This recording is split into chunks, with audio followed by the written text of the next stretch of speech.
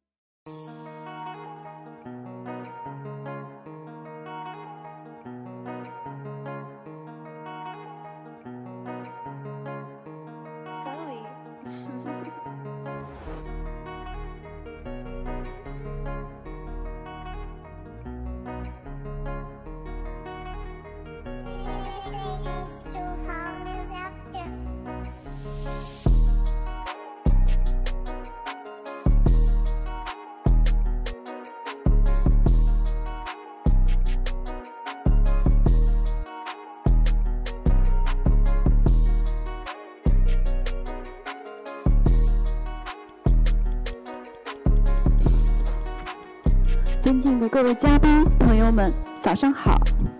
欢迎各位出席第8届网络社会年会。本次年会的主题为反文化重置技术的一切可能性与不可能性。这次年会也是向达芬奇提案上海科技艺术大展暨第7届国际跨媒体艺术节的一个重要的组成部分。随着人工智能的崛起，自然语言处理和大数据的运用深刻改变了我们与技术互动的方式，重新定义了人和机器之间的关系。今天 AI 作为人类自己文化水平的平均值，是我们人类自己映射或者说人类群体的一般智力。人类在面对 AI 的时候，是人类作为艺术家面对艺术作品的时刻。这也可以说是一个充满矛盾的困顿时刻。在过去新旧媒介不断演变的过程当中，我们已然了解，历史不是一个简单的线性叙事，History doesn't travel in linear progression. It's being spread out across all different kinds of media. So in the interwoven and highly converged and highly transformative media era in front of us is presenting us unprecedented ways to do creation as well as expression. We understand that actually, so we have to adapt our strategies for contemporary art. So you see that actually there is a relationship between culture and technology evolution. But we have to think about it. So at the current moment, when AI and other technologies are moving fast, how are we going to tackle all the uncertainties in the future? How exactly are we going to establish a subjectivity? And also as artists and also the humanity socialists, so how can we try to have the recall of the past and look into the future? So how can we envision the possible world going forward? Network Society's annual conference is always studied towards promoting some bridge for scholars, artist thinkers, engineers, and curators to have collaboration and exchange of discussions with each other. We believe that cross-disciplinary collaboration as well as the collaboration and when we put together all the creative and critical minds, so we can feel better about vitality in life, so that we can have a better route of escape and also establish a new castle and also the high ground for our world. So we put together all the leading scholars, artists, and experts in different parts of the world. We are going to talk about the relationship between society, culture, and technology, and how the interplay amongst them is reshaping the world we are living here today. By having some dialectical and critical discussion, we are thinking about for the possible crises and conflicts. How can we deep dive into understand the relationship between technology and culture so that we can usher in a possible pathway for future development? That's high on our agenda. So the first segment is going to be done by Professor Zansky and Zheng Shuli and Chen Jieren. So they are scholars as well as artists. So we're going to talk about how can we establish a community of art and also how this community is rising against the monolithic power of AI technology development. We propose ideas of how technology can how we can intervene with artificial intelligence world. And the second one, Anna and Lev Manovich, as well as before, they are going to do psychoanalysis, theoretical studies, and also theoretical study to think about how can we understand this. So we have Lee and Mark Webb and Rob Lake and Art Jam. So these are the important technical experts in the process of personal computer development to talk about how we can start from the Cold War period and how do we evolve computer as it is right now, counterculture and alternative culture and its impact on them as well. So we have also Rob Lake Oscano, who is going to talk about anti-history, talk about Brazil and Cuba and Brazil and also the alternative anti-network forces and also So how can we use counter-cultural forces to rewrite the history of development of the PC? So art, philosophical theory, as well as the practice of a PC is going to be combined together at our annual conference so that we can establish the alliance against culture. Political and economic critical thinking will be introduced. Media critics and also the philosophical thinking will be introduced as well. At the same time, we have a lot of excellent activities as well. So you'll find that we have the event to connect the algorithm engineers to combine science, technology, and art so that we can create exciting programs. So we are going to try to understand that with the vision of Da Vinci and how can we propose to the future. And also UKI, so the movie by Zheng Xiuli is going to debut in market. So we are going to talk about how do we turn the virus into like a force of action or of tactical resistance. So this is about the converging point between culture and technology. This is offering the opportunities so that we have some chance to stand in place to talk about how can we tackle the challenges of humanistic study as well as technology studies as well. So how can we respond to AI from different perspectives? So let's launch this annual conference. Let's talk about the possibilities ushered in by combining art and technology so that use a new perspective to envision the future. Thank you.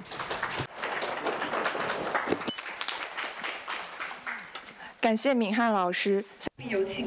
you very much, Professor Ming. So let's welcome the head of INS, so from the Intermediate School of CAA, Professor Huang Sunquan, to deliver some opening remarks. Welcome. Sorry, please use the microphone. Okay.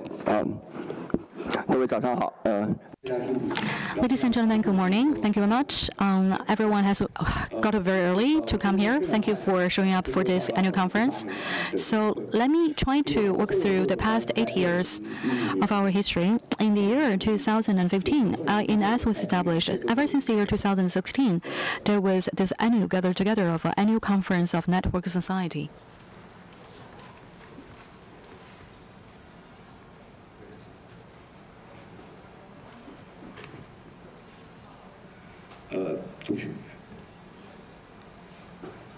It's not my style. So ever since the inaugural annual conference of Network Society, we have already viewed this as a very important priority on our agenda. Aside from doing education and publishing the papers, we hope that we can have the annual conference where we can converge all the forces for the Network Society. So actually, we can connect our theoretical research with our practice as well. Every year, we're talking about different things. So today, I'm very happy to walk you through what happened over the past 8 years. So the first theme for the first inaugural conference is the forces of radiculation. So it was held offline in CAA campus. So this is the first one of its kind in China to talk about network, society, and art and media. So this is the first international meeting on that topic. So every year we're going to have about 10 to 12 different guests so that we can have some dedicated time for some profound discussion as well. So for your information, so we have like Dong Haoji, Fuller, and Willie Chen, Lopnik. So you can refer to their names who we have. And also we find that someone from the Netherlands, and they are all the founding fathers, so familiar faces to everyone. And also Matthew Fuller.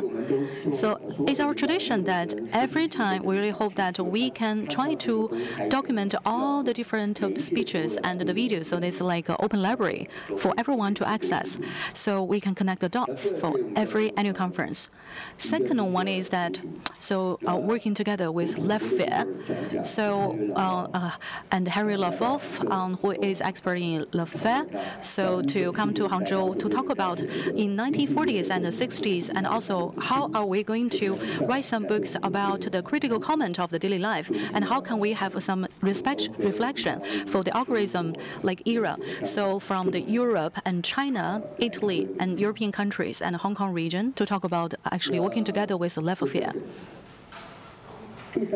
So the third conference is called IUF. So this is about the network of intelligent urban federation or something. So people were talking about the smart city, but actually this is a kind of the mindset of a development. So, but if we try to move beyond the smart city only, we have to make sure people are also intelligent as well, because otherwise it doesn't make any sense. Aside from our annual conference, and also we also have a workshop for IoT and also a social wallet, it's a crypto social wallet. This is a workshop as well. I forgot to mention that for forces of articulation, so from the first inaugural conference since then onward, we have the Young Scholar Roundtable Forum, but it's not an annual one, but for every 2 years there might be a forum like that one. So every year we're going to attract hundreds of different papers, of which we're going to select 10 to 20 to publish. And so you find that we put together the young professors and artists and also the students studying for postgraduate and doctorate degrees or associate professor. So it's becoming a network of young scholars. It's called Young Scholar Artist Roundtable discussion. So these are examples of what we have from Japan, Berlin, Italy, and USA, and Taiwan region, and Korea. So we put together people from all of the different places to have some discussion and do some workshop as well. The fourth one is that actually like Netizen 21 and beyond a personal account. So actually Franco Bifo planned to come here, but you couldn't make it here. So, and also we have a Schneider coming here as well, so Nathan Schneider. So a lot of friends have been supporting us as well, and also the Gilgard. A fifth one is kind of a very aggressive one, because this is prior to COVID. Aside from holding the annual conference, but also we are holding a network workshop. So almost 200 students join us. So we spend less than 30 RMB yuan device to develop that into a device like a radiator, and then we establish our own network facing the West Lake. In the network, you can leave your words, you can produce music, images, photos, and videos, and music or something. This is like an internal network. So these are the participants for that one. We have a Vitalik Buterin, and also you'll find that Eric Glenn, they co-authored a book, so they just published their book translated into Chinese. And also we also have the Williams as well. Join us for the session as well, Sam Williams. So I'm sorry that there are a lot of information cramming in my head, but I don't have enough time to elaborate on everything. But it's kind of a permanent memory technology to store the information in the cyberspace forever, permanently. And also we have from Czech Republic, so we have two the artists joining us for the session as well. So we have a Haplin and his peers. So this is the workshop we have done. So this is a network workshop we have done. So very simple machine, about less than 30 RMB yuan, very cheap, and we're carrying it around for our campus around Xihu, West Lake. And so suddenly it becomes another separate city network that we can get connected to. So the details of this workshop has already been documented as well. So you can go to our website and get all the information. Sixth one is very special. So actually, you find that we have done 3 options and proposals. So the first one is that we issue a co-op social token. Now it's still ongoing right now. And the second thing we have done for this one is that, so actually we developed the first modern village in China and trying to virtualize that and set up the modeling and put it on the decentralized blockchain network. And also we have started early in our journey to start doing things like this one. And also we have printed out a T-shirt, and so to celebrate the 6th annual conference of Network Society. And also we invited different people to join us for this one. So we have different people joining us for this Network Society annual conference. So there is a short video to walk you through the past 2 years of our Network Society annual conference. Let's roll the video. Can you give me another microphone? This one is not working appropriately for me. In Decentraland,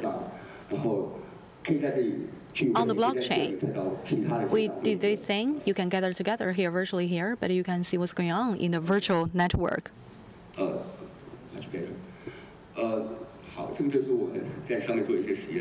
So these are the experiments we're running on that.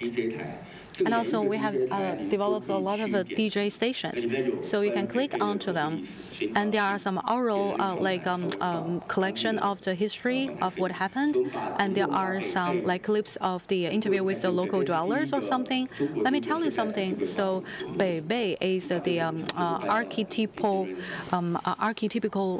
the modeling for a modern China city in the virtual world. So I can roll the video for you so that you have a better sense of what I'm talking about. It's silent. There's no voice coming.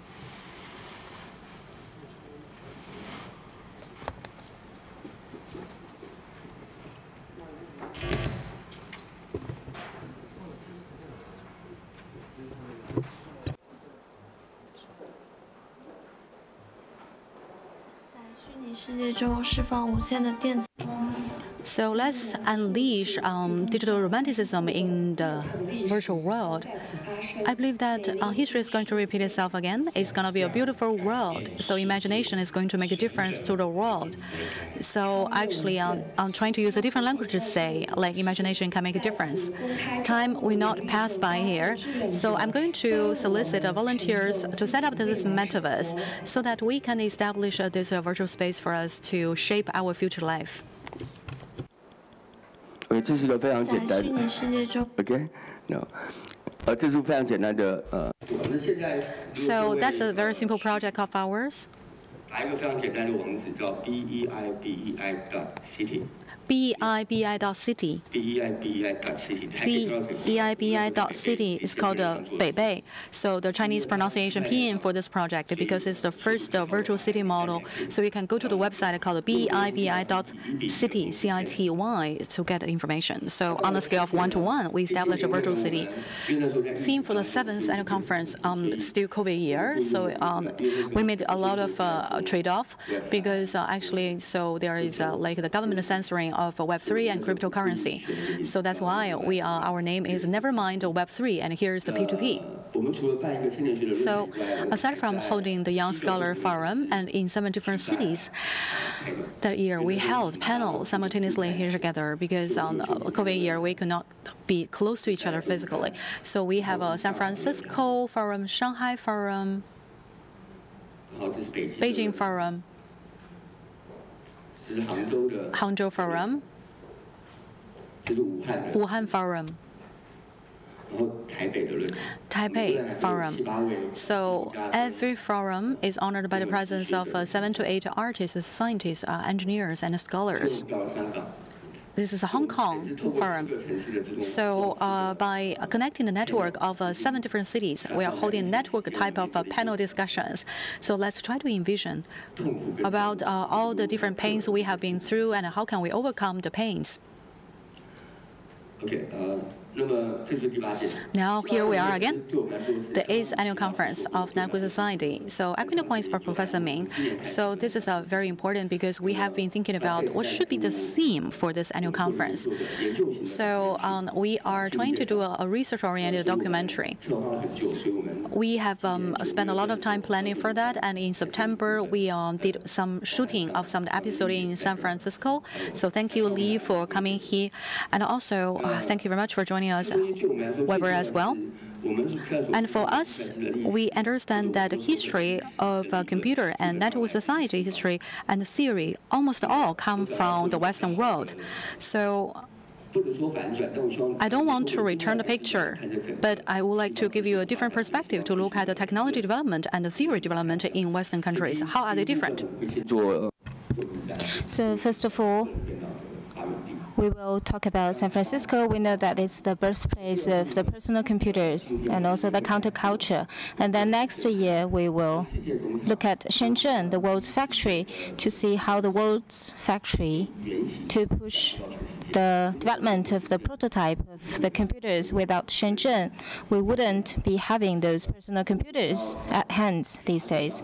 And very few people have heard about it before. And then the third part, we will go back to to Taipei, Hsinchu, to look at the chips, because we know that more than 50% of the chips are produced and designed in Taipei, in Taiwan. So these are the 3 important plans that INS have. So this year we will be focusing on the first part, the counterculture. And these are the guest list of this year's annual conference. I have a very short trailer to show all of you, and then on the evening of the 10th, we will have a longer trailer to show to all of you. And then at the end of this year, our goal is to show the whole story, which will last more than 1 hour. But I will play the trailer first.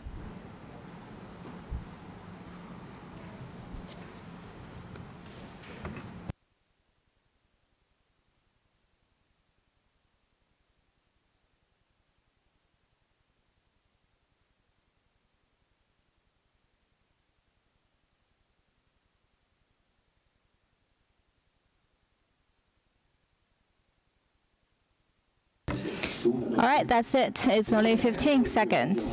So if you're interested, I would like to invite all of you to find our longer version of the trailer.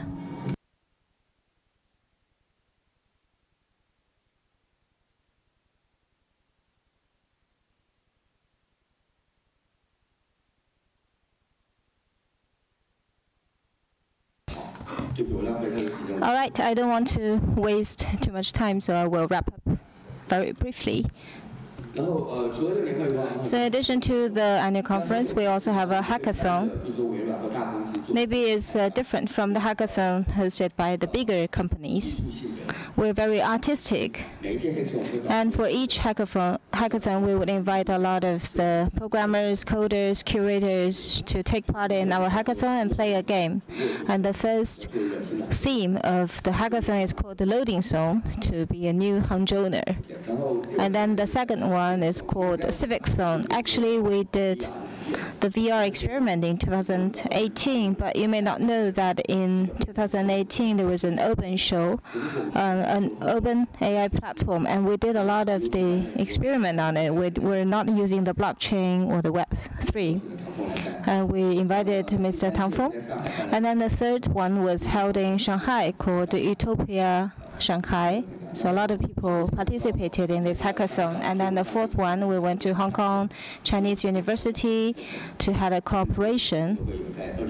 So it was in 2018 in Hong Kong, in Chinese University of Hong Kong. We invited more than 100 of our cooperative partners to take part in the hackathon. And also in Hangzhou, Taipei, Kaohsiung, and Hong Kong, we did a lot of the hackathons.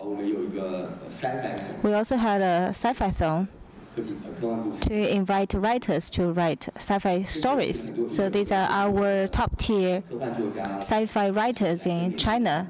So they came to our hackathon and communicated with the young people and taught them how to narrate the sci-fi stories. And then we published a book called Societal Cosmos Sci-Fi Song.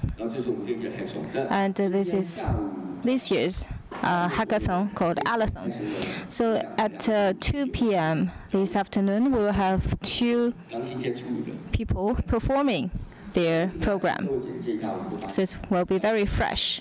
So I just walk you through the past 8 years of the development, and I would like to take this opportunity to welcome more friends, especially young friends, to join our network, join our family, to better look at the global perspective and to look at the Western world, the South world, no matter what world, to have a more in-depth collaboration or a more mature view or understanding of each other.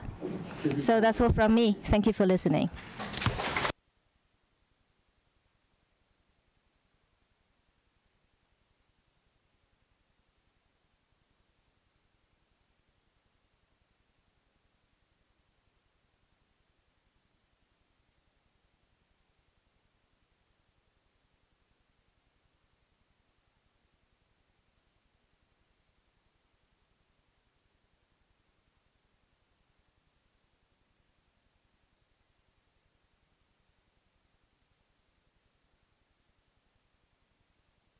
All right, thank you, Professor Huang. Now let's enter the keynote speak session. This morning we will have 3 keynote speakers, and our viewers online can scan the QR code on the screen to enter into the Q&A box, and then after each speech we'll have 20 minutes to answer the questions.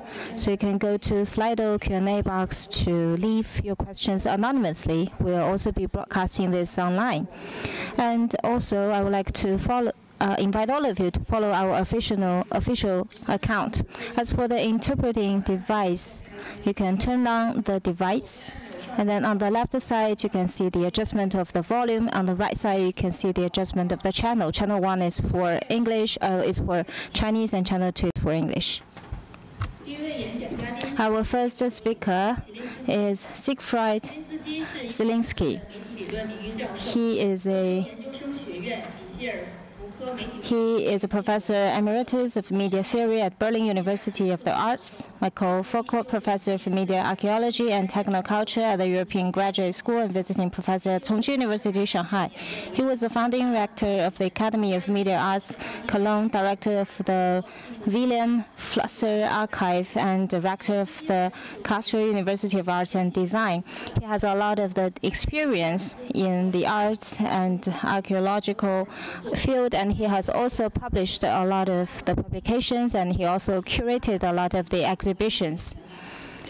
And recently he has been collaborating with the musicians and to publish a lot of the results, and he has created a lot of the audio work for a lot of the radio frequency stations. He is also so his speech will be from the unconditional me to an unconditional we, variations of cutting in artistic activities. Welcome, Professor. The floor is yours. Thanks a lot. I was already a little bit impatient because I had to get up very early to be here punctually at 9 o'clock to speak. I went up at 6 o'clock or something, which is for me in the middle of the night. But I hope I'm awake now and I can fulfill my task within the framework of time which you had given.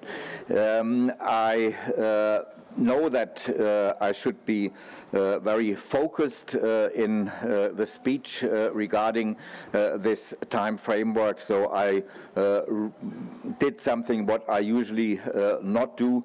I wrote down what I want to say to you, otherwise for the free speech I would need much more time. So let's directly jump into it. This is the way how I interpret this subject, the topic of counterculture, resetting all impossibilities of technology. And I had this illusion that the two conferences from yesterday and today are connected and the same people are listening. So I made something completely different, of course, in comparison to yesterday, but I also have references to yesterday. But I see some faces which are here who had been there yesterday too, so I think I will not be too far away. Especially Wu Jiang, who is here. I don't know if I pronounce you correct. Wu Jiang, is that right? He was you. Please don't look back. You gave a speech yesterday on the alpha generation, didn't you? No? You spoke on the alpha generation. You are the? No? It's not the same person? Oh, no. Oh, what a pity. Because the alpha generation will be present somehow. Okay, some of you were there yesterday, and I hope you get the connection. Let me start. It has to do with a state of the world which only seems harmonious on the outside, in the glamour of the accelerated global trade of commodities. Fundamental conflicts and crises have taken on an enormous explosive force and make us look even more closely and critically than before, especially when it comes to the advanced technologies of communication. Does the promise, salute, does the promise of an improvement of conditions through technical communication still have a real basis? Salute. What governs the gigantic digital empires of exploitation and control? How can one intervene artistically in the strategies of concealment of artificial worlds, including extelligent ones? This concealment issue for me is the most important regarding the new artificial extelligence. We can discuss later why I call them extelligence and not intelligence. Don't the existing technical communication relations urgently need repair instead of the compulsion to constantly create something new? Innovation, as we heard yesterday, has become a religion.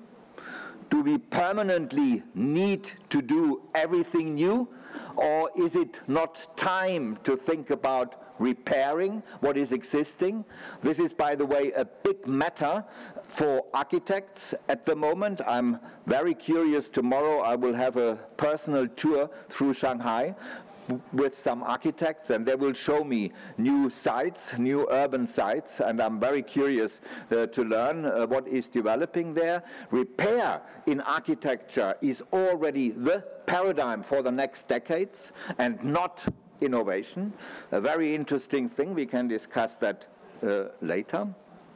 Even with the risk of making something before we really understand it. This is my very short but very philosophical interpretation of artificial intelligences and their perception and the way we are dealing with it at the moment. We are doing it, we are making it without really understanding what it is.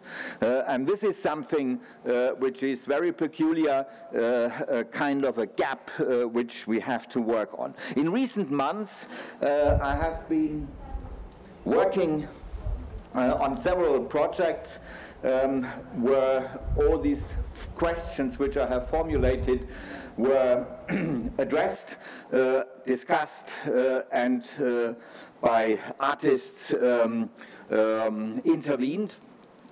One project was, and it's still running, on black boxing. It was run by the Einstein Center in Berlin, the Einstein Center for Digital Future. My former assistant, Daniel Irang, has curated the art show on black boxing, artistic investigations into digital realms of exploitation and control. There were artists from all over the world who were working especially on this really big and important task to unblack box artificial intelligences, to unblack box the training rules, the training grammars, and all that. That's very, very important, and they did a very good job. This was one of the projects. I come somehow back to that in a second. The second one was, this was, sorry, that was too fast. The computer is a little bit dodgy. Something is wrong here. You could use this. That's better. Oh, I should use that. Okay. This was a project called Irrational Computing. It plays a very important role for many artists at the moment inside of the hardware, inside of the software, but more inside of the hardware which is running the software. They are looking for the, let's say, quantum physical basis of computing, which is not at all linear, which is not at all to be described in digital form. forms, but which goes beyond the rationality of the digital. Ralph Becker is such an artist. This is a project, Relational Computing. He started already in 2011, and it's still going on, and it creates very, very fascinating machines, again, with this impetus and this gesture of unblack boxing. He really opens the machines down to the ground, down to the, what is happening down there? That's what is rumoring inside of it. This is something completely different than the digital level which we can see and with which we operate. By the way, just one critical remark to my dear friend Friedrich Kittler, who was quoted in the intro description for the conference. I never agreed with his kind of, let's say, deterministic media theory. He had a deterministic media theory, and one of his theses was that the computer is the last medium, that the digital, the Turing machine, is the last thing which swallows everything before and everything possible afterwards. I don't believe in this kind of eschatology, of these kind of stories about last things. There are no last things. There are no first things and there are no last things. The universe is much more complex. Hopefully, otherwise I would give up my job. I perhaps sell cars or something like that and get very rich and live on an island or somewhere. If everything would have a beginning and an end, it would be very, very boring. I know that physicists need this kind of simplicity. They get a lot of money for that, billions of money, to again and again talk about the Big Bang and all this deterministic stuff. Yesterday we heard a few talks about that, but this is not what we are really interested in. I come to the 2 points which are interesting more. This is the third part of activity which I did a bit more than the last months. I created a school in Berlin, or let's say I co-created it. I gave it the brand mark, so to speak, the ideas, called AI Anarchies. I did this in cooperation with the Academy of Arts, the prestigious Academy of Arts in Berlin. It's about exploring anarchistic potentialities in artificial intelligences, an exhibition and a book project starting with 3 simple assumptions. And please, ladies and gentlemen, especially the young ones under you, concentrate for this next 5 minutes and then you get most of what I have to say. This is very important. I try to define for you what I mean when I talk about AI anarchies. First, long before machines took on human character, humans had become machinic. This is a very, very basic starting point for my assumptions. Long before machines took on human character, humans had become machinic. Man a machine, exclaimed doctor and physiologist Julien Onfray de Lamettrie euphorically in the middle of the 18th century. His outrageous treatise was directed above all against the great René Descartes and his followers, who attributed a soul and thus consciousness to man as the only living being. We're still discussing that 300 years later. Lamettrie materialized also the last refuge of immateriality, the soul, and thus closed the cycle of intelligent disponibility of matter. Circular conclusiveness, I call this. Circular conclusiveness long before the invention of cybernetics. We are talking about the 17th century. Circular conclusiveness, I like this term a lot. I play with it a lot. It's wonderful for describing the situation in which we are at the moment. I am an artifact, therefore I am. I am an artifact, therefore I am. It sounds like a rock song, and it is a rock song. I wrote this rock song, I come back to that, together with Einstürzende Neubauten, and we put it into music. This is a good starting point to think about the challenges we have to deal with. This is how an essential dimension of the program of the European Enlightenment, namely that of instrumental reason, can be accentuated. In the arts, it has long since ceased to be a matter of making the impossible possible. We have been extremely successful at that. It is time now to confront what has become possible with its own impossibilities. I repeat that, this sentence is very important. We have been extremely successful at that. It is time now to confront what has become possible with its own impossibilities. This is what one could call the move out of the closed user circuits of the expedient. In German, this would mean verzweckt. It's a very, very nice term. In English, expedient. I don't know if you really understand it. I don't know how it is translated into Chinese, but it's a very, very challenging term. Out of the expedient, out of the verzweckte, into the open, into the open. It is worth every attempt. Second, the gender-fluid musician and performer, Genesis Briar P. Orridge, some of you will know him, considered it at the noblest task of the artist, to deprogram oneself. To deprogram oneself. This would be, so Genesis P. Orridge, this would be the prerequisite for deconstructing social relations like politics, economy, culture, gender, and so on. GPO literally said, I quote him in a film which I admire a lot. It's called 1984, Decoder. It's on the internet. You can see that. It's a cult movie with Burroughs, with G.P. Orridge and others. I quote GPO, "I believe that everyone is programmed from birth. You, me, everyone is programmed from birth. And that is unhealthy. For me, art is the ultimate questions, the ultimate thoughts, how to deprogram yourself."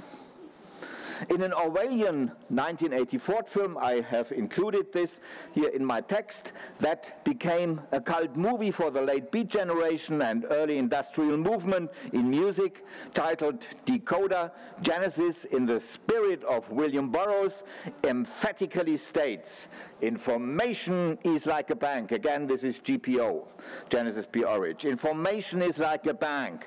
Some of us are rich, some of us are poor with information. All of us can be rich. Our job is to rob the bank, to kill the guards, go out there and destroy power." Genesis P. Orridge, 1984. His version of 1984. Third, and this is connected with a second quote from GPO, "The true evil, the evil par excellence, are the social conventions and fictions, the social fictions that are superimposed on the natural conditions, starting from the family, to money, to religion, to the state." This was a quotation by Fernando Pessoa. He lets his banker begin his novel from 1922 with this monologue. The title of the book is "An Anarchist Banker." The basic idea of this ingenious text from 1922 is amazing and still provocative. and I think very, very much provocative also for artists. Against the social fictions as mechanisms of domination could help to push them to the extreme and thus lead them ad absurdum. Using the example of the most powerful fiction, namely that of money, this means it makes more sense to become a banker than robbing a bank. Think about that.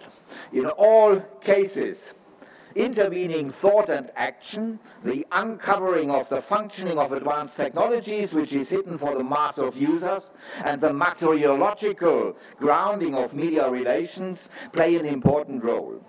These activities belong to the basic gestures of media-based countercultures. Today I will talk about a fourth potentiality, namely the possibility of a new future subjectivity that we can connect with the technical existences we live in. This is a risky thing because this is not yet written down in a book or something like that. This is completely open, and for the purpose of the speech today, I had to very strongly cut and shorten my arguments. I hope you will get it somehow. The discussion, by the way, just to give you a framework, has been developed very strongly around the Documenta 2022, the big art exhibition in Kassel and beyond. I call my short expertise from unconditional I to unconditioned we to a conditional you, variants of joint action in the arts, and a plea for an economy of friendship. This is the most important point.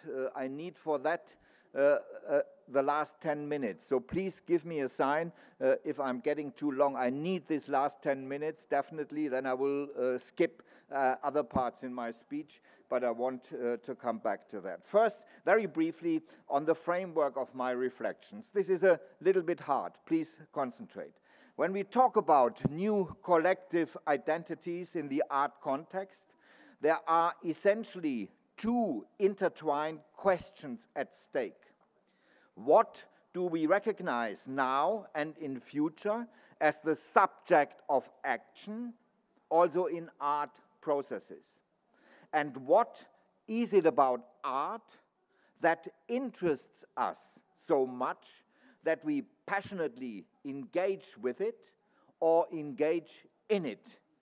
That which distinguishes artists by their origins, gender, applications, political programs, or ideologies, or rather the particular aesthetic ethical values that only artists are capable of generating as a particular one.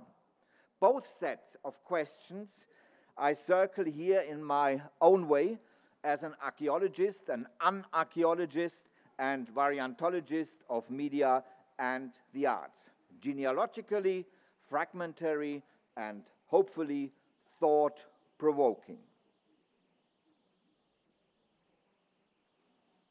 Gilles Deleuze traced the explosive nature of the question of subject identity in a very early text. In fact, it was his dissertation, Différence et Répétition, from 1968. It was that time when acting in collectives was part of the paradigm of everyday life on the left.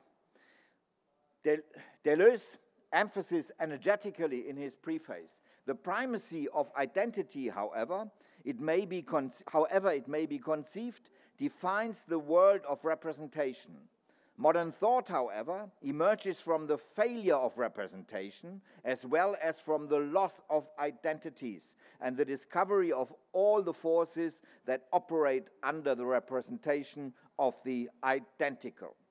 The modern world is that of mirage, simulacra, He uses the word in 1968 simulacra, which then later became so important for Jean Baudrillard and his media theory. The postmodern world, I would add, is definitely that of the principal failure of any concept of representativeness. They can only be maintained as phantasms, these concepts of representativeness.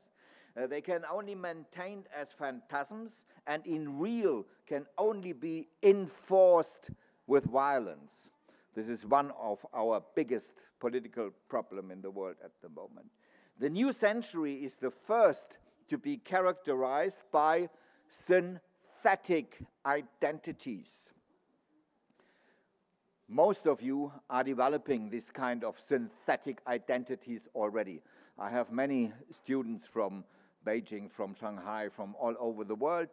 Some of them were born in South Africa, some of them were born in China, some of them are born in Bulgaria, and then they are going to school in London, and then they are starting to study in the United States of America, and then Berlin is the hotspot of the world, and they all come to Berlin, learn German, and so on. So these are synthetic identities. They have no motherland anymore, and they have no mother tongue anymore. They speak 3 or 4 languages, and they don't know anymore which one is their own language.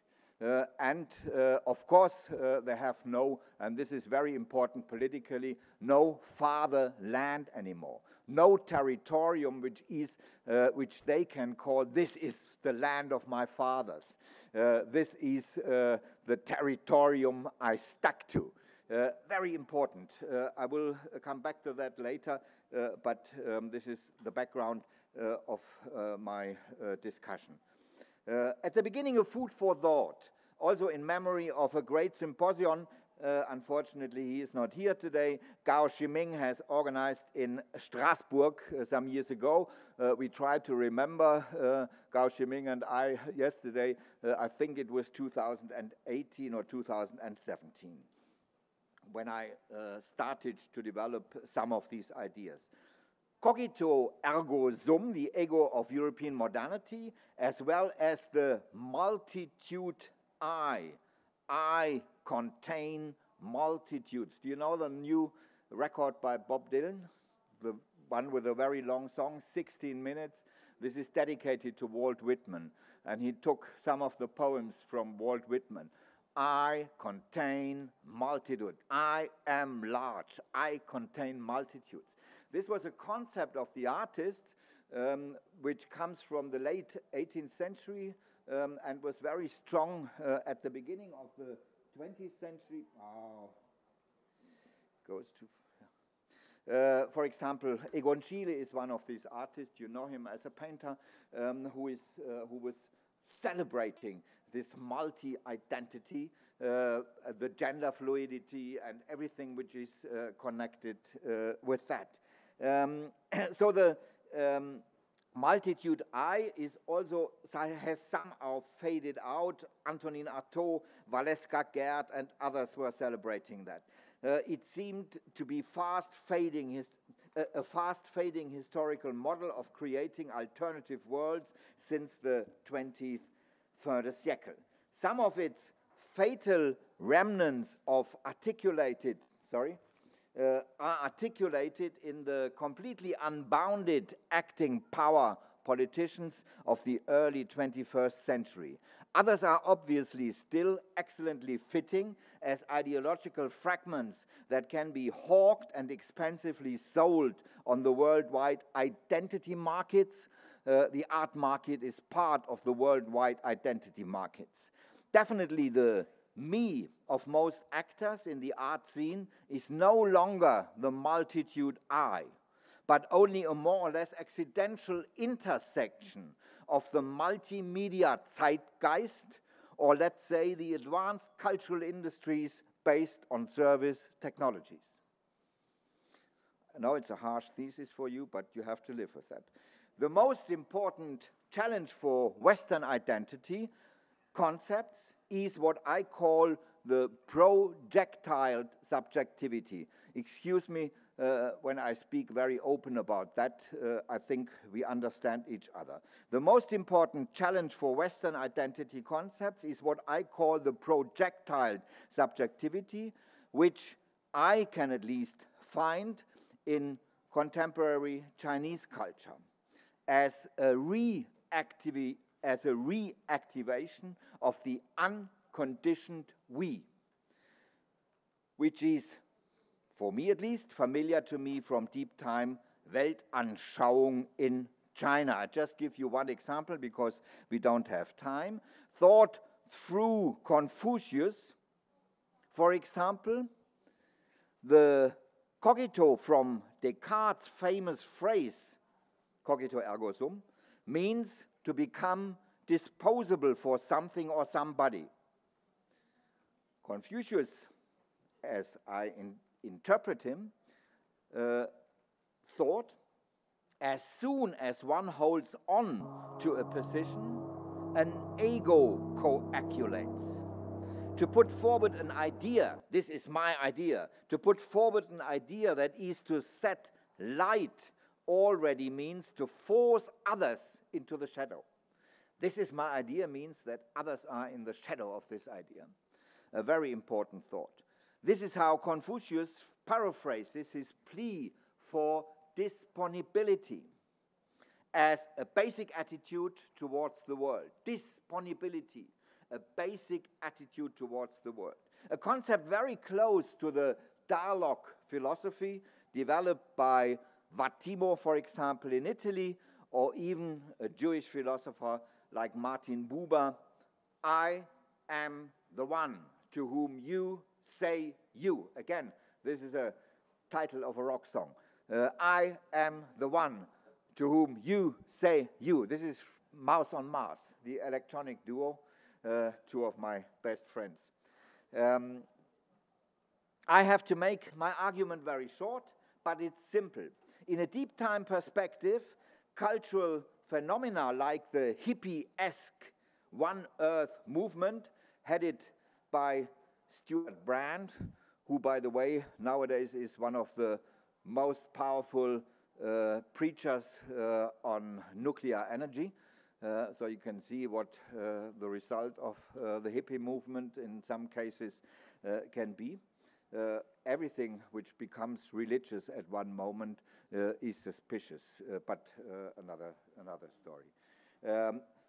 Stuart Brand, the One Earth movement, which co-created Silicon Valley, as well as Mao Zedong's Cultural Revolution, which of course has been ontologically completely different, can be interpreted as generators for producing and distributing new kinds of subjectivity. I know this is a little bit a risky thesis, but please think about that. And I don't mean it negative at all, but the Cultural Revolution, how Mao Zedong developed it with the Red Book as the Bible, as the manual, as I interpreted the manual how to run this revolution. You know, it's full of algorithmical elements when you read the book. Just reread it again after a few decades, then you can interpret it on the background of your knowledge about computers and algorithm. You can read it in a different way. It was the Bible to create the new man, the new subjectivity, which was very complex. Of course, I have not the time to discuss that now, but you know much better about that, so I don't need to go into details. These new subjectivities should prepare the singularities for a kind of sociality, this is important, which would be essentially not based on the human relation to nature anymore, but would be constituted basically by and through advanced technology, a kind of a social-based cybernetics. And thus was functioning as a hinge between the subjectivities of the traditional nature-oriented knowledge cultures and the new modes of existence, a term by Simondon, as some of you will know, and the new modes of existence based on advanced technologies and consumption, their agencies, their artifacts and networks. This is what I call the unconditioned we. With this introduction in mind, I like to differentiate today between 5 variations of connecting, of we, in processing artistic realities. Of course, there are a few more variations. If you can read Danish, recently I gave a lecture in Copenhagen and it's published as a little book, and you will find the full range of possible collective identities in arts, which I spread it out there. My presentation implicates a miniature phenomenology for a political economy of contemporary art production, a minimal outline for a political economy of art production. What we should note at the outset is that the question of collectivity, of the we and the unconditioned ego and the rest of it, is quite different in the various art practices. It's quite different for painting, for sculpture, for photography, for poetry, than for performance, social actionism, music, film, or advanced media arts. These are different genres of art. We never should forget that. And of course, they also have different kinds of subjectivity, of subject concepts, which are rumoring inside of them. That's, at least for me, very important. We tend to forget that. It was also yesterday a big problem in the discussion of somebody like Leonardo da Vinci and the Renaissance artist. We operated yesterday with a harmonic art concept, which is not existing anymore. It never existed and it will never exist. Anyway, the first one, I make it very short now because I want really to come to my end. The first form of collective work and the first form of we in the arts is what we can call the collectives, das Kollektiv, the cooperative or the workshop. This works on the same level, and our dear friend has already, in his introduction, given some of the examples. The Latin collectivum stands for a formation of classes, the grouping together of the details that are similar to each other under a designation that neglects their differences in favor of the togetherness, of being together, or even conceptually abolishes the differences. As associations of artists, collectives have a deep temporal genealogy and are not a European but a worldwide phenomenon. Let us think, for example, of the painters who came together in the early 18th century with thoroughly conservative intentions under the open and holy umbrella of the Nazareth. They defended sacred art against its increasing profanation in the period of the Enlightenment, or the pre-Raphaelites who in the 19th century England set out to aesthetically elevate everyday experience, not even stopping at merciless kitsch. This is an important remark because not every collective, not every cooperative or workshop is progressive per se. They can also be very conservative and can be driven by retrospective ideas. I forgot to. Now we can keep that a little bit. But I need the next one. You will see Mao Zedong in a strange context there. This was a oh, do you want to photograph it? Please. This is a typical montage from the end 1960s with which I grew up. You have Mao Zedong in the context of The Who, my generation. You have the Beatles, you have Bob Dylan, and you have a lot of other mothers of invention, Frank Zappa. So he was really a pop star for us. So this is why I think I am allowed a little bit to talk about it. I even had an abonnement of the Red Flag, the newspaper, which was existing at that time, printed with red letters on white, thin paper. It was sent to me all the time for some years. So he was a big star for us, a big pop star. And we sang his manuals sometimes. Anyway, contemporary collectives have historically emerged from two motive complexes. This is important, and perhaps the speaker who is following me will talk about that a little bit more. Both are closely intertwined.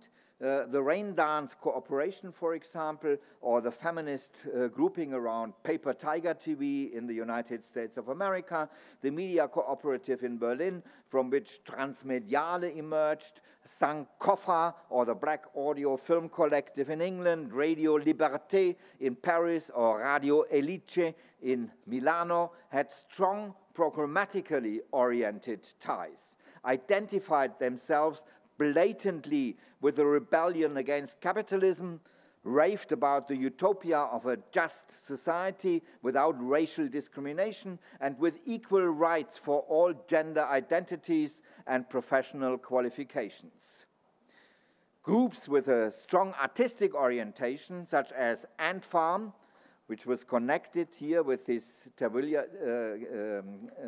television group, the Critical Art Ensemble in Chicago, or Ponton TV in Germany, were also anchored in the fluxes happening and action movements with their targeted critical and aesthetic confrontations with the new media dispositives and their charismatic leading figures. This is from 1969, the cybernetic nomad. When you want to be a revolutionary, you should not possess anything, or only very little what you need for everyday life. And this was a kind of a hippie-esque utopia. You have a van, everything you need also for creating television, for making video, and so on is fitting into this lorry, and all the people who are working together are also fitting into this lorry, and this is the way they spent their life and dreamt in a very concrete way of the future. I jump a little bit. I leave this first part on collectives and workshops. Perhaps this is most familiar to you. And I come to the second form of the we, the band, the ensemble. This is connected with my talk about economy of friendship, so I need to present this part. The band, the ensemble. In this variant, I'm not talking about the band as Gilles Deleuze and Félix Guattari invoked in the Mille Plateaus as an underground connection of like-minded, socially marginalized people. Although such aspects certainly flow into my band subject. Rather, it is about that formation in the history of 20th century mass culture as it developed from the low period of chamber music on the one hand and from jazz and dance music on the other, and developed a strong identity with rock music. I use rock here as an umbrella form or an umbrella term for the most diverse variants of musical rebellion and radical artistic expression, including phenomena such as punk, industrial, heavy metal, and other varieties of a counterculture to commercial pop. By the way, one of my last dissertations, which I supervised, it was finished last year, has the title Alchemy of Punk.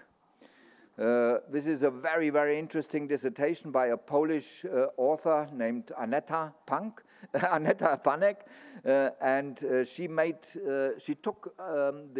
undertook this risky thing that she tried to construct a genealogy of punk, which goes, of course, much further back than just the 70s or the 80s in rock music. It goes back to the poets of the 16th and the 17th century, even the late Middle Ages, those who were really completely different than what the society was demanding for them, and so on.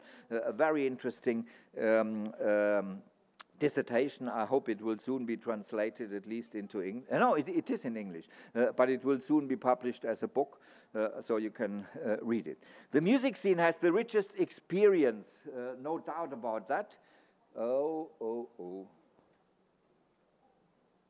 I don't know, it's very strange. But perhaps I should follow your advice. This is Wally. I would have talked about her a lot, but I skip her. The music scene has the richest experience of creative interaction in the arts. This also applies to material production and distribution. Outstanding, outstanding, really. Also in its perseverance is the Berlin label Free Music Production, FMP, which emerged from a group of jazz musicians around the saxophonist Peter Brötzmann. He died a few months ago, very sad, and he is not amongst us. I was very happy when you mentioned Shenzhen. When I was in Shenzhen the first time, there is a small record shop combined with a cafe, and they have a lot of cassettes, of musical cassettes, but also records. And they had the whole range of FMP, of Brötzmann. I was really very happy when I, when I was there, because this collection you don't get very often in Germany or in Berlin or so. That was very unusual, very good. So he was one of the pioneers for that. Free production and, of course, free aesthetics of improvisation. For 42 years, between 1968 and 2010, this label, FMP, not only organized concerts and festivals and produced numerous records, following the example of Charles Mingus' debut records from 1952. FMP stands for a self-determined infrastructure organized by musicians, for musicians and their lovers, and a living space that would be enjoyable beyond the capitalist music industry. Allow me this little biographical note. When I started to study, when I was in your age, when I was 18, 19, I spent most of my time in a jazz club, and started to play instruments which I could not play, but it was a great fun to play them with others and to improvise. I learned a hell lot in this short period about free production and free thinking.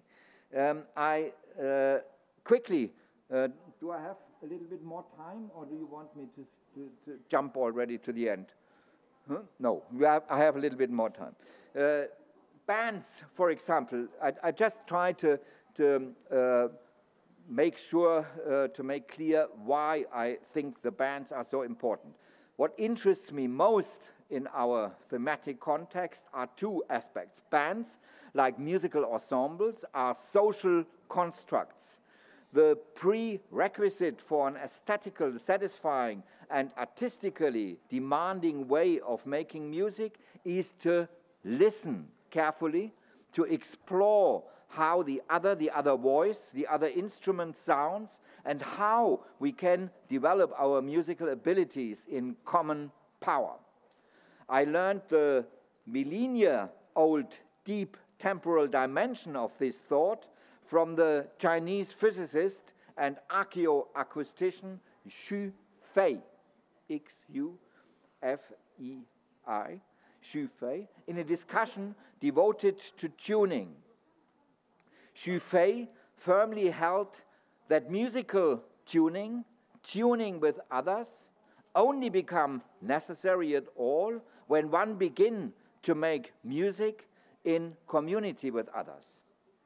The potentially political content of this aspect is expressed in the German language in several terms that are effective in the semantic field of parliamentary democracy. The activity of speaking to each other etymologically determines the institution of the parliament, parlare, to speak in Latin. The political mood and even more clearly the vote denote on the most important acts with democratically constituted societies. This is the first aspect.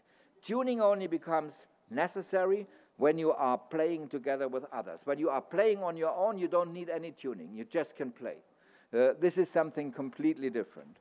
From musician friends and my own modest experience as a frontman singer, when I was 14, 15, I was singing in a band. I know that bands are exciting above all in their formative phase, in their becoming. That's when the mutual listening, the curiosity about the other, the respect for his or her idiosyncrasies and abilities is most intense and sincere. So it was also with the band. With some of them I cooperate since some years. Einstürzende Neubauten, new collapsing buildings. The translation is a bit silly. I would wonder how it is in Chinese. Einstürzende Neubauten. Oh, what's going on here? You see, that's nice. It's reacting, the machine. Blixer Bargeld, the singer, Andrew Unruh, the guy who is playing this machine, and this FM Einheit here underneath. What is it in Chinese, Einstürzende Neubauten? Anybody can say? Oh, that sounds not bad. At the beginning, they were improvising like that. Now, it was pure improvisation. They were playing these huge machines which they found on building sites or somewhere, and then they started to make their noises, and Blixer was screaming. Total improvisation. The texts were not prepared. They were completely free, and a few years later, they became quite famous and established. But I show you now. We need sound, loud sound. I show you the first record of Einstürzende Neubauten when they recorded it. Sound, sound, sound.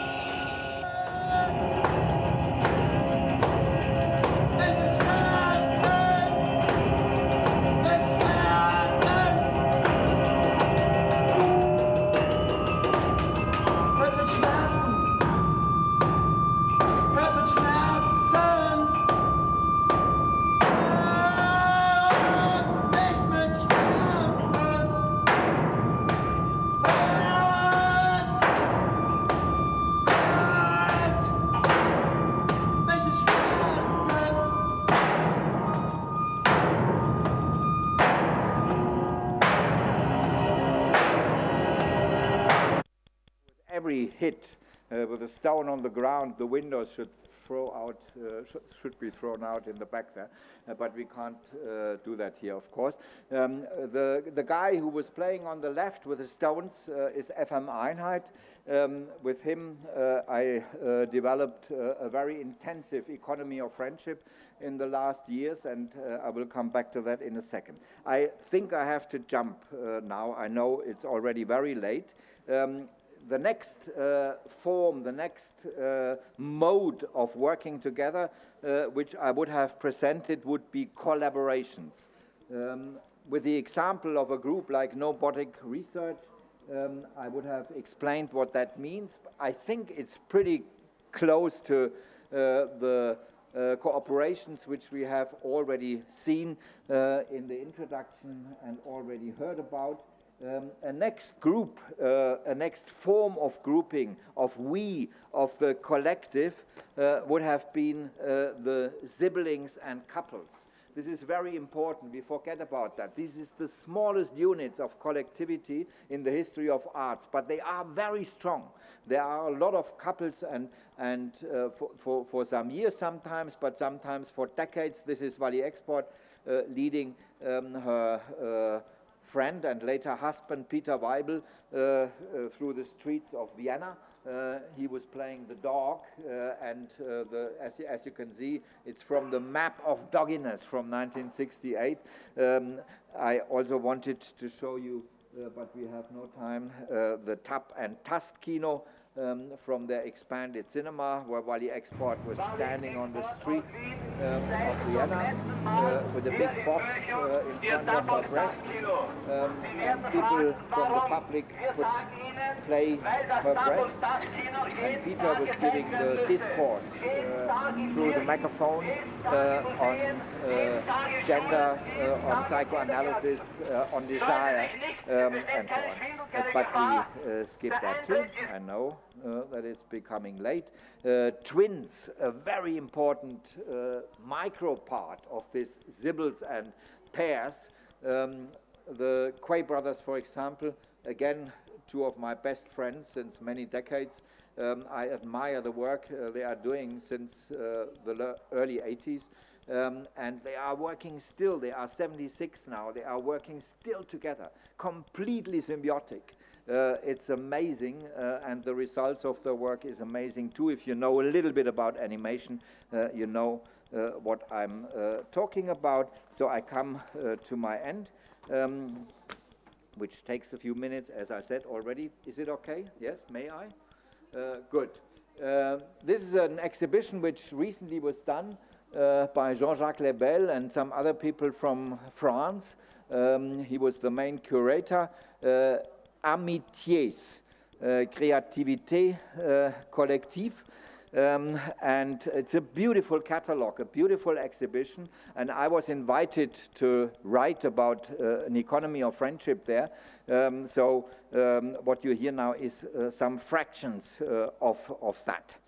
Philosophical writers from Maurice Blanchon and Georges Bataille to Roger Caillois, Pierre Klosowski and Jacques Derrida are unanimous in this point. The purposefulness of a relationship is the poison that eats away every radical friendship from within. There we are again with this strange term, Verzweckung, which I quoted at the beginning. Friendship is rather like the event, hospitality, or the gift.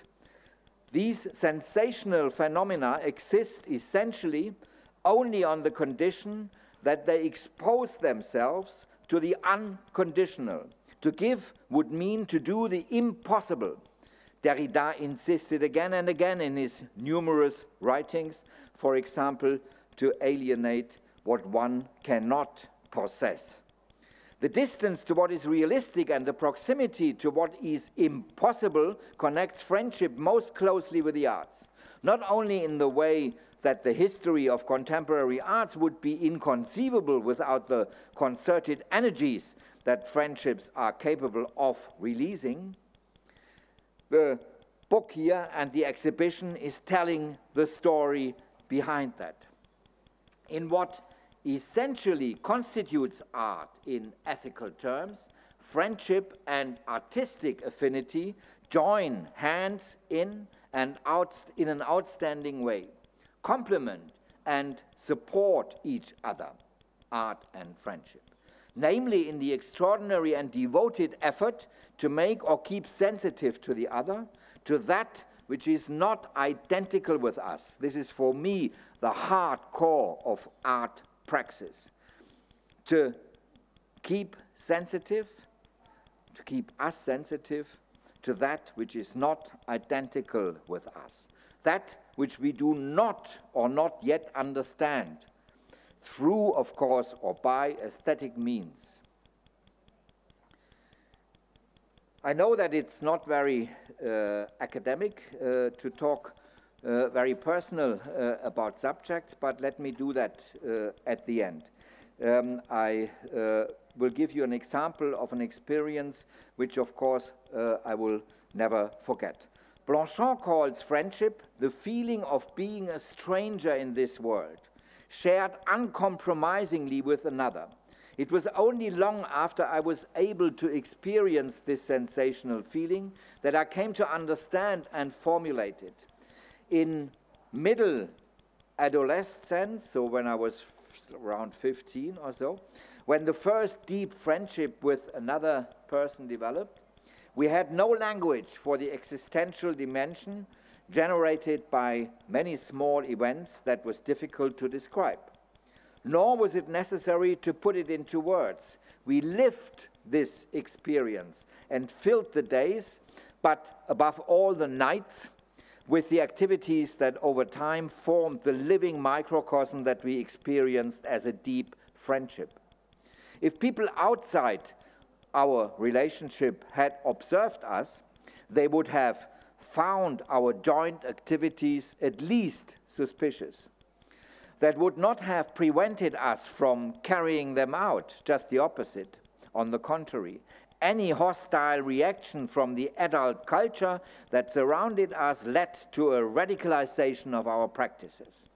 Jean Dubuffet's expériences musicales were still unknown to us, but with the same favor as he, we played together loudly and intimately musical instruments that we did not master, such as an old harmonium, various flutes, violin. I played often the violin and the viola, although I was not learned or taught to play it. An equally speechless and unconditional form of dialogue was formed by drawings and dark yet colorful constructs, which we developed as bizarre pictorial objects from all the materials we could get our hands on. We had no money, so we used everything we could find. And we talked for many hours, wandering at night through the city where we grew up, or in the study of my friend's father.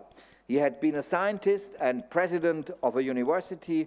He died young, and in a joint effort, we exercised the old furniture, the oversized writing table, the heavy carpets. Friendship needs such abundance, which Michel Foucault calls heterotopias. We talked erratically in discontinuities about what we believed in, about what we assumed to be the essence of being, our ideas about God, our distrust of any worldly authorities, about arts and poetic attitudes that stubbornly managed to resist exploitation by the consciousness industries, about the Vietnam War, the incorrigible Nazis around us, about Sartre and existentialism, the Russian and Chinese revolutions. We stammered over books we devoured before we understood them. That was very important. We read like mad, and most of the stuff we read we did not understand. But I know that I swallowed this kind of material, and perhaps 2 or 3 or 4 decades later, I start to understand it, because they come from inside. When language failed us, we picked up the guitars we had some command of and tried our hand at hours of improvised vocal dialogue with each other, and of course with the guitars. The poetic freedom seemed to know bounds in this friendship. The extremely happy, melancholic time of 4 or 5 years came to an abrupt end when I visited my friend one evening, and I saw that one of the large format picture objects I had made for him during a night waiting for him, he had sold. This was a big shock for me. He would have sold it because he urgently needed money. My disappointment was immeasurable. For me, the sale of the picture object was an outrageous, unforgivable break of taboo. In the shared alienation from the world, as an anarchic and above all purposeless aesthetic gesture, had been given over to calculation, which could be expressed in a certain number of banknotes. Complicity in poetic action had been dissolved. Unconditional respect for the other had given way to its conditional exploitation. In February 2020, I come to the end, I began a creative dialogue with the musician and sound researcher FM Einheit, whom you, well, if I would have more time, I would have liked to talk about the metaphysical animals, Elizabeth Anscombe, Philip Foot, Mary Mickley, a very interesting group of 4 women who mixed up philosophy in Cambridge in the 1930s. This is FM Einheit with a band Abwärts, which he has founded and left for Einstürzende Neubauten. We began this cooperation. He was the rhythmical heart of Einstürzende Neubauten. And again, we had, on the basis of our long-year friendship, we had a very important agreement. We did, through the pandemic, a lot of acoustic productions, and he should do things which he did not learn professionally, and I did things which I did not learn professionally. I wrote lyrics for rock songs. I wrote rock songs, which I did when I was 17 or 18, long time ago, but never again. And he was playing music and instruments which he usually does not play.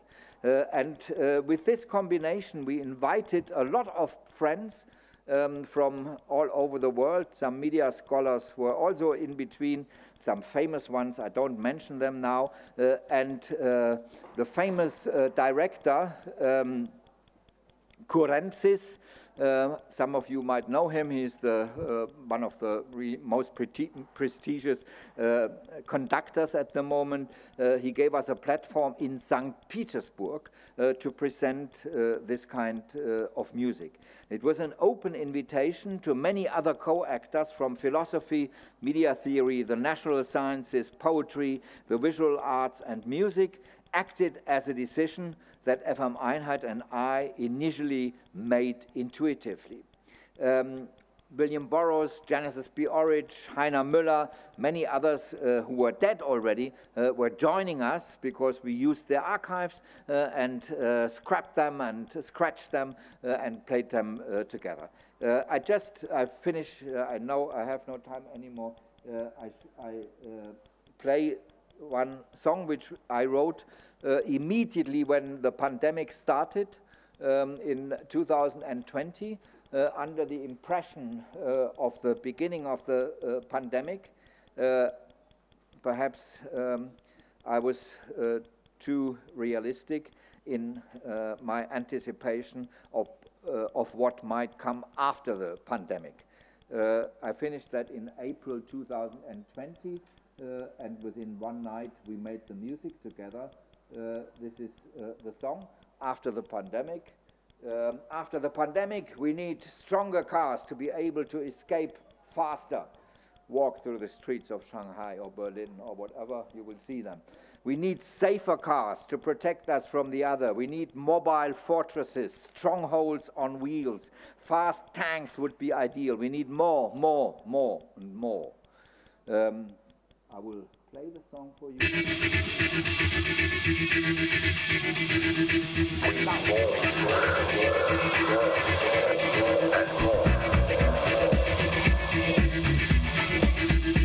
After the pandemic, we need stronger cars to be able to escape faster.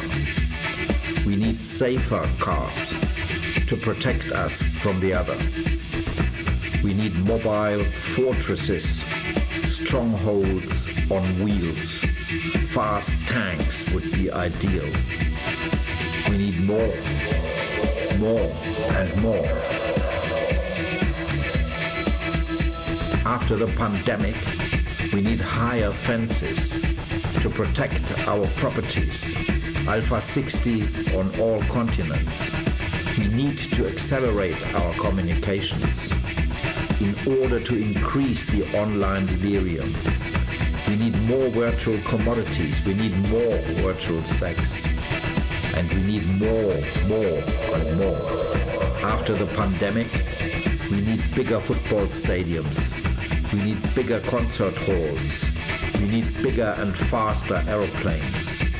We need bigger and faster ocean liners.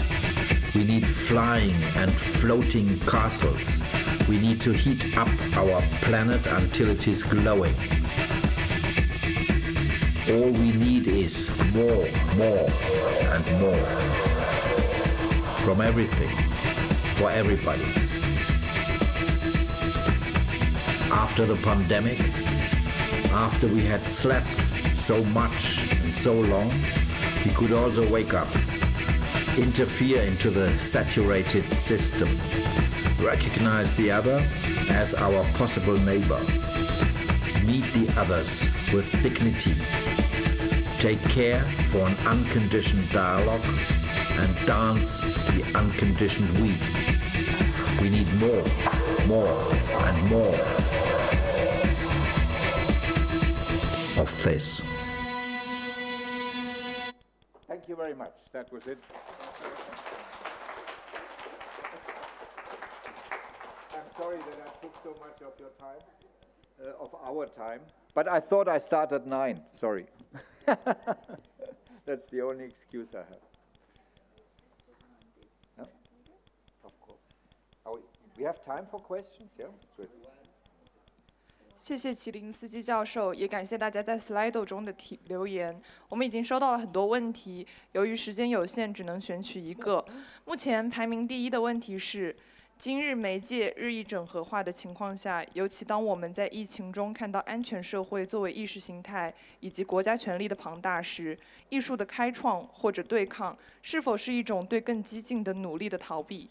尤其是在听到您讲的很多艺术操作，实在令人心情澎湃。但它好像也在媒介的表层历史中就被曾经构想过，但缺乏让他们被实践的动力。艺术在我国是比较边缘的存在，如何在今天继续相信其反抗力量呢？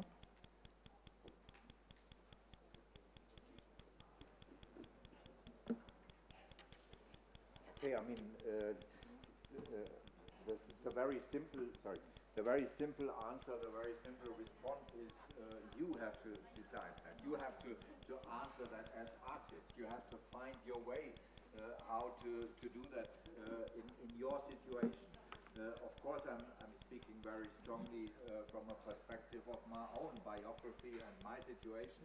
And absolutely right. This was the subject of my talk. I said at the beginning, I talk as an archaeologist and as a genealogist. I talked about forms which come from the past. And forms of collective, forms of the we, and so on and so on. This was part of the idea. What we are doing now with it, this is a question which you have to answer. I can only see that the I, the unconditioned I, has no attractiveness anymore. And it has no real base anymore. There are so many movements in different parts of the world where people come together and try to solve the problems and also try to work poetically, aesthetically, and so on together. This is not, I said at the beginning very clear, this is not possible in all kinds of artistic practices. When you work as a painter, when you work as a sculptor, it's a completely different thing. When you work as a poet, you know to be alone, to be on your own is extremely important. Otherwise, not much comes out of that. But when you are working with... Recording in progress. But working with advanced technologies, you need to work together with others, with programmers, with people who know the hardware, with people who come stronger from the aesthetic side. This makes media art excited. In the academy I was building up in the 1990s in Cologne, the groups were a very, very prominent part. And of course, some of them were breaking apart within a short time. That's normal.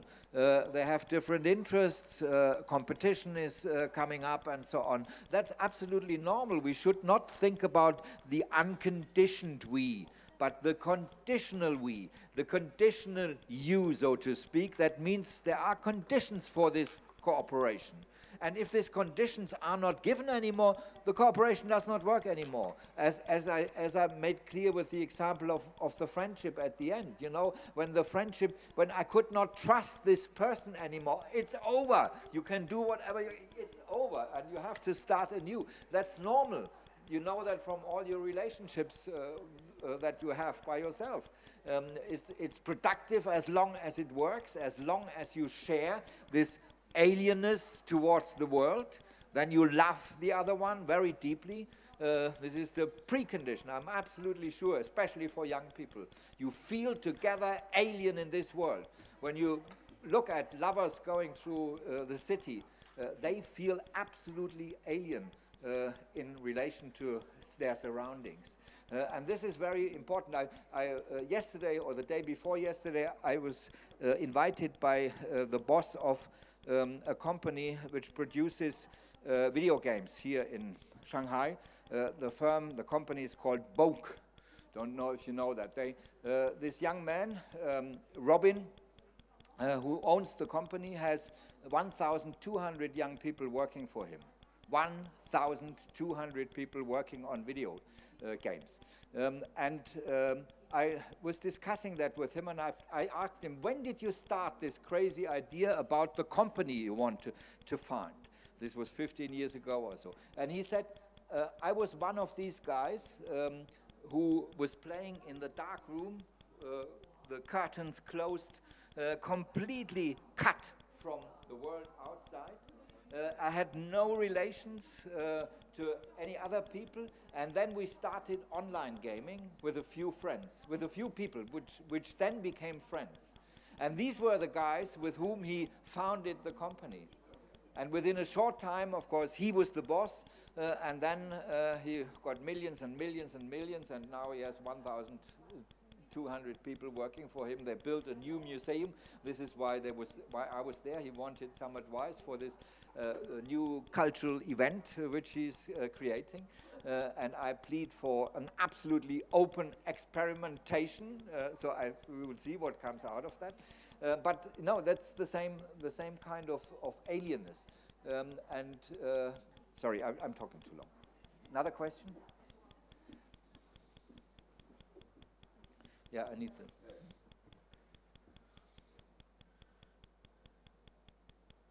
No? Don't.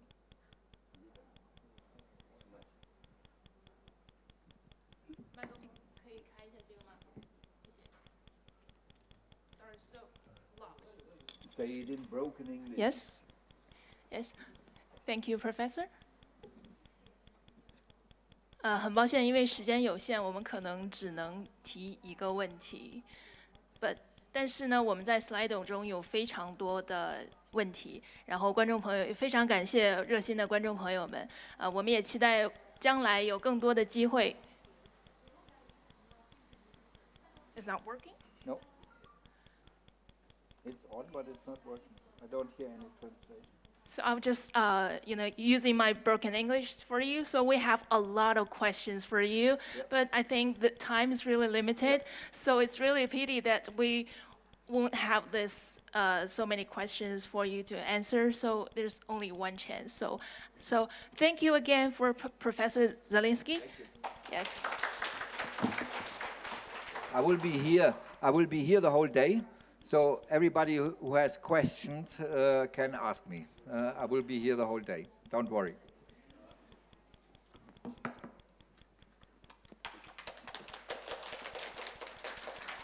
好，因为时间有限，那我们就有请下一位嘉宾。OK， 那我们先来休息10分钟。茶歇已经布置好在大屏幕的后方，大家可以自行休息。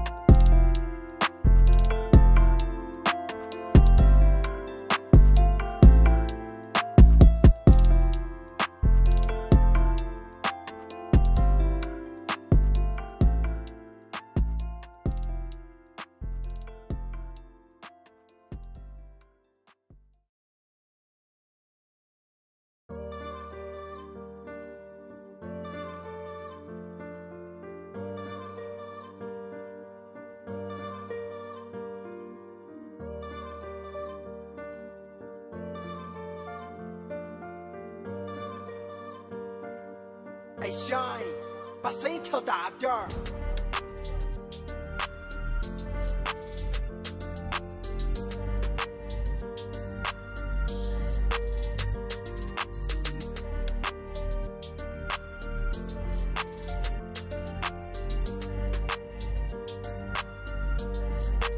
Ayo, Ray, pull the trigger.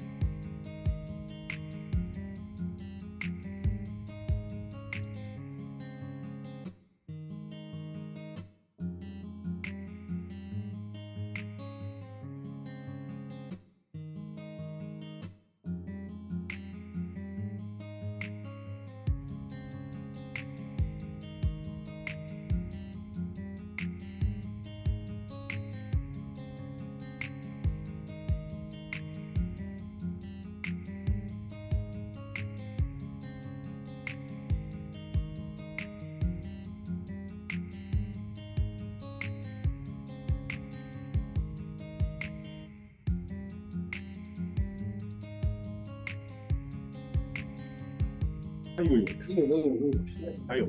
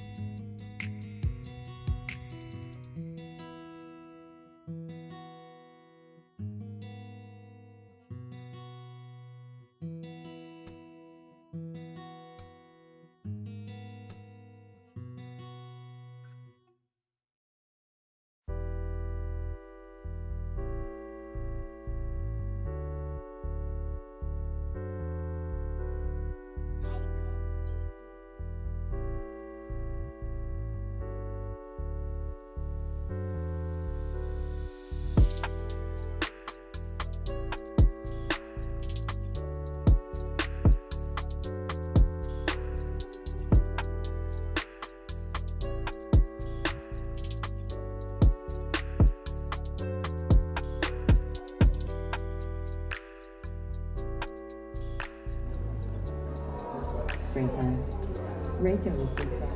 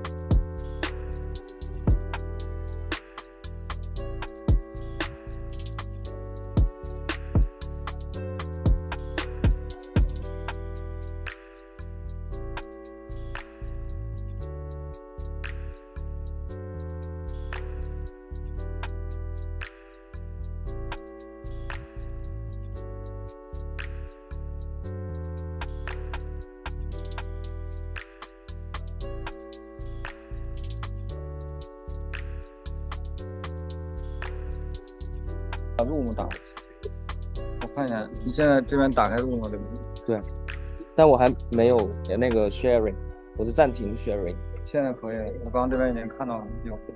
那你就不用跟我同时了。我不需要跟你同，我直接用，就是把你的 Room 的屏幕放过来，然后用现场的收音。可以。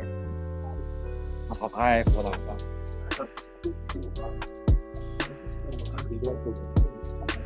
没用啊，都关掉了。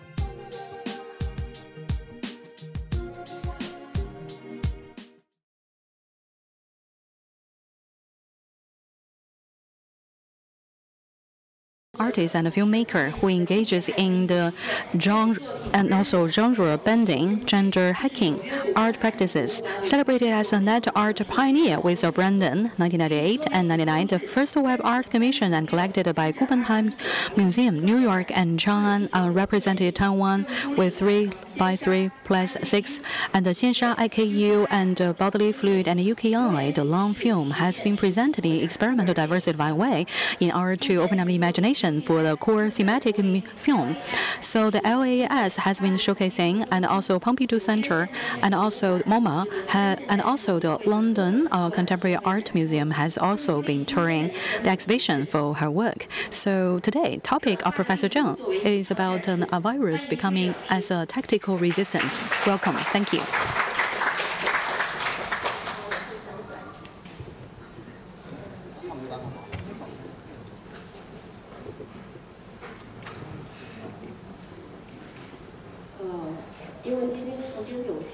We're on a tight schedule, ladies and gentlemen, so I decided to half my presentation to only half my presentation by half an hour. Can you, I think I better speak English then. today the title for my talk is Virus Becoming Aesthetical. Okay. I actually just this year I released the new movie Yuki, which took me 14 years to finish. In 2009, I started thinking about making Yuki, conceptualize it, and at that time I was at the media residency at Hanga in Barcelona, and I remember I went into the lab and I just realized that I want to fuck the computer. That's all I want. I want to make sure the computer can come to orgasm. So at that time, I started this cycle of my work, which I would term it viral love, biohack. With the Yuki, at the time was only a concept, a scenario. I don't really particularly know how to make this film. However, I decided this cycle of my work. In 2009, I wrote, Yuki the virus as living organism, cell-replicable, manifests herself in multiple construct, avatars, spans and spans her love into the occupied territories. It's interesting that I look back at this particular one-line statement and to think at that time I didn't think anybody would give me any money to make this feature film, so I turned it into performance installation and even a game. Not until this year that I can release the final science fiction movie, which actually with the release of this movie, I actually had to come up with a particular term. I call it a sci-fi viral or reality cinema. I would kind of just tell a bit of the story of the film, but I think many of you have seen the movie on Monday night. So again, Yuki is the title and Yuki is the name of the virus in the film. Yuki the virus is deployed as an infiltrating agent to disrupt Genom Corporation's BioNet. Welcome to the era of BioNet, a corporate scheme to claim, alter, reconfigure our biodata. We are part of an integrated circuit of bionetworks, which owns our personal body data. The advancement of microbiosynthetic genome research has granted Yuki science fiction imagination. Yuki composed its plots and characters in constant transmutation, taking up tactics of mobilization to reclaim stolen orgasm data from Genom Corporation. So the film actually involved how the Yuki, the virus, is born. And of course, the movie actually is sort of a sequel from my previous film, a sci-fi cyberpunk movie released in 2000 called IKU. So in that particular movie, IKU, I actually have a character named Reiko, who is deployed by the Genom Corporation, again, a huge enterprise who actually sent out these Reiko replicants to, as a replicant, they actually went to the human world interacting with the human to collect orgasm data. Once the orgasm data is collected, their hard drive is full, the corporation will eventually download the orgasm data, make it into sort of mobile phone chips that kind of sell it as a mobile phone chip to make money so people can plug in these phone chips and get instant orgasm. Of course, this was the year 2000, the beginning of the mobile telephone media. I will show a clips, kind of a little clips from Yuki about how Reiko become the virus. Actually, okay, the quick story. Yeah, okay, we can show the movie, I think. Reiko is a replicant EQ So long. Cut. Reiko is a replicant EQ code. Stop. I would prefer to get rid of the toolbox, thing. Let's screen it perfectly. Yeah? Give me a pose. Okay, if you can get rid of the tool.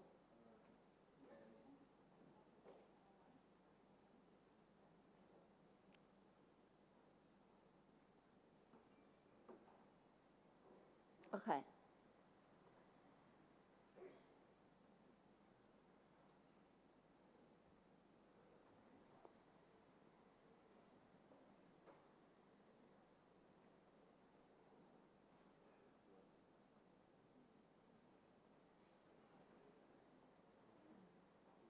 Okay.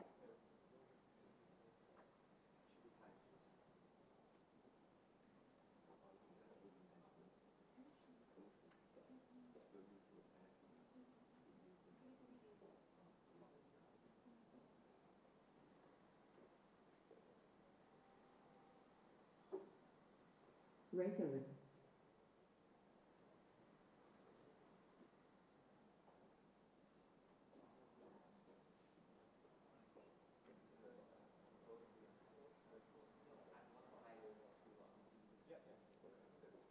Of course, you can hide over to a box.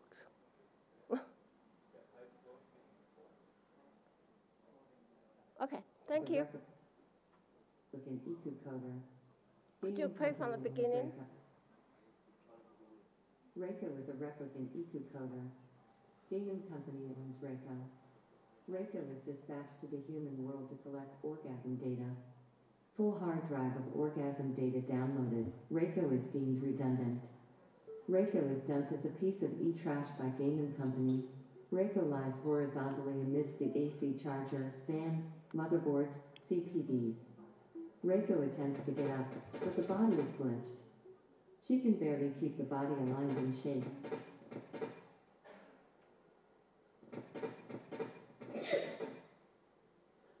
Water drops are sprayed abruptly onto Reiko's face. Reiko's face appears as water flow. Reiko's clear water face reflects Varia's pockmarked face in black and white.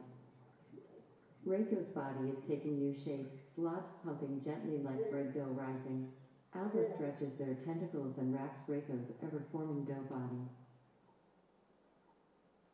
Stitch approaches Reiko to add a few charcoal strokes for a bodysuit. Amidst the stacked PCB boards, something is moving from underneath. A copper-colored Reiko appears, revealing a body embedded with circuited patterns. A Xenosilver 2020 processor .122, 5 GHz, 128-bit, born year 2020. Violet throws to Reiko a robot arm. Reiko attaches the robot arm to her right arm, picking up e-trash. Reiko's circuited body shifts alignment. Xeno's testicle-like device beams laser light. Over Reiko's shifting circuited body, Xeno injects her DNA codes onto Reiko. Reiko rewrites own codes. Code scrambled onto Reiko's brown-colored iris.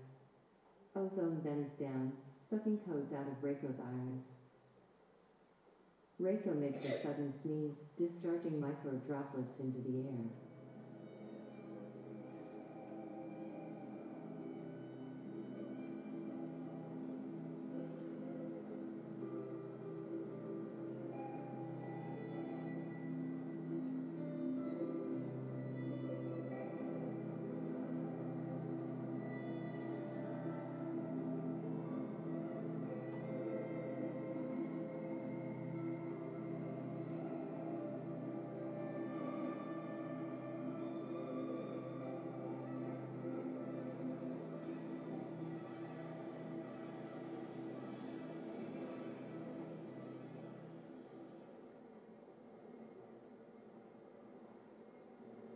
Virus becoming. Buki the virus is born.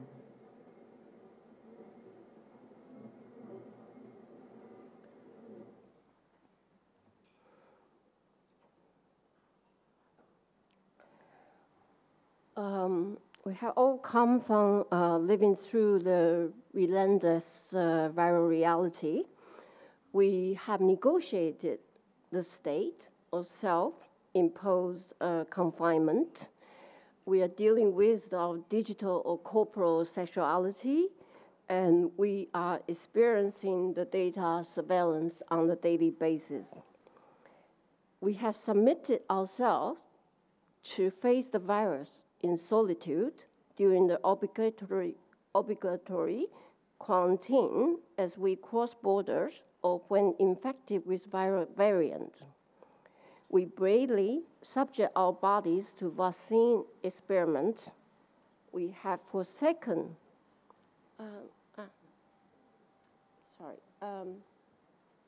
we have, could you turn to slides? Can I have, oh, sorry. We have forsaken the possessive cyber bodies and machines with microbes, bacteria, fungi, archaebacteria, protist, green alga, plankton, amebas. We have departed from the gender binary and deviated into transgenic discourse. To live with the virus is to transmutate our bodies. Living with the virus, confronting, embracing, loving the virus, we teleport our vital bodies onto a brave new ecosystem. I would like to quote, during the pandemic, a particular article really impressed me a lot, and I learned about the situation in India during the pandemic. It's a writing by Arundhati Roy, writing about the pandemic is a portal. This was published in April 2020. In the article, she wrote, "Pandemics is a portal, a gateway between one world and the next. We can choose to walk through it, dragging the carcasses of our prejudice and hatred, our avarice, our data banks and dead ideas, our dead rivers and small skies behind us. Or we can walk through lightly with little luggage, ready to imagine another world and ready to fight for it." At that moment, I think when we were all sort of experienced lockdown somehow, and I was writing the UK script, this was really one of these moments that you think about how do we actually able to depart from the world we know so well and then able to accept the next challenge, this including what would be the next world be? How would we actually can be creating a new ecosystem? So my point is that I continue working with the idea, the concept of intervention, resistance. These are like kind of the two keywords, either in my artwork or in my filmmaking. But maybe I also want to bring up another movement that affected me a lot. For example, let me bring up the historical movement of tactical media. Particularly by definition, the tactical media and actually the emergence of tactical media in its prime day is probably around, I would say, around 1993 to 2003. I remember I did join Next 5 Minutes, the conference that was in Amsterdam. So if we go back to interpret what is the tactical media emerged when the modest goals of media artists and media activists will transform into a movement that challenge everyone to produce their own media in support of their own political struggles. This new media activism was based on the insight that the long-held distinction between the street, the reality, and the media representation could no longer be upheld. On the contrary, the media had come to infuse all of society. So interestingly, of course, the previous speaker, Zielinski, also mentioned quite a lot of movement, including Ant Farm, the Vanguard TV, the whole generation of media activism. I sort of came from that generation. That was my collective experience, my training, my formation. And so from there, I went on to become making science fiction movie. And why do I would go on to consider science fiction is the way out of this reality? I do want to just bring up another quote from Head Roving on technical media. So technical media are media of crisis, criticism, and opposition. Technical media are never perfect, always in becoming, performative, and pragmatic, involved in a continual process of questioning the premises of channels they work with. In a way, I feel that, well, okay, so if this was written around 1993, between 2003, we are talking about 20 years have passed. And when I want to talk about virus becoming, sort of virus becoming as a way of resistance, as a way of tactical resistance, what do I mean by that? So my question would be, can we claim the virus as the medium or tactical media? And as a virus, how can we actually replicate it and multiply ourselves and mobilize us as a virus ourselves? How do we then devise the tactical strategies with multiplies viral cells to defy the controlling apparatus and system repression? Virus becoming, queer contagion, viral love, and biohack. Yeah, I actually would like to open up a lot of my questions to a public discussion, but I will share a little commercial also called Red Pill, and yeah, let's do that.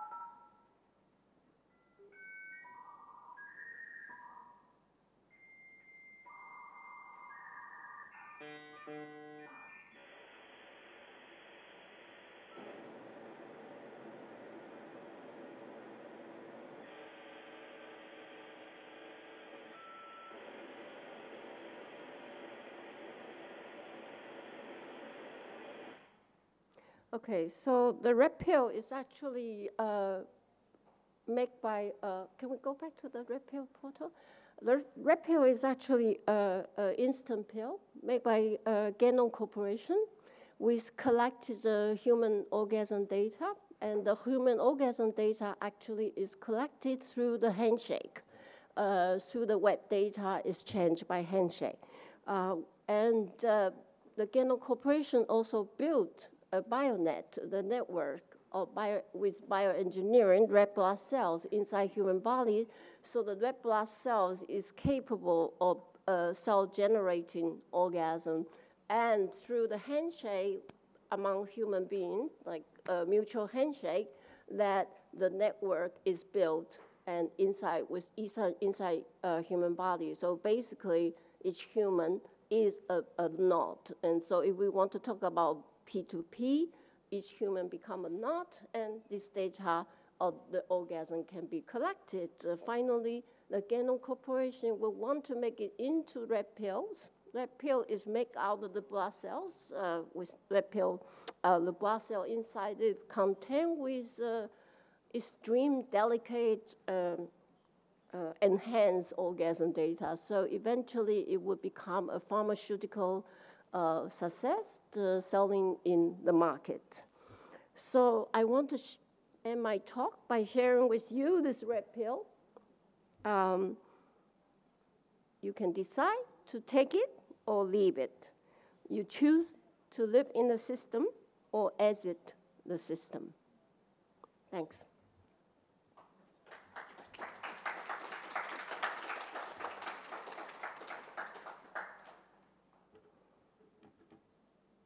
We can open up the question, yeah?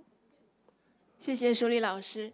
那么首先有请在场的观众朋友们，有什么问题可以直接举手示意。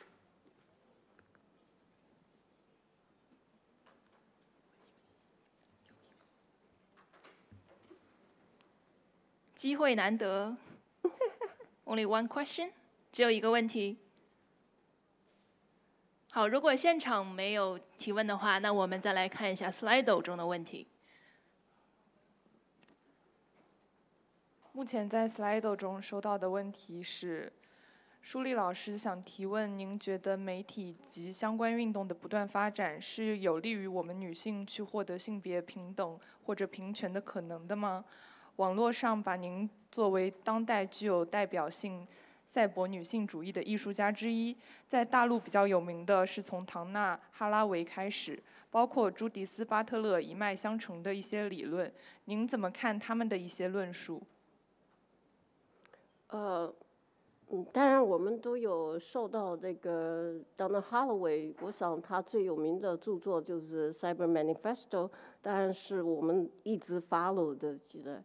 可是如果我们我有时候蛮奇怪的，因为我算是80年代90年代算是 Haraway 的这个忠心信徒，因为我想说为什么我去 make IKU， 然后一个IKU 这个 coder 是一个 replicant， 是个 cyborg。那从这个开始到现在，如果 Haraway 也已经开始谈到那个Anthropocene， so 谈到那个 make hymns with non-humans， 所以我想我刚才比较简单讲一下，可是原则上我相信就是说我们的那个 follow 已经不是在 cyborg 的一个 principle， 而是一个human and non-human transgenic 的一个 interaction， 包括就是一个我讲的 transmutant， transmutant transgenic， we kind of went into a whole new world. Yeah. Yeah. 谢谢舒丽老师的回答。好的，我们现场有一位嘉宾观众想提问。Hi, thank you for that super interesting talk. I wanted to ask you kind of about temporality, I guess. I feel like there's some kind of like cyclical time maybe in your work, in the sense that I feel like your sci-fi imagination of the future is kind of these references to the recent past, to the pandemic, and I wonder if you could say something maybe to how you kind of see the relation of the future to the past or to the present, and whether that also maybe relates to your understanding of this becoming with the non-human other. Like, I could imagine that this sort of post-anthropocentric or post-anthropocene understanding is maybe also a non-linear understanding of time. I don't know if that makes sense, but I'd love for you to say something about this topic.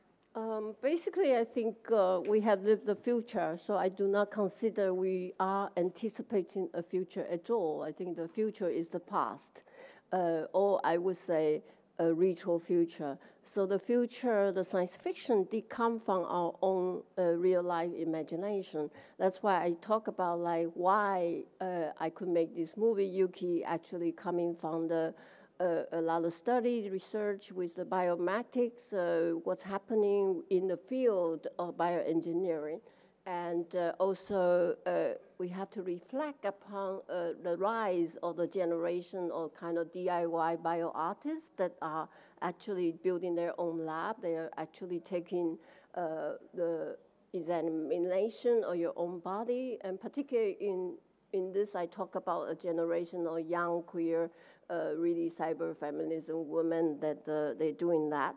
And across the Europe, where I'm based at the moment, that you see a lot of kind of bio DIY lab is happening almost every city, and in a way that it is kind of parallel development with the whole biosynthetic microbag research in the biolab. For when I was making the movie Yuki, I actually did have some bioscientist consultation. So I was doing a bit of research in the media, in the kind of biomedic park in Barcelona, and finally also with a synthetic biologist from actually from Minneapolis medicine, the University Minnesota. And so I always say, only because I have done this research that allow me to have the science fiction imagination. And so, yes, I do not consider science fiction is just a pure imagination, but actually coming from the reality. So, yeah.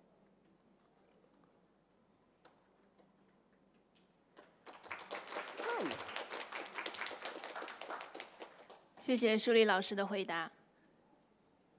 因为时间有限，我们可能只能进行到下一位嘉宾的演讲环节了。谢谢舒丽老师。谢谢。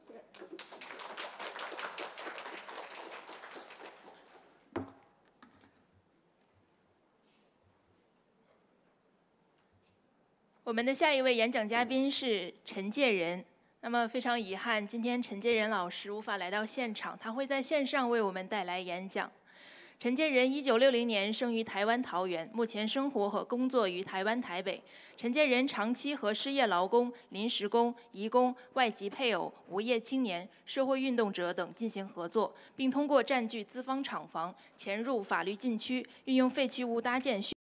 into areas which is condemned off by law and utilize discarded materials to build sets for his video productions in order to visualize the contemporary reality and people's history obscured by neoliberalism. And Chen embarked on a series of video projects in which he used a strategy he called re-imagination, re-narrating, rewriting, and reconnection to further the goal of the generating descent and starting on a second wave of movement. A lot of people have already been taken hostage by the globalization and lost their sense of existence. And for this global phenomenon, he called it is about actually, for example, like exile locally, and also quoting from the Buddhist idea. How can we just try to use a problem to address the problem, using hallucination to address the hallucination problems? And so the topic of his presentation here today. Non-science fiction imagination for those incapable of sustained upgrades. Welcome. Hello, everyone.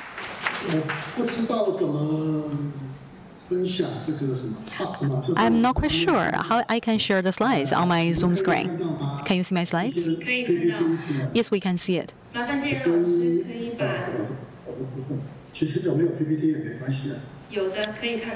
We can see our slides. Thank you. Can you hear us?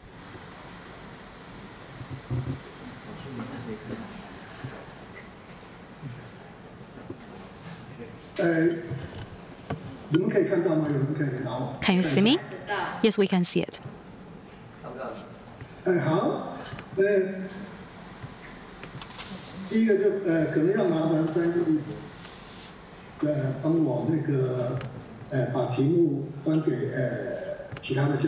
you to the interpreters for translating the topic of my presentation to others. Thank you. Non-science fiction imagination for those incapable of sustained upgrades. That's the topic of my presentation.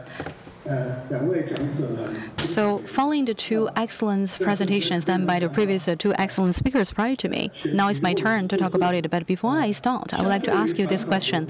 So, compared with the bourgeoisie, the classless class, so compared with the burdened people who suffer from like the fatigue.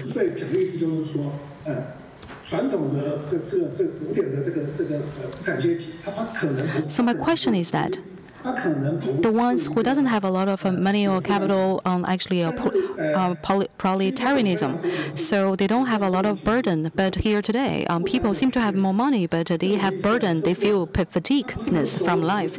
So they are incomers. They earn their income, but still they are struggling with their life. They have to work very hard and labor through the whole day in order to squeeze a livelihood for themselves, and also so they can barely survive. So they cannot be having the luxury for thinking about their emotional needs or something. So think about those people. So they have something. They are in a majority. But let me explain first of all about actually the meaning and the value behind of my topic: non-science fiction imagination for those incapable of sustained upgrades. So think about when Professor Huang Sunquan invited me to be part of the 8th annual conference of Network Society. So I thought, well, are you out of your mind, Professor Huang, or something? Why me? But this is a very professional conference. So he asked me to do about half an hour countercultural performance, but I call myself a layman. I'm not a professional like a media artist, and also I'm just the user of the internet. I'm an outsider, and so maybe I can talk about nonsense, and you can bear with me. Even though I call myself an artist, but I don't know what is countercultural. What does that mean? So how am I supposed to do like a 30-minute countercultural performance? So I believe that Professor Huang hopes that at a professional annual conference, we need to invite someone like me. And so just echoing the topic of my presentation here today, non-science fiction imagination for those incapable of sustained upgrades. I'm the incapable person, not able to do sustained upgrades. So this is me. You may think what I'm going to say is ridiculous or something, but hereby I'm going to talk about I'm one of the person who is going to use myself as example of the ones to suffer from the sense of anxiety with the world controlled by the corporatocracy. Corporate is a corporation, tocracy, which means autocracy. Put them together.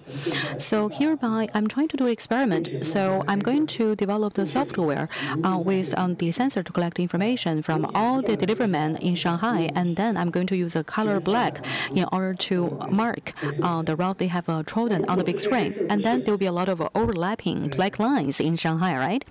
And if all the black lines on the roads of Shanghai can be presented in the 3D layout or something, if we can just map them on the real map, you're going to see a lot of black lines in between. So as the deliveryman runs through different parts of Shanghai, and then there will be like a very thick black wall, and they are going to be stacking upward. I think it wouldn't take us very long before we find that the dark wall is going to turn the city into a three-dimensional labyrinth. But at the same time, it's going to become like the label of the future destiny of the deliveryman who is delivering takeaway food, and also at the same time not only food but also other parcels as well. And this is indicative of the fate and destiny for everyone. So they are just like the rodent-like animals in the kingdom occupied by companies, which is called a corporatocracy. So I think this is going to be technical, very complex. So maybe I'm not able to do it because there are a lot of privacy data which may reveal which are the routes taken by the deliveryman. Maybe their companies wouldn't agree to give me the data. I'm not quite sure if this plan is like a new media art or qualifies such. The very reason and rationale for me to think about that is because when we talk about the new media, never forget that a lot of things are unsustainable and undoable. So a lot of things. So actually, unfortunately, maybe I'm not experienced enough. I haven't seen a lot of enough things. In my mind, the new media art actually is either about like the 3D or AI or like the outer space or the wormhole or black hole images or something, or is transversal, transcendent through a lot of time and space. Is like an ultra virtual reality landscape or something, or actually the combination for a lot of digital things and human bodies or something. So actually, so the traditional new media art is either about 3D or AI, like articulated like outer space or like wormholes or like black hole images, or sometimes it's a super surreal things, transcends time and space. Or sometimes a lot of fused entity made of like a digital person or something. A lot of a computer screen is being occupied by colorful images, or sometimes it's about a dystopia, our future world. So coolness is the key word. I believe that there will be a lot of interactive designs of the interactive mechanism in between.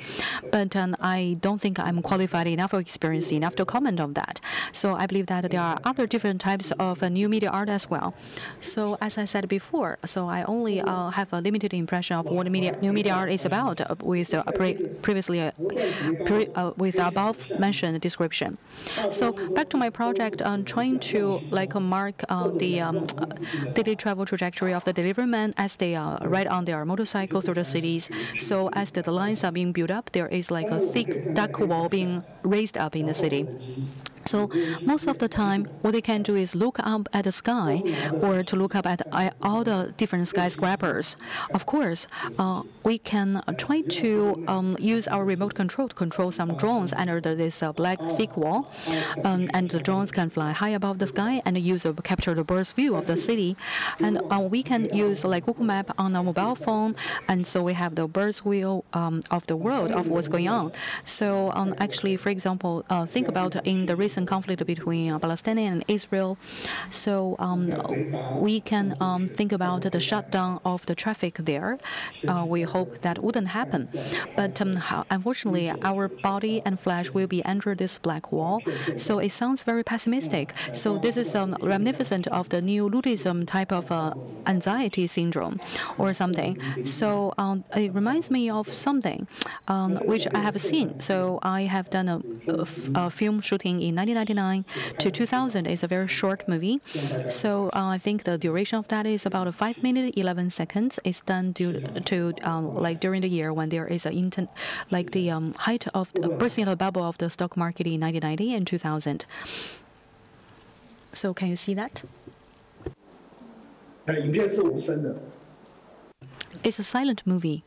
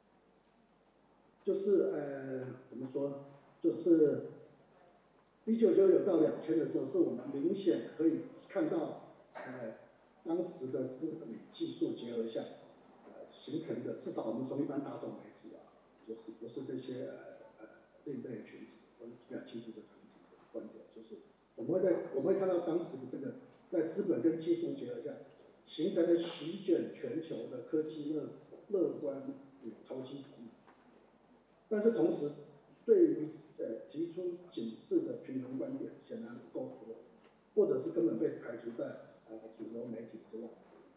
那这也是公司王国能持续制造幻觉的核心原因。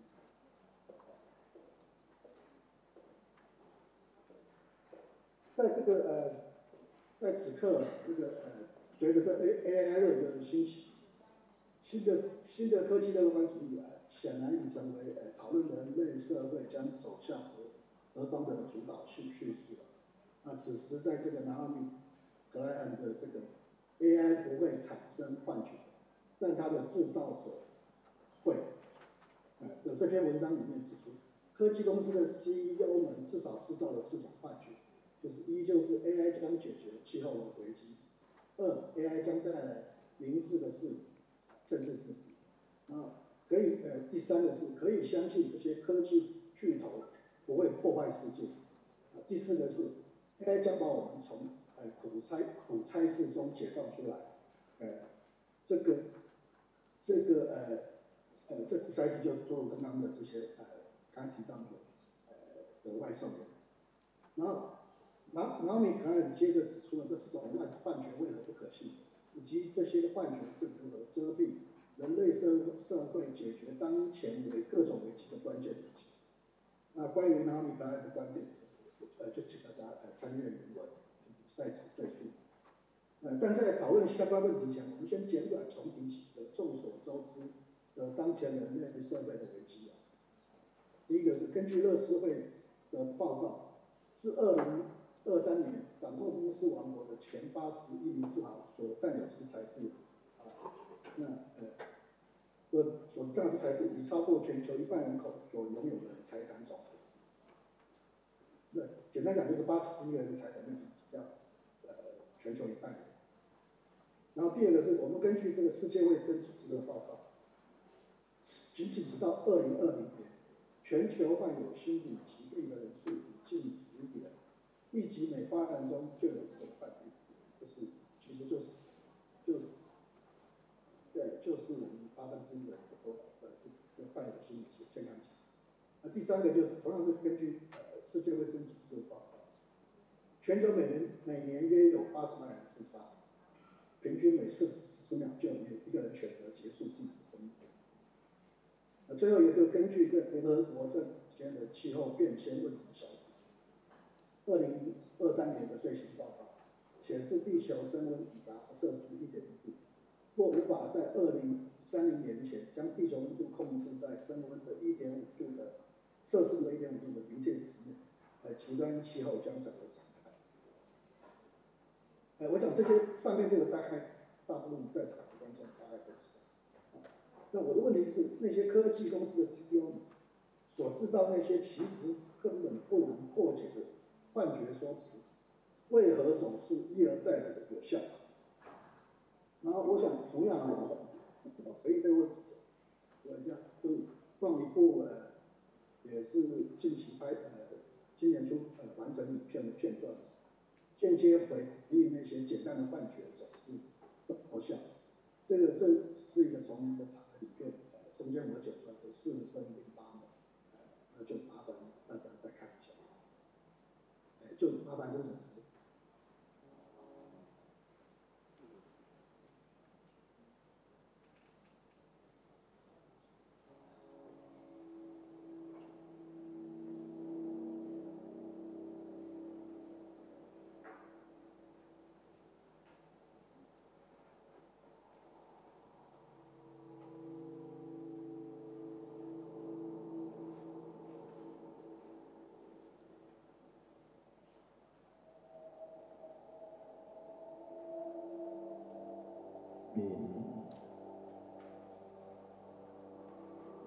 秘密的核心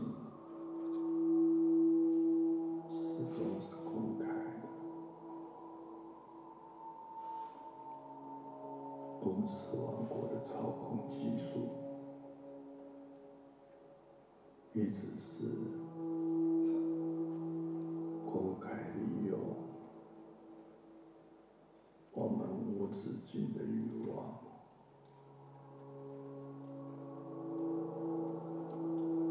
公开利用我们担心被驱逐出共同体的恐惧，公开改造我们的感知路径，让我们让公司王国实现那没有未来的未来。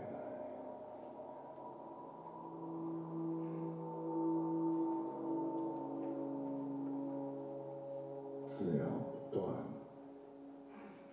改变生产模式，只要反复错乱，是会含语义的遗憾。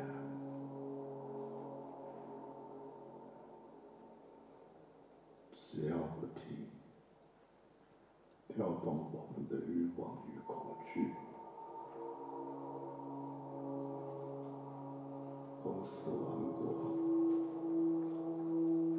就能让我们一次又一次的进入为我们准备的幻想迷宫中，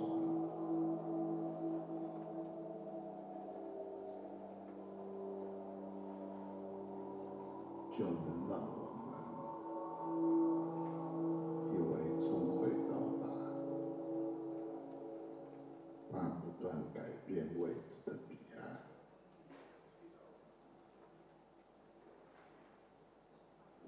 就能让我们一次又一次的陷入看不到公司王国存在目盲状态，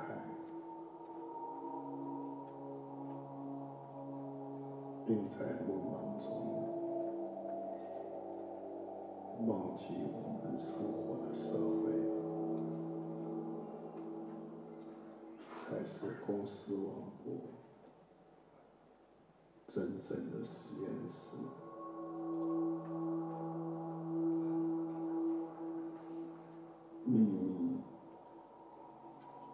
秘密的核心始终是公开的，公开到我们以为一切都是自然的。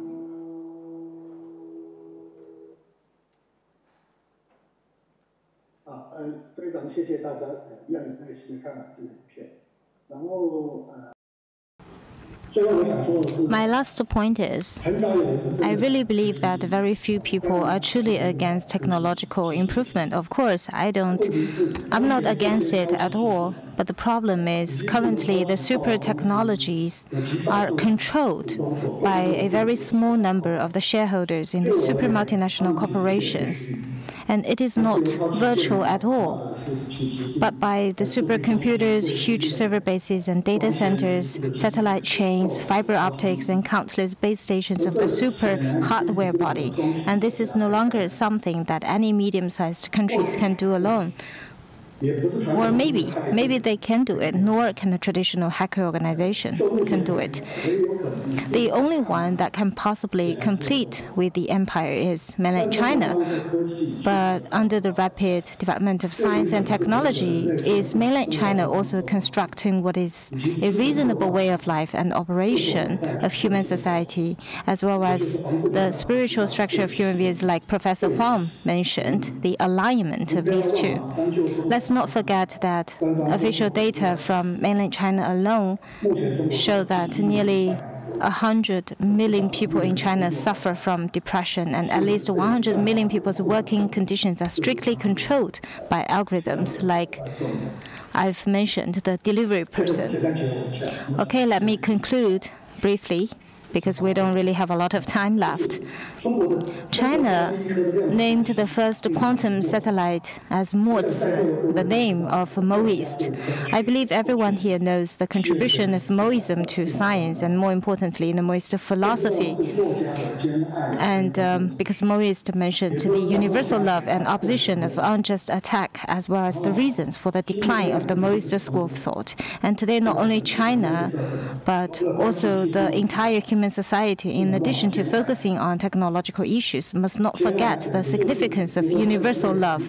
That is, how to take the spirit of loving each other as human beings from the outer space or the virtual space and send back to the planet inhabited by us. It may not be a fresh idea, but it is the fundamental value that we need to uphold. And the loss of the fundamental value of any kind of technological advances will only result in the acceleration of the expansion of the crisis in the human society. So that's all from me. Thank you for listening. And I will give back the microphone to the host. So that's all from me on this topic. Thank you for listening.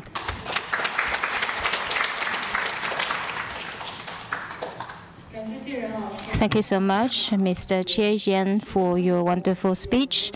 In the interest of time, we'll only open the floor to one question. How can we make sure that the corporation is self-disciplined, that are not under the control of those corporatography? And if the decentralized way is the... Sorry, I'm on the Chinese channel. Can you hear me? Can you hear me? If there's no question, I can leave the time to the previous two speakers. Can our technical person solve this issue? Because it seems like the speaker cannot hear us. The speaker cannot hear us. So is it possible that we type the question on Zoom? Is it possible? I think there is a little bit of the connection issue because I can't hear anything. We can type the question in Zoom chat box. Can you hear me? It shouldn't be. I can't hear you on site. So can you hear me?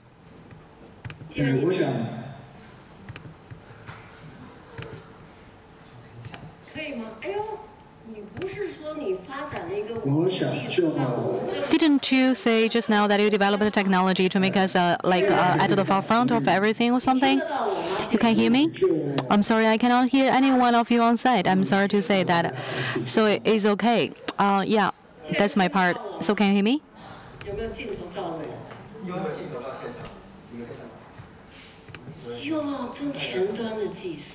So this is the so-called cutting-edge technology, and then if it's still called a high-tech technology, I'm going to send you all to the doctor degree class or something. So can you hear me? 哎呦我的天，真的是那个隔岸相接，对不对？怎么搞的？真的没听到吗 Can't you hear us? Can you hear us? It's great that if you can walk through the screen. If you can physically travel through the screen, we'll be able to hear you. Let me say a few words. We're like old acquaintance with each other, so I can feel for him. I can have a lot of compassion against him. Can you hear me? I'm speaking to the microphone. Can you hear me? Can you hear me? Can you hear me? What technology is that? So I'm going to force you to drink 3 bottles of beer tonight.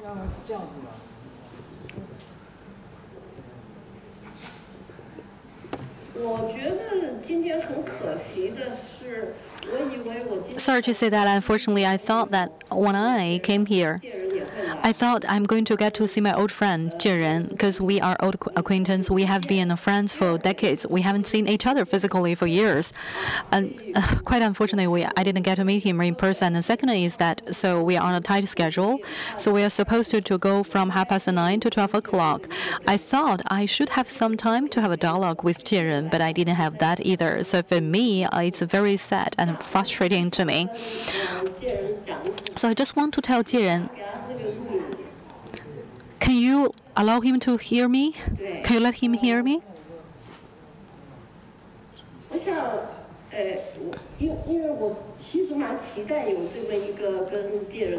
So I very much look forward to having a dialogue with Jiren, but you can't hear me, so that makes me even sadder.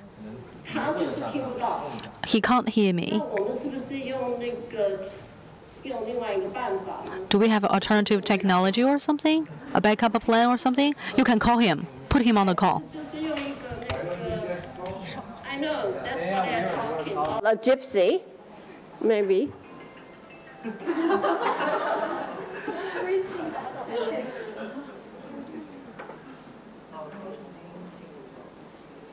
还是用一个什么那个，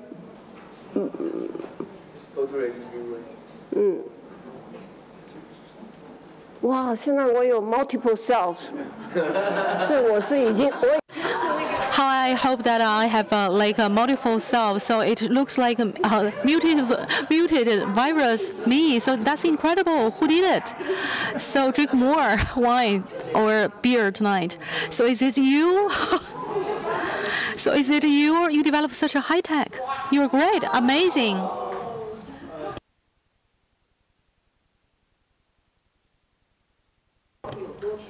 So I'm going to see the most cutting edge technology invented here in China. So that's eye-opening experience for me. That's really cutting edge technology. It's like a muted.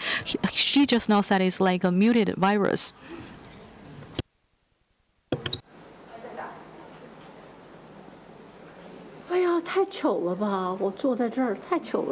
I look not very good looking. It's very ugly.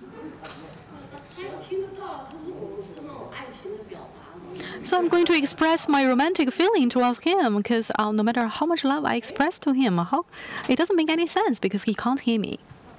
What happened?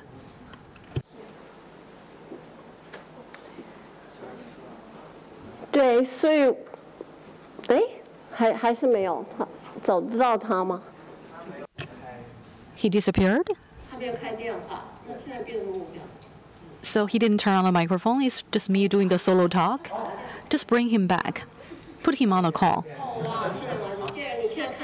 Can you see me, Jiren? Wow, it drives everyone crazy.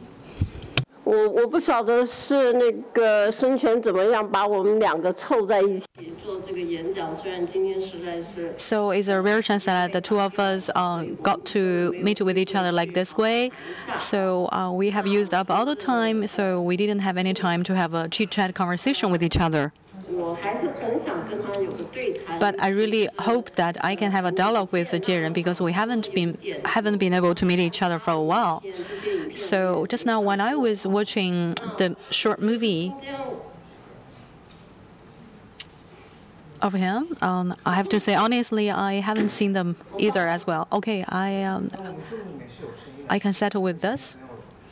I'm sure that we have managed to pass through the voice to him, but it's just that on his computer side, on the receiving side of Jiren, he didn't hear it. It's his problem. Okay, 我放弃，我们吃饭去吧。Shall we go for lunch? 没关系吧，反正我们有机会再安排一个对。我讲一个比较，OK， 我还是想讲这句话。Sorry that I must say this. I have to say, Jiren mentioned that he is a non-scientific background artist. So when he was invited to be part of the annual conference for Network Society, he seemed to be proposing ideas like technology and AI development. For me, I think it turns out that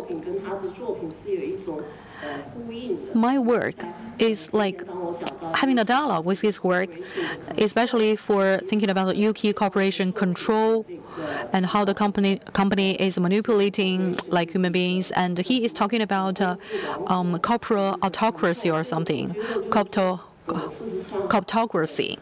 I think this is a similar ideas. It turns out that my work is like having a dialogue, a conversation with his work.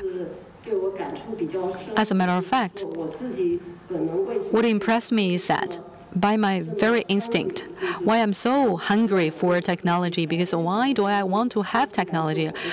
I really want to use technology to help me to do art creation. And also 技人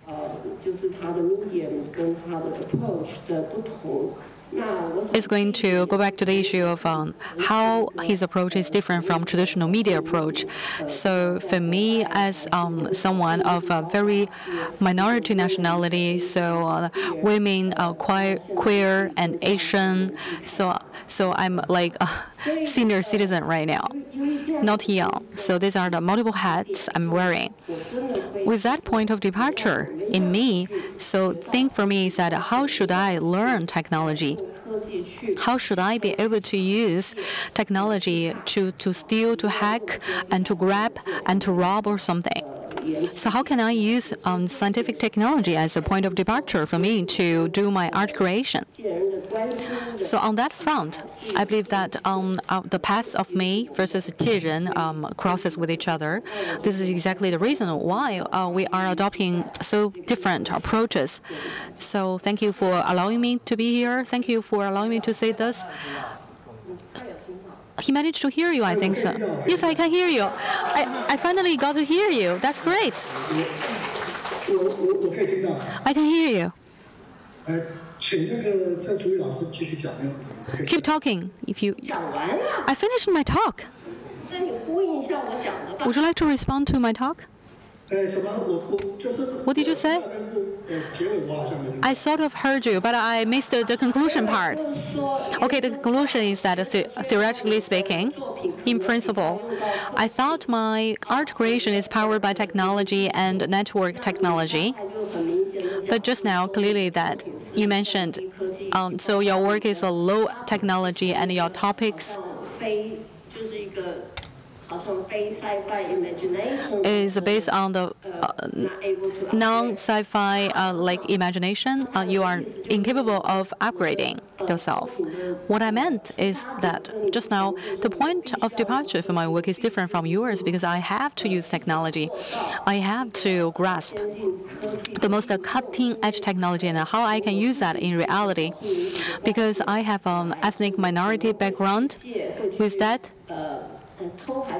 so I wouldn't say steal and I wouldn't say rob. I'm going to borrow from others as to how we can do the hacking. So as a matter of fact, I think we share some similarities.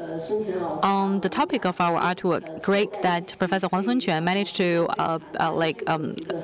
have this happy reunion for the two of us. But unfortunately, you are not here in person. And secondly, we should have some time for dialogue, but we are so much behind the schedule, so we missed out on the opportunity to talk with each other. See you in Taipei. Didn't you hear what I said? Did you see anything? So which technology is this? You can hear me, right? Okay.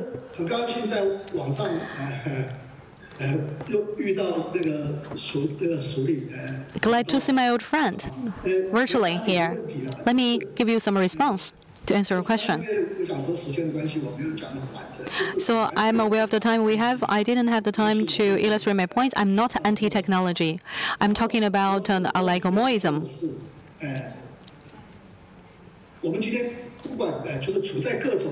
So under different contexts.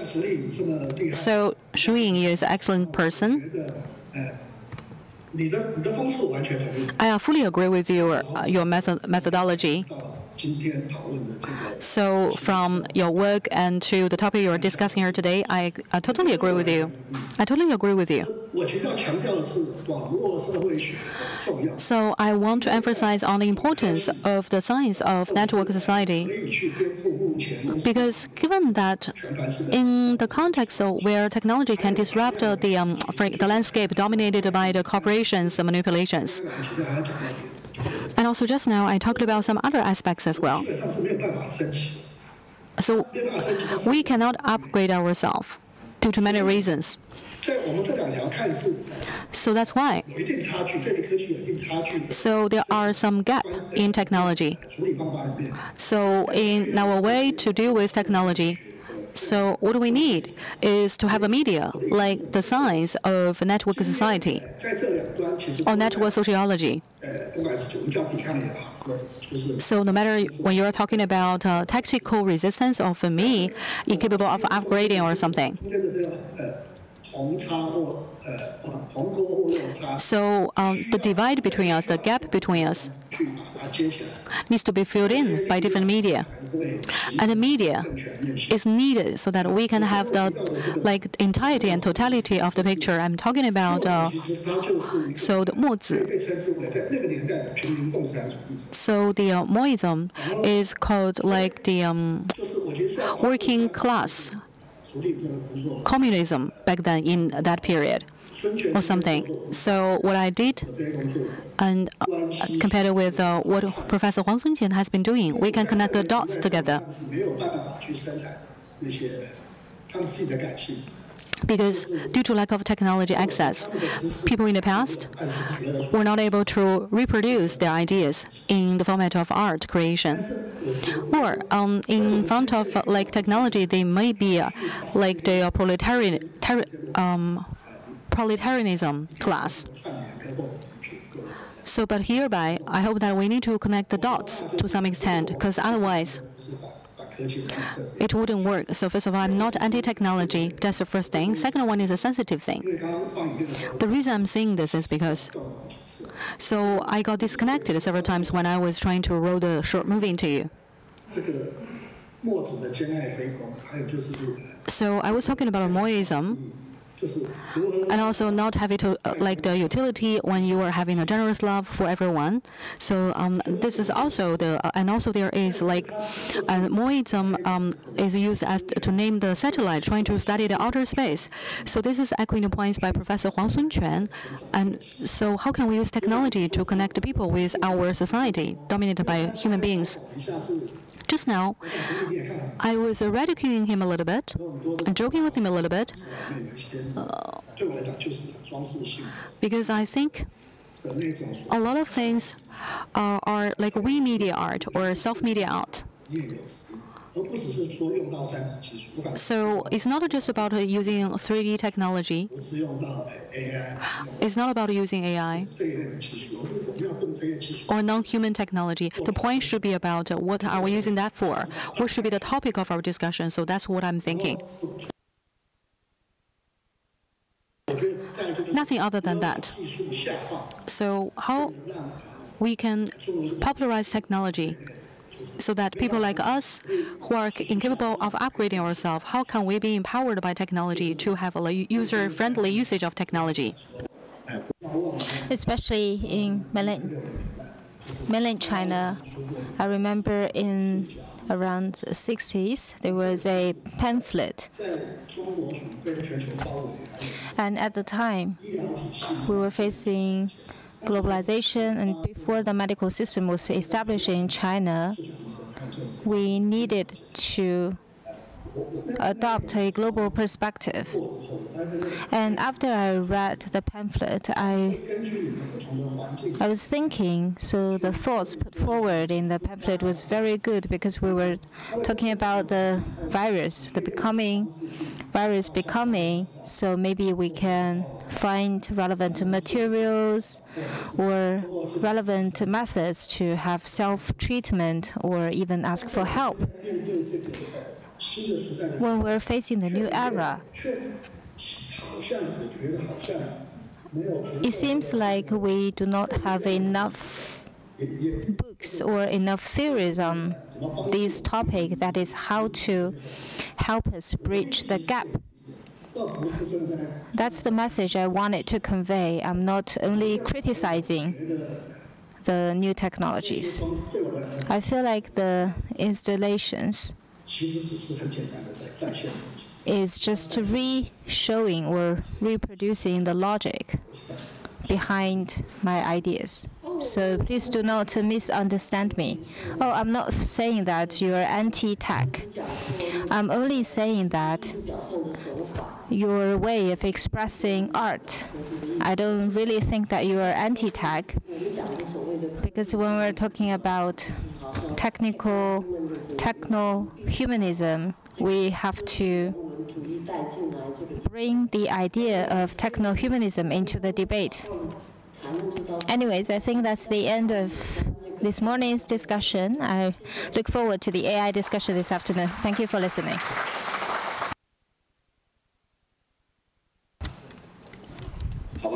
All right.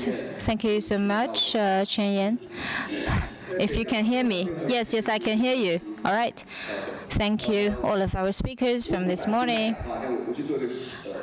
I know that this shouldn't my turn, but let me conclude a little bit. Why we call this counterculture is not against something. It's not an alternative culture. It's just a site or a base.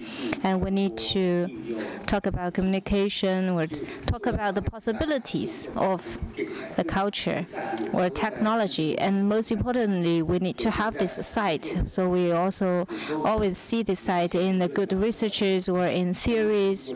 But if you do not have those experiments, those trials and errors, then it's only a fashionable culture. It's only a buzzword. So that's why we use this counterculture as the theme for today's discussion.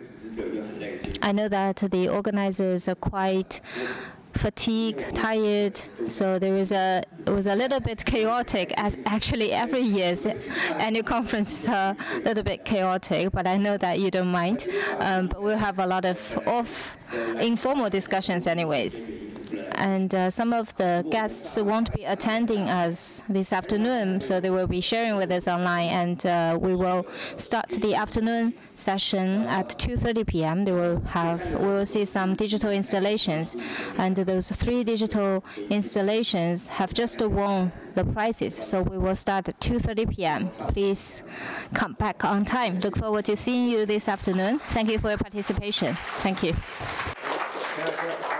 All the 3 in the afternoon are coming per internet? Yeah. OK， 那个我们带嘉宾去吃饭好吗？ All right, let's go for lunch.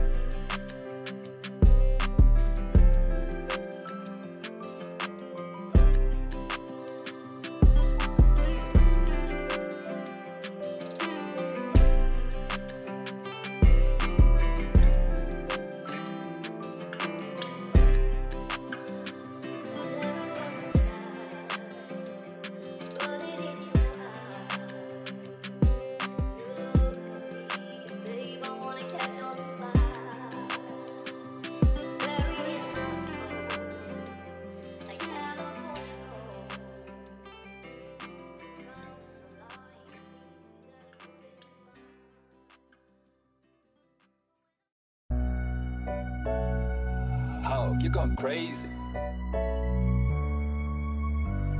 She was already dead.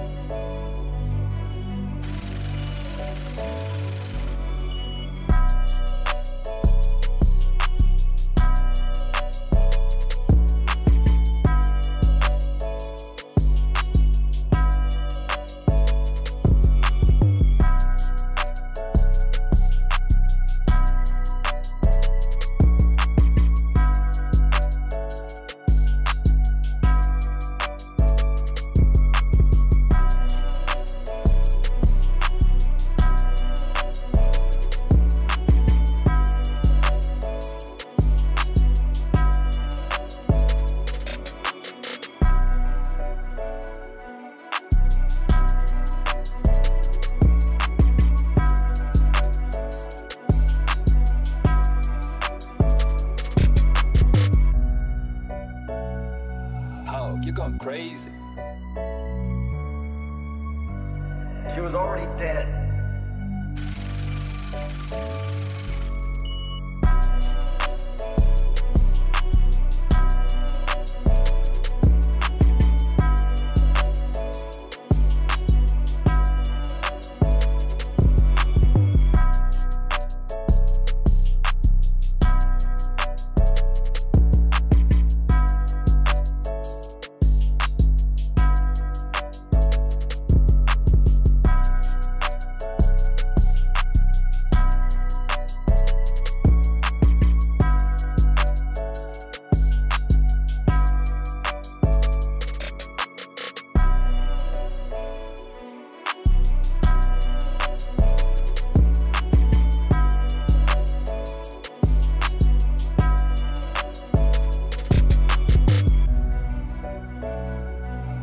You're going crazy. She was already dead.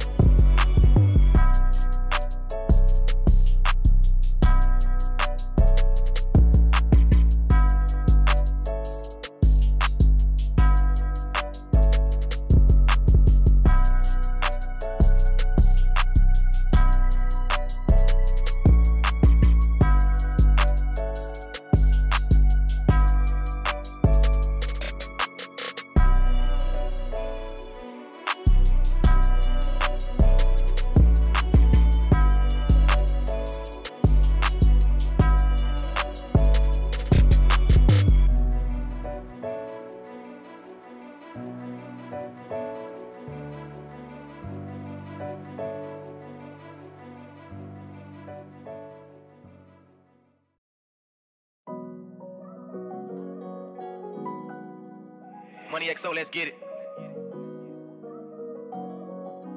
Hey, hold up, gang. This 30 Dark.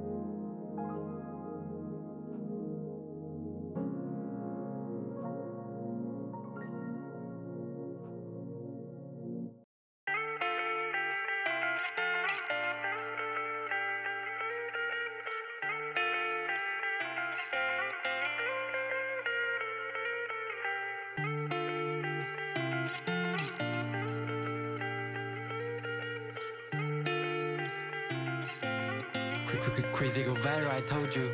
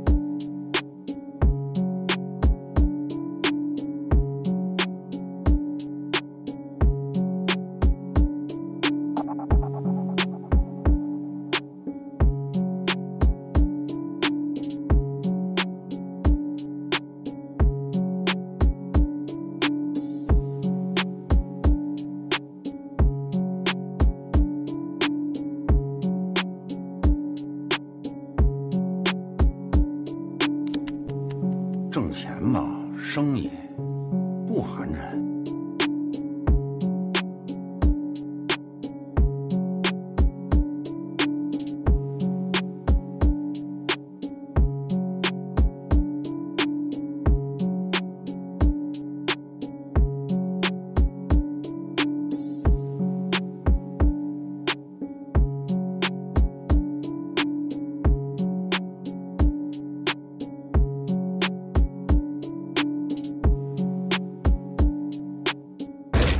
这个能不能挣钱？能挣，山里。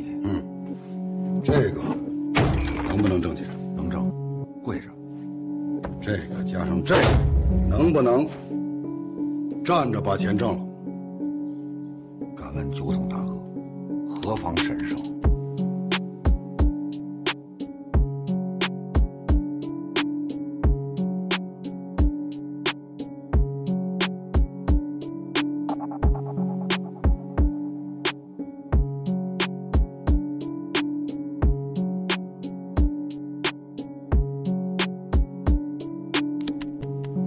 我就是腿脚不利索，跪不下去。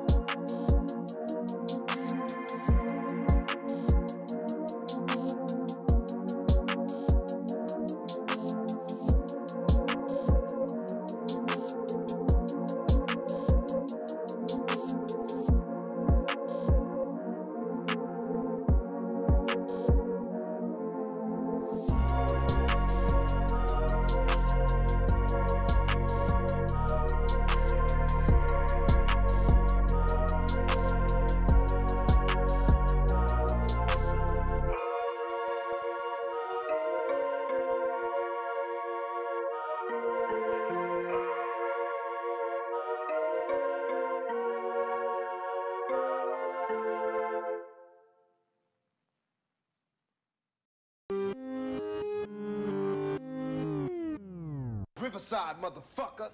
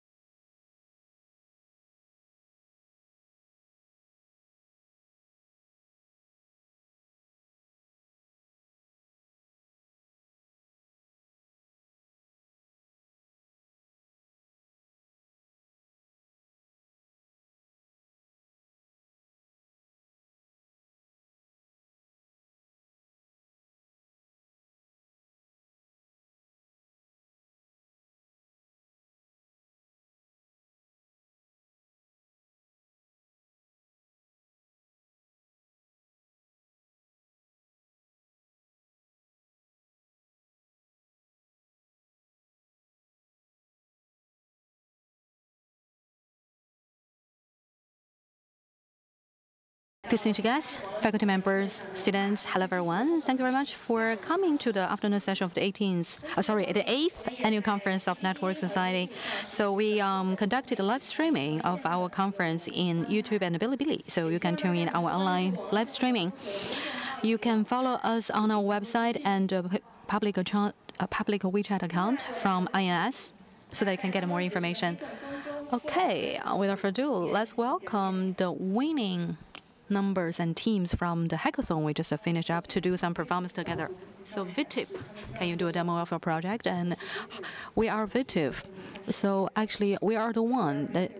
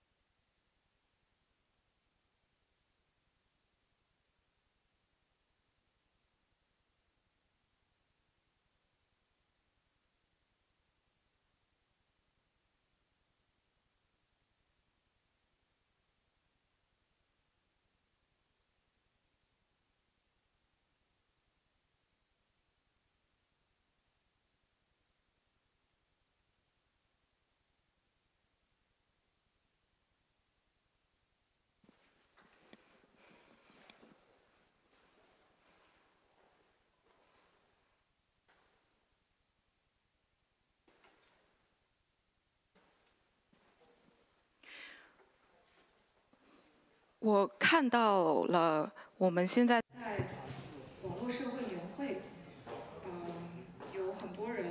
I realized that a lot of people at today's annual conference of Network Society are seeing me. I've heard a lot of presentations by speakers in the morning session. And I feel super excited because I finally get to see you. I'm super nervous because all the speakers are the ones whose book I have read about. I only see you in your books, but never met you in person. So we see the blue sky. We have the weed shaking through the breeze.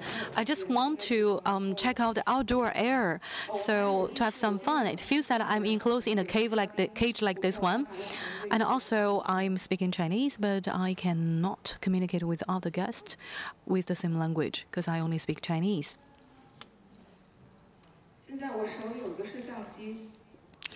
I got a camera here in my hand.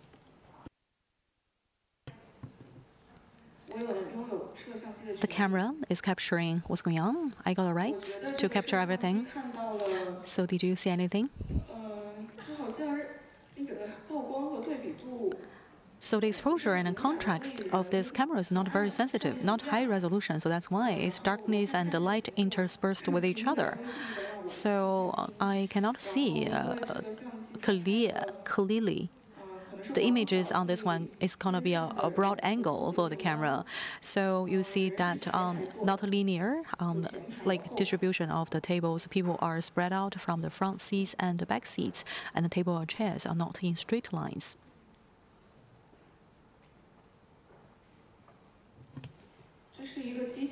This is a machine. VTIF is the name of the machine, and then a self-introduction of VTIF, the machine. I asked VTIF, what did you see?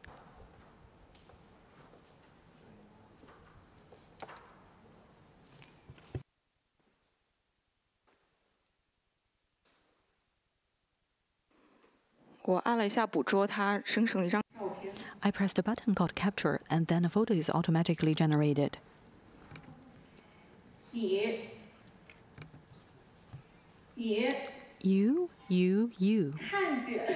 See.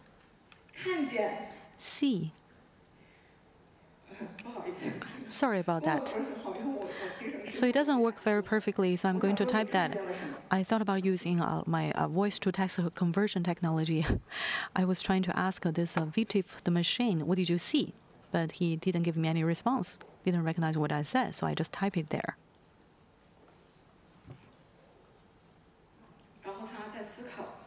Seems that he's thinking slowly and slowly.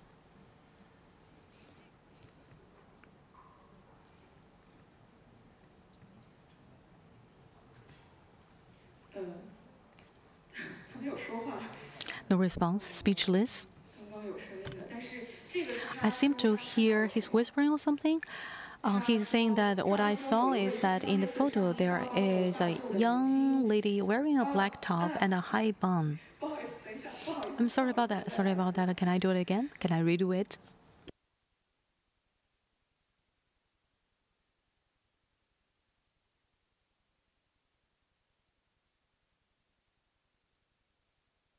Let me try again and ask Vitif again.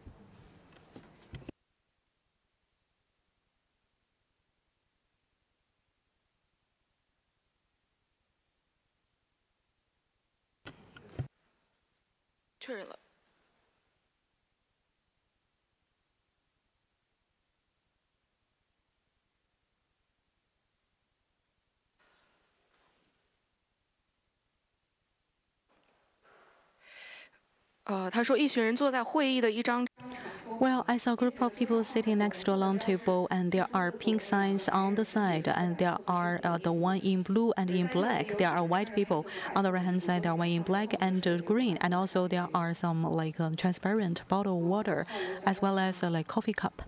I asked this machine, what did you see? And that's what he said.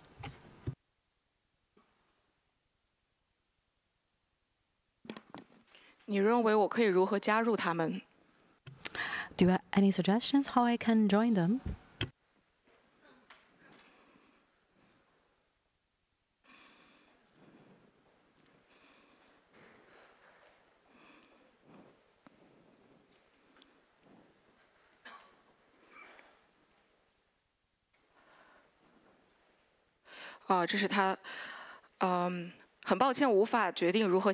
He said, I'm sorry that I don't know how you can join them.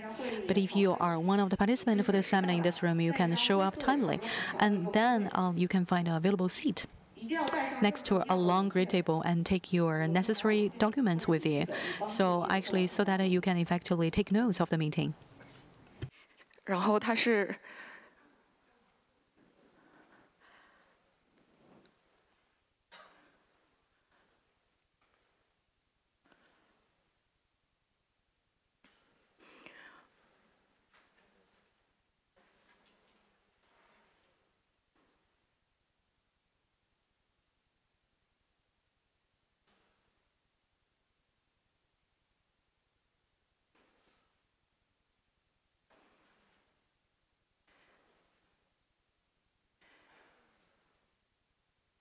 然后他会告诉我他看到的视觉。 Well, this machine will tell me what he or she sees. While waiting for the answer to pop up, I'm going to introduce to you the background of the project and where it comes from. First of all, I want to mention that me together with my partner who cannot make it here today, we are doing this together. So I major in visual art and my partner majors in engineering like mathematics. We were doing some sharing and co-creation, so this is very helpful for our collaboration and communication. It all started with one of my questions. So today, how can we rise against the machine's capability to recognize faces like human beings and objects? So if in the future, all the different images is going to be made of from like numerical numbers or something. So I'm curious to learn that how I can help the artists who are doing the visual arts and videos to do their art creation. We started to talk about how can we go against the recognition capability by machines. Maybe we can do some sabotage or just try to misguide them by telling them this is not a human face that you can recognize or something.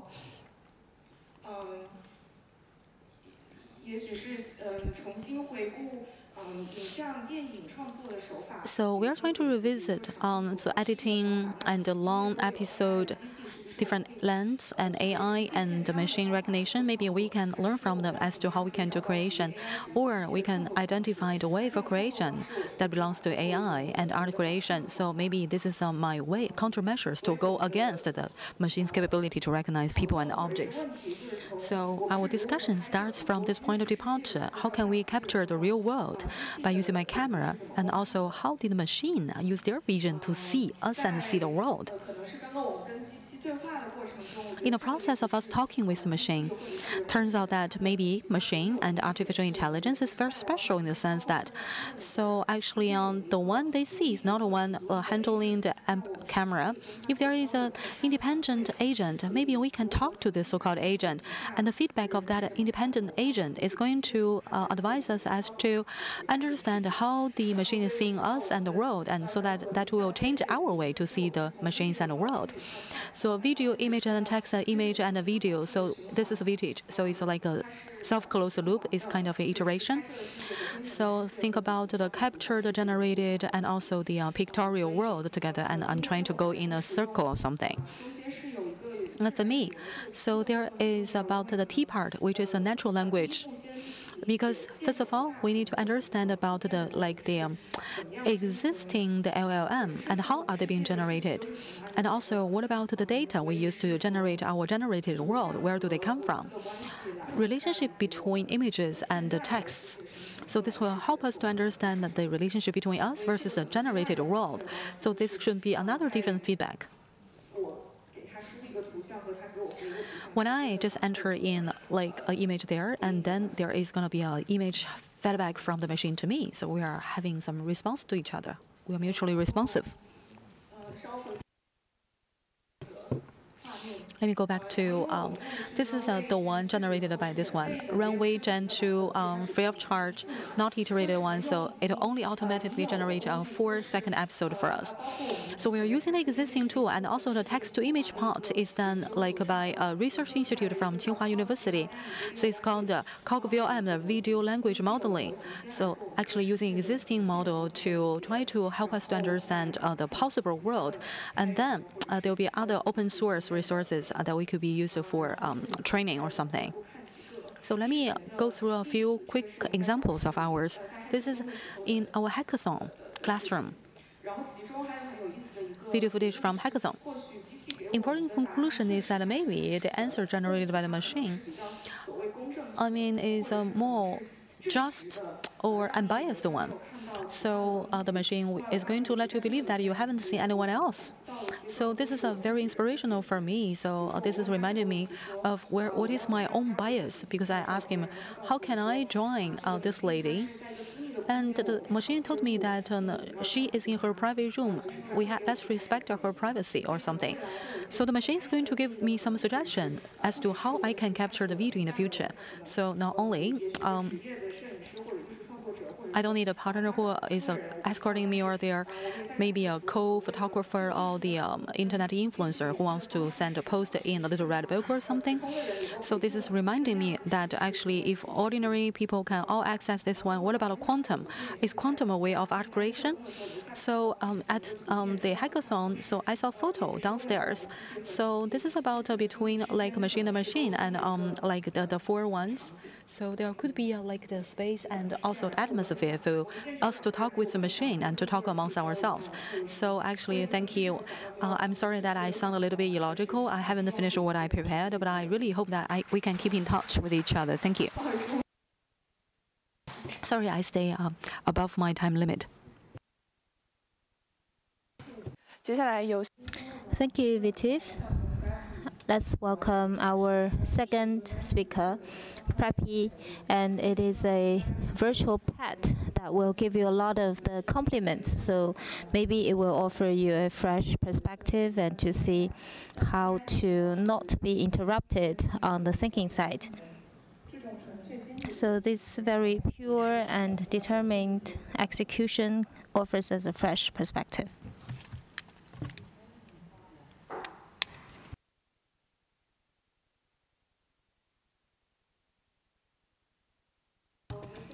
Good afternoon, everyone. Our work's name is called Property, and I will show you the result of our research. Let's watch a video first.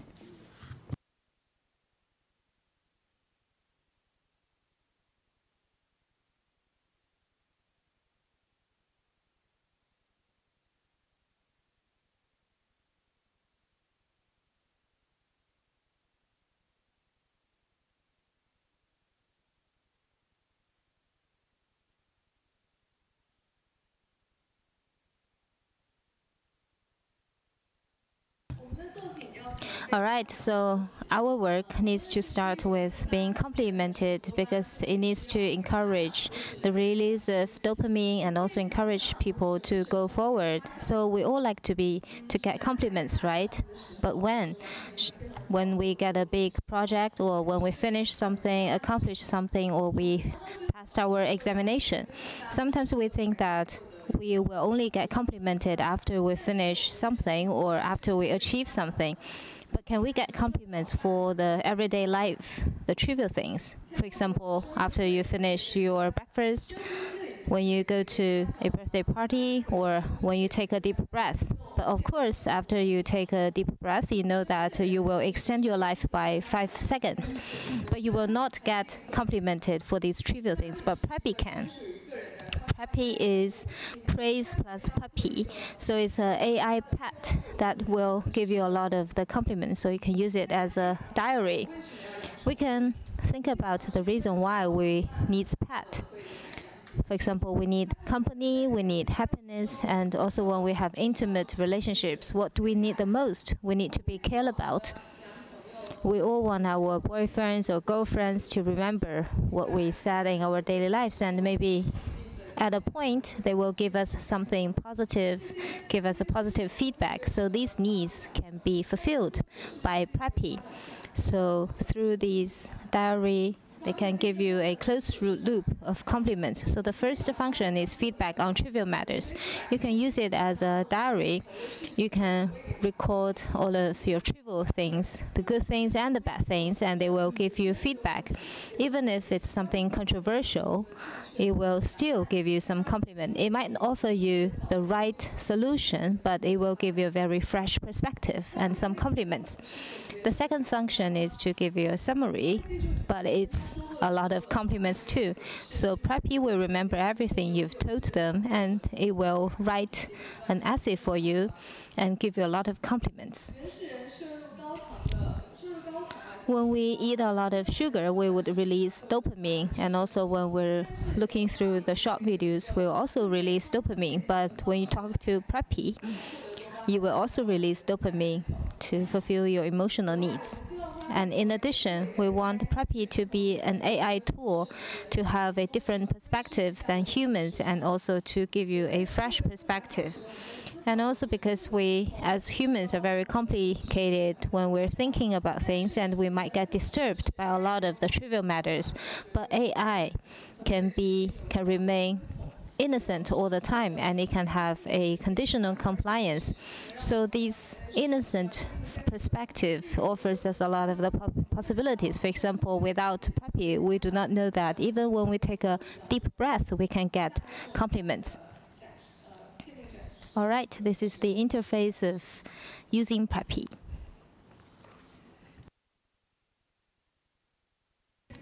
You can use it as a diary, and you can type in to talk to it. For example, they're typing today, I'm attending the annual conference, and everyone here has been working very hard. Can you compliment them?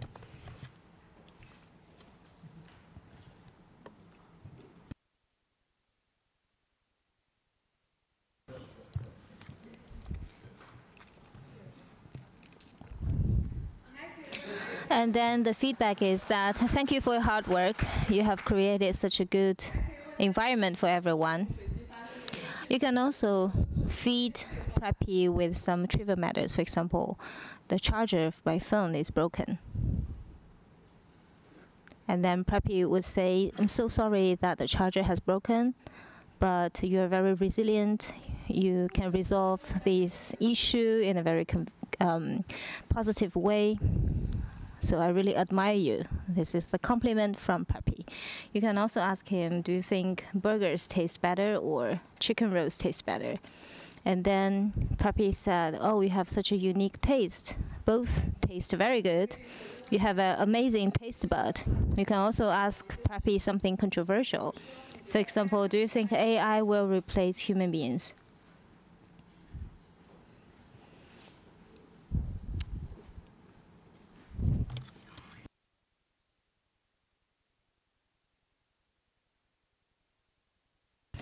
And then Preppy said, oh, it's such a deep question, such a complicated question. So humans have a lot of the characteristics that the machines cannot replace. You can also ask him, can I skip work today?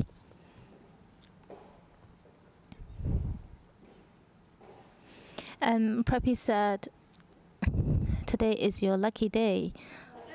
Of course, I know that if you don't go to work, you will find the days easier, or you will find your life easier. Anything you want to ask Preppy, you can raise your hand. We can do a little bit of an experiment. Anything from the audience? All right. Let me show you some of the functions it has. You can pat it, and then he will give you a lot of compliments. These are all the good words showing on the screen. You will do something great. You have admiring abilities, etc. So anything from the audience, any question you want to ask Preppy? Anyone?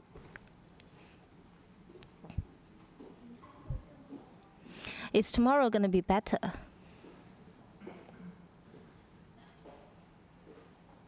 All right, let's see what Preppy would say. Tomorrow is going to be better because you're a very positive person.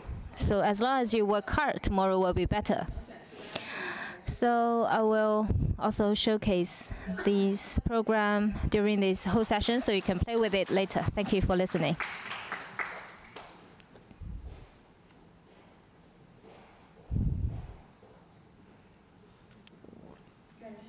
Thank you so much. Now let's welcome the third team, Tuwei Tui. So Tuwei Tui is a team formed by 6 people within 48 hours of cooperation. These curators, artists, and painters, they find the first word that they saw and then combine all of them together. So the name of the team is called Tuwei Tui. So let's hope that they would give an impressive presentation.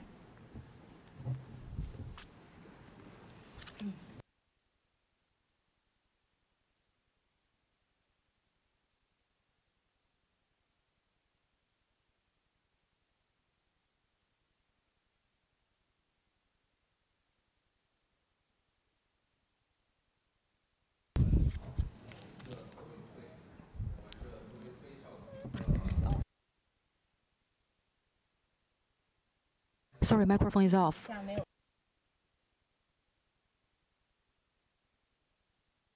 Sorry, there was no sound coming from the microphone. Anyways, so our project is a very complicated network that can have an interface with the AI and also can have interactions with humans.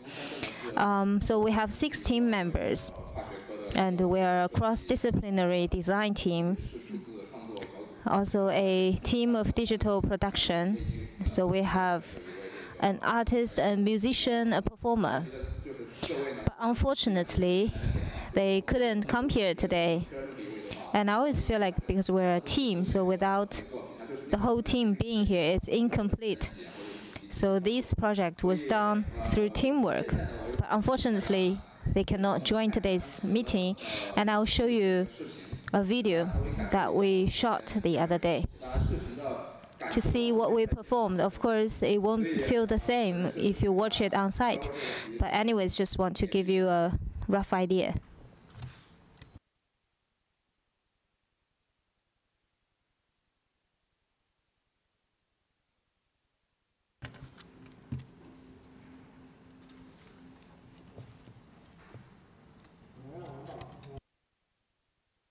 Can you help me to stay young forever?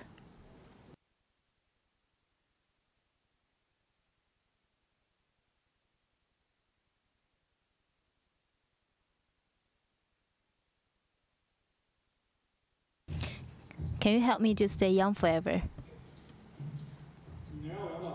Can you?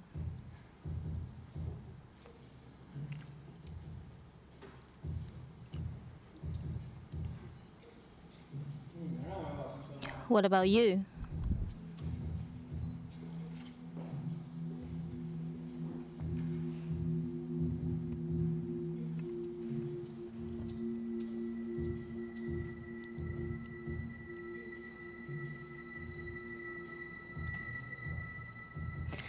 What about you? Can you help me to stay young forever?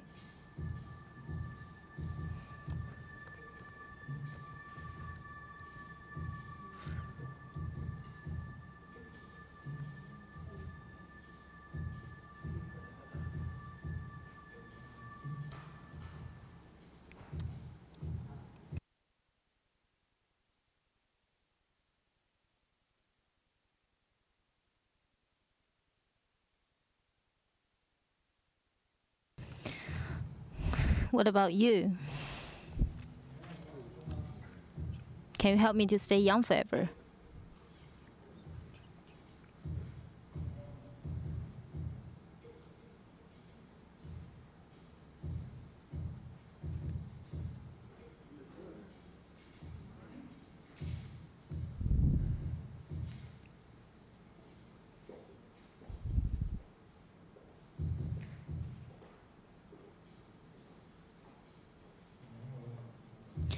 Can you help me to stay young forever?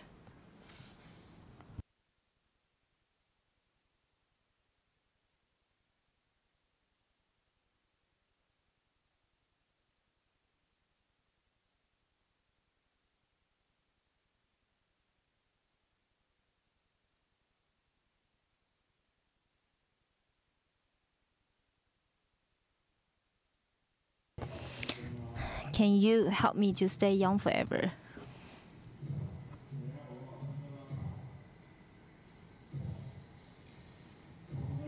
The performer is asking the same question to everyone.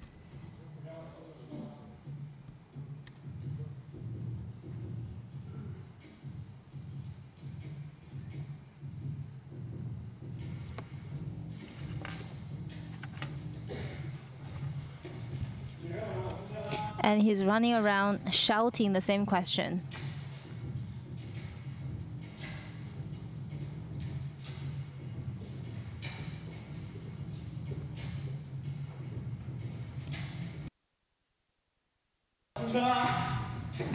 Now he's shouting again, same question.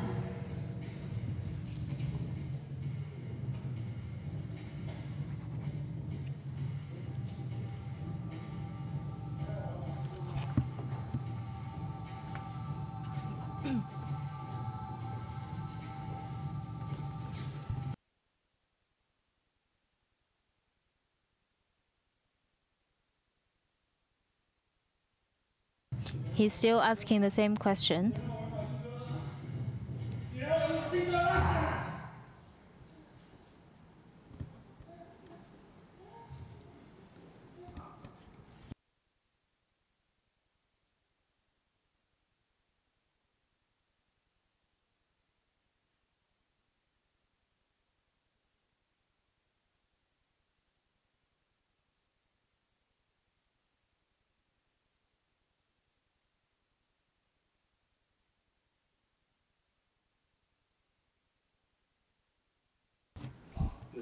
All right, that was our performance. So you can see that in the video, the photographer actually took the whole space as his stage. So almost everyone, apart from those attending the scene online, all 5 of our teammates participated in the performance. Someone was using the phone to shoot everything, and then one of them was the performer, and also the music also comes from our team member. So they were playing the music on site. So basically, our work actually echoes back to the question Professor Huang mentioned. Was it IA or AI? I remember there was this novel called The Picture of Dorian Gray by Oscar Wilde. I remember in 18th or 19th century, people projected themselves into the paintings, and they want to use the paintings as the perfect self. But the most complicated thing is that there was some entanglement between them. At the time when a character wants to kill this image, it turns out that he's killing himself. It's quite like LLM and artificial intelligence. So how can we deal with them? How can we just cope with them? So we hope that AI can assist us and empower us to make more differences and do more things. And we hope that AI can help us to become like a more perfect person or something. But from a macro perspective, it turns out that at the end of the day, it's just like AI is AI. AI is not human being. But for me, I think this is like thought-provoking. So I'm not sure about the answer. It's just that reminds me that in the past, without having like the computer technology, what we do is that no matter is just like different means we are trying to do the painting or to try to do some toys in order to represent what we are thinking as humans. So I think first of all, I've been trying to use a 3D scanning to scan the performer. So do I have 15 minutes? I'm sorry, I have 10 minutes. Okay, I'm going to speed up. Okay, skip a couple of slides, but what I'm suggesting is yeah, we have done a lot of different attempts as well. So we are trying to use AI to do the tracking of the human person. At the same time, we are going to challenge the AI to do the behaviors that human beings cannot do. So we are trying to test and challenge the boundaries of the different media. So it seems like a very simple project, but it seems that actually, so we are trying to set up the local network, LLM generation, and also real-time music is being broadcast, and also we are integrated that with the mobile phone's camera. And I'm going to skip all the other details because of the interest of time. And also on site, so a lot of AI recognition things are being broken down. So what about the codes or something? Everything is randomized, everything is chaotic, and then just as the image you have seen. So it's about related to reality, but as a matter of fact, a lot of the content within actually is related to the sceneries that we are trying to depicting. So this is the video we have tested before. Is about making sure that AI and LLM generation. This is a background to respond to the performance and the plot of the people, and everything is real-time generated. And then they're trying to talk with the reality and the real space as well. But let's not forget that music is also part of that as well. Impromptu musical performance is also part of the creation. Let me conclude. Quote my supervisor, to invent new modes of communication, invent new spaces. To invent new models of communication is to invent new spaces. With the help of AI and LM, we can use a multimodal to do the communication, and not only limited to based on the text-based communication. So now I'm going to introduce you who we have from our team. So from the left-hand side to Chen Guanyu, the gentleman on the left is the performer. So he majors in design and also the theatrical performance is his personal hobby and interest. He enjoys it. And Dong Huiyue is a CAA student and also a music fanatics, and also he's a music lover as well. And a lot of live music has been composed by him. I'm in the middle. This is me in the middle. So, and Tianzhen Xiangru, the other two next to me, actually we are working for a studio called the Beach Studio. And Chen Tianqi actually is a graduate from CAA, now is a curator as well. So he is the mastermind behind the narrative for our performance. So we have a division of labor, and we worked on this project. So with the assistance of this technology, we can do a lot of impromptu things, but can make it very comprehensive. Thank you.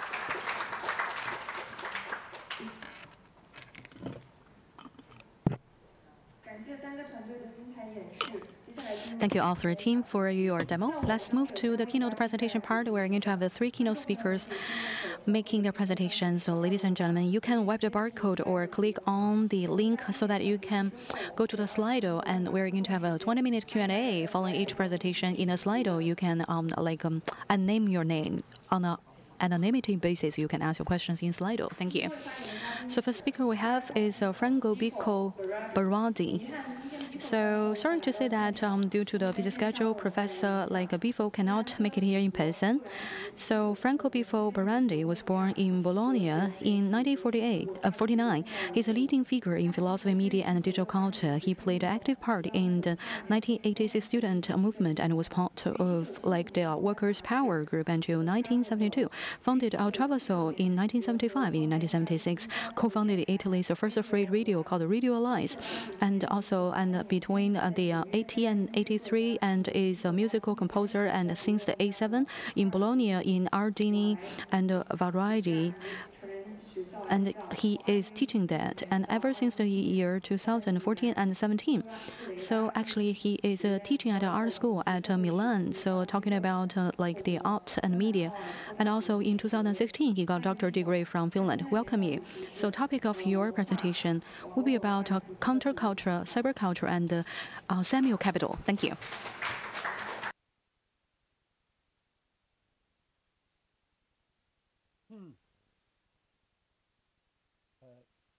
Good morning, good afternoon. I'm sorry I cannot be with you in Shanghai. I will speak about counterculture, cyberculture, and Samuel Capital. Actually, I start from the old age of the students' movement in the 60s, when the process of becoming of counterculture started in a very political way in the United States, in Europe, in China, in very different ways. In a book titled From Counterculture to Cyberculture, this book, Frederick Turner speaks of the history of the students' movement of the 60s as an anticipation of the technological transformation we are accustomed to call digital revolution. In this book, you can read a talk of a student named Mario Savio, an American of Italian origin, who spoke in the city of Berkeley in December 1964. You know, it's the beginning of the war in Vietnam, and the American students are demonstrating against the war and against the utilization of science, technology in the imperialistic aggression against the Vietnam people. Mario Savio, in the text that I will quote now, speaks of the relation between intellectual work and the machine, a sphere of capitalistic society. Listen to his words. There is a time when the operation of the machine becomes so odious, makes you so sick at heart that you can take part. You can't even passively take part, and you have got to put your bodies upon the gears and upon the wheels, upon the levers, on all the apparatus, and you have got to make it stop. And you have got to indicate to the people who run it, to the people who own it, that unless you are free, the machine will be prevented from working at all. December 2, 1964. This is the day when Mario Savio spoke these words that for me are an anticipation of many experiences, intellectual, political, artistic experiences I have been living through in the following 60 years. The crucial theme of the countercultural movement that spread in the West since the 60s, particularly the student movement of 1968, the crucial theme is the relation between knowledge, technology, and capitalist exploitation. The words of Mario Savio refer specifically to the subjugation and the subsumption of knowledge by the machine. But they also refer to the subjective side of it. They also refer to the mental suffering that this subjugation implies, provokes. Remember, Savio spoke those words in 1964, and in those words is, in my opinion, in my humble opinion, in those words is inscribed the deepest question of our time. Who is the owner of knowledge? This is the main issue of the Italian movement of autonomy, self-organization of knowledge, autonomy of technology from capitalism. The idea that political action, art action, have to be intended as possibilities of autonomy from the capitalist domination of the machine. In the late decades of the past century, however, the neoliberal transformation has resulted in a defeat of that autonomy project. The digital net that in the 90s could be seen as a space for equality and freedom under the control of big private corporations has been turned into a cluster of techno-linguistic automatisms that shape the protocol of human communication and also the cognitive hardware, the brain of the human race. But let's go back to the 60s, the 70s. In the 70s, a new generation of scholars and militants I was part of discovered a text that was unknown before, a text of Karl Marx titled Grundrisse. In this work, particularly in the chapter titled Fragment on Machines, Marx uses the concept of general intellect that is better expressed the networked activity, general intellect. This link between machine cognition and salaried labor is at the center of the theoretical elaboration of the Italian post-operaism, as we call the leftist Marxism in Italy in the 60s and in the 70s. So the concept of general intellect is crucial for the description of the process of automation, replacement of manual work with machines, but also the process of subsumption of intellectual work in the sphere of production. According to Marx, the machine is the product of intellectual activity, of the general intellect. But it is also a potential for the liberation of men and women from alienation, from exploitation of salaried labor. You see, general intellect is in a contradictory position. On one side, it is the expression of subjectivity, creativity, but on the other side, it is a tool for the exploitation of human labor.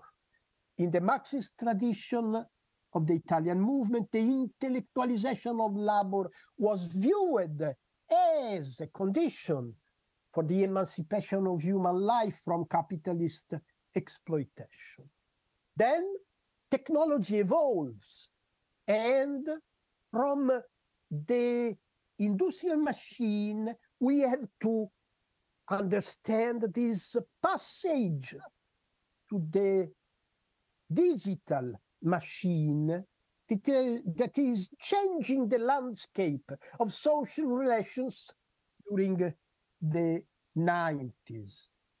In the 90s, when digital technologies opened the way to the creation of the global network, I thought, with my colleagues and comrades, I thought that this was the beginning of a process of social emancipation from salaried work.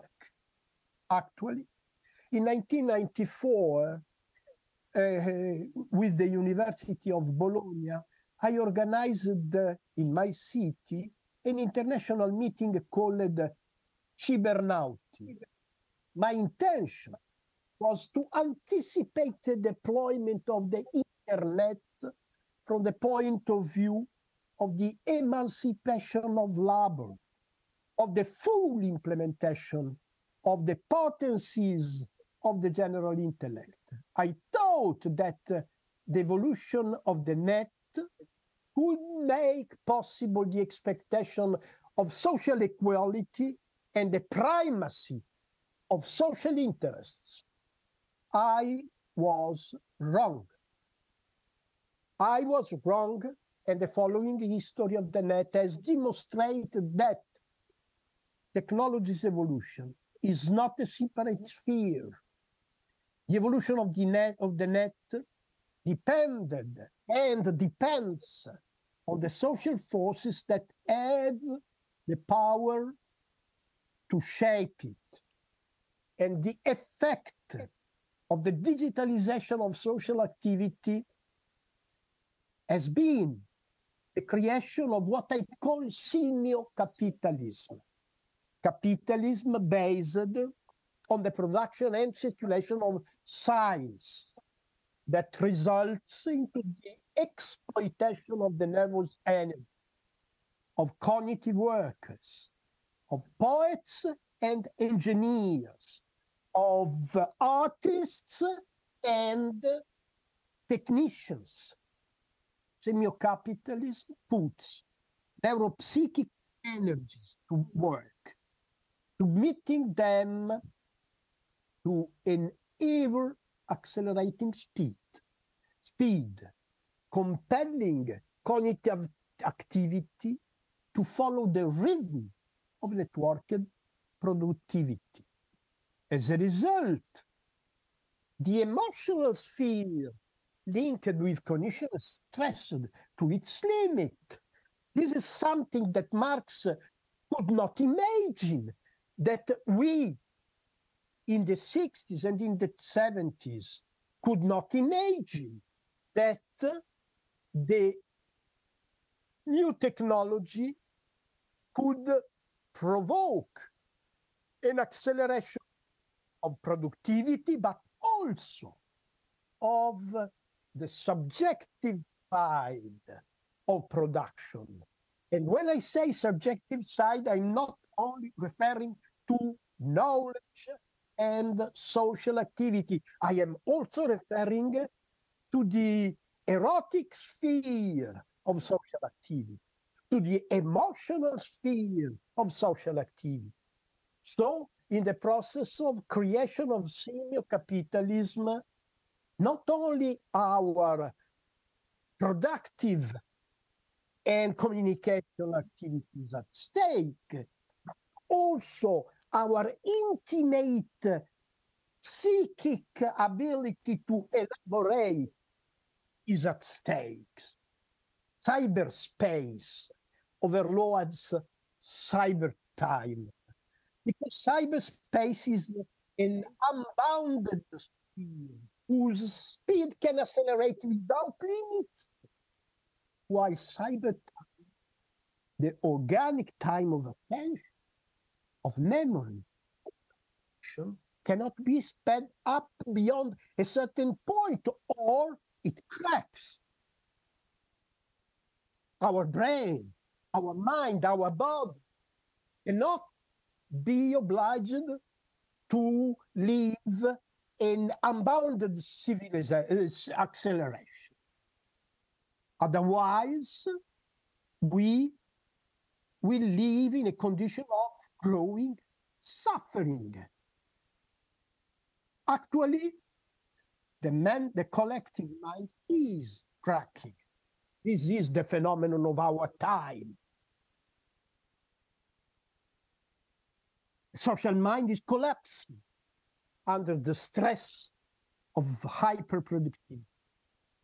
An epidemic of panic, depression is spreading throughout the circuits of the social brain worldwide. In China, like in the United States, in Italy, like everywhere in the world, the social brain of the new generation is cracking under the effect of the acceleration of the precarious activity of our brain. Marx spoke of overproduction, meaning the excess of available goods that could not be absorbed by the social market. But today, it is the social brain that is assaulted by an overwhelming supply of attention-demanding goods. The social factory has become the factory of unhappiness. The assembly line of network production is exploiting the emotional energy of the cognitive class. I wish to pinpoint this problem of the organic limits of mental activity, which is often eclipsed, forgotten, by an emphasis on the limitless potential of technology. The acceleration stresses the limit of error capacity, and the consequences are visible in the spreading psychopathologies that mark the existence of the last generation. This expression is very strong. In Europe, in the United Kingdom, many young people define themselves as the last generation. We will not create, we will not give way to another generation because life has become unbearable under these conditions, under this environment and the psychopathological condition. Life does not deserve anymore to be lived. So we decide to be the last generation. Psychiatrists speak of a spreading epidemics of mental suffering, of panic crisis, of depression, decline of desire among youngsters, fall of birth rates. These are symptoms that need to be interpreted.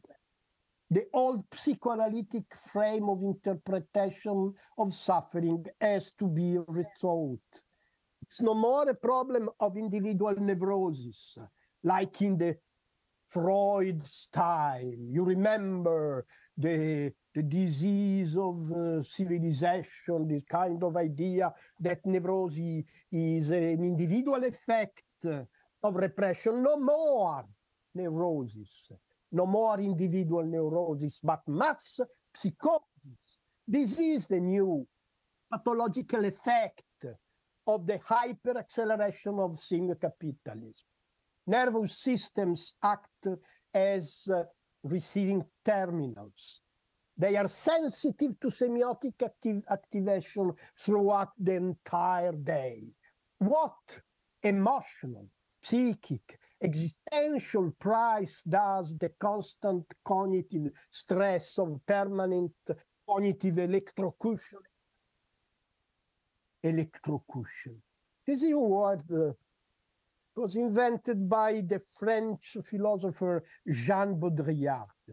I don't know if you read Baudrillard in China. I strongly suggest to read Jean Baudrillard because in the 80s, he was writing about phenomena that now become evident to everybody, the effects of pathological acceleration, the effects of semiocapitalism, the acceleration, the network technologies, the general condition of precariousness of labor, and the dependence of cognitive labor. All these induce pathological effects in the social mind. Saturation, attention time, compression of the sphere of emotion and sensitivity. A steep increase in manic depression, spreading suicide, the last generation of workers. The colonization of time has been a fundamental issue in modern history in general. The anthropological mutation that capitalism produces in human mind and in daily life has, above all, transformed the perception of time. Info workers, the cognitive work that we are as artists and as engineers in their collaboration. The cognitive workers that we are exposed to a growing mass of neural stimuli. The acceleration leads to an impoverishment of the experience. More information, less meaning. More information, less pleasure. Pleasure is disappearing when information is too fast. When we are obliged to follow the rhythm of advertising, of permanent excitement, of desire, we become unable to live pleasure, to live a pleasurable relation with the infosphere and with nature. Sensibility is activated. Sensuality, sensuousness is slow, deep, intense elaboration. Sensual elaboration becomes impossible when the stimulus is too fast.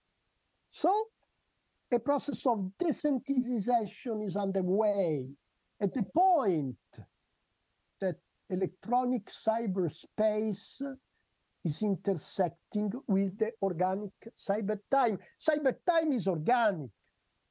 Cyber time is the time of our body, the time of our emotional brain. Cyberspace is permanent acceleration. So the prospect of individual subjectivation and of social subjectivation has to be reframed in this context. And a series of radical questions arise. Is it possible today to envisage, to imagine a process of collective subjectivation, of social solidarity? Is solidarity possible in the conditions of precariousness, of widespread precariousness, of widespread acceleration of our cyber time? Is it possible today to imagine a movement in the sense of a collective process of intellectual and of political transformation of reality? Is it possible today to forge social autonomy from capitalist dominance in the psychoeconomic framework of semiocapitalism? I have no answer to these questions. These are the questions that we have to ask individually and collectively in our time. This is, in my opinion, the crucial theme of artistic research in our time. Art is the sensitive and sensible research of a pleasurable relation between our mind and the environment in which we live. Art is all about rhythm. The rhythm of our body, the rhythm of our brain, and the rhythm of the surrounding physical and information environment. This is the subject of art always. Deleuze and Guattari speak of this in their works, especially in their last book, the most beautiful book of those philosophers. What is philosophy? They ask at the end of their life. And they speak of chaos and cosmos. Chaos, what is chaos? What is that painful condition that we live many times in our time, in our age? What is chaos? Chaos does not exist, actually. It is not there in the world. I never met chaos. You never met chaos. Chaos is the relation between our brain, our mind, our body, and the excessive speed of the informational and emotional stimuli that we are obliged to suffer. Chaos is the relation, and this relation has a rhythm. It's all a problem of rhythm. The rhythm of this relation is painful because our body cannot find pleasure in a precarious, accelerating bombing of our sensibility. So we need to find the rhythm. This is the issue of contemporary art. A chaosmotic rhythm. Chaosmotic, it is a word created by Félix Guattari.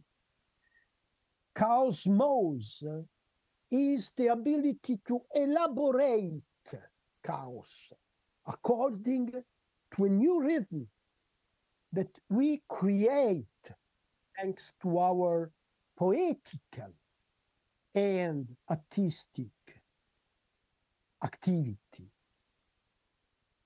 You know, cognitive workers today are, in my opinion, the only possible subject of a process of social recomposition. They are the only possible subject for the creation of a new internationalism. I use this word, which is so crucial in the history of the past century, this word that has been crushed at the end of the past century. Internationalism, the only condition for peace and for creation, has been defeated at the end of the 20th century. Neoliberalism and nationalism. Neoliberalism and fascism are the same thing. National liberty has destroyed the planet's environment. We live in a planet that is less and less livable, less and less habitable. We are living in a planet that cannot be inhabited by human beings. We live in a planet where war, aggressiveness is spreading. Look at what is happening in the Middle East. Look at the genocide that the Israeli country is waving against. Look at what is happening everywhere in the world. Why? War is taking the upper hand all over in the planet. Why so? Because our brain has been destroyed by the neoliberal acceleration, and because internationalism has been cancelled in favor of the war of everybody against everybody. We cognitive workers, we poets, we engineers, linked together in an alliance which is political and existential. We have to be able to find a way to a new kind of international solidarity. We have to be able to disentangle our creative work from the tangles of financial competition and military. The planet, you see it, is headed towards a chaotic war.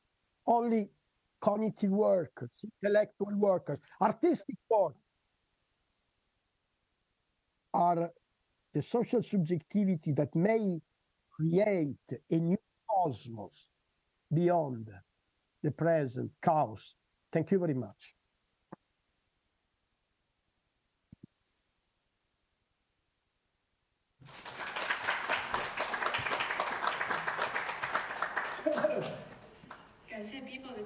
Thank you, Bifo, for your excellent presentation. Now some time for Q&A, if we may have. First question is that if art and other different knowledge workers are still repeating the behaviors of the psychic Samuel capitalism, so as the intellectual workers, how can we stay on high alert? How can we resist against them? Thank you.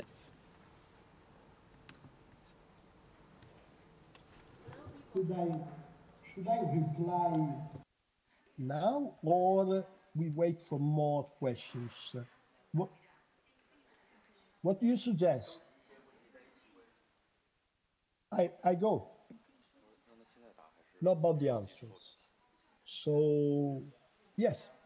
How can we resist? This is the question. Actually, I do not have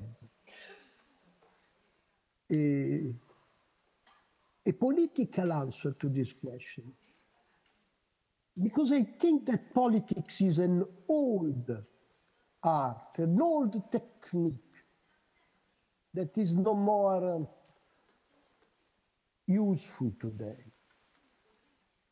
So, what is politics? Good question, right?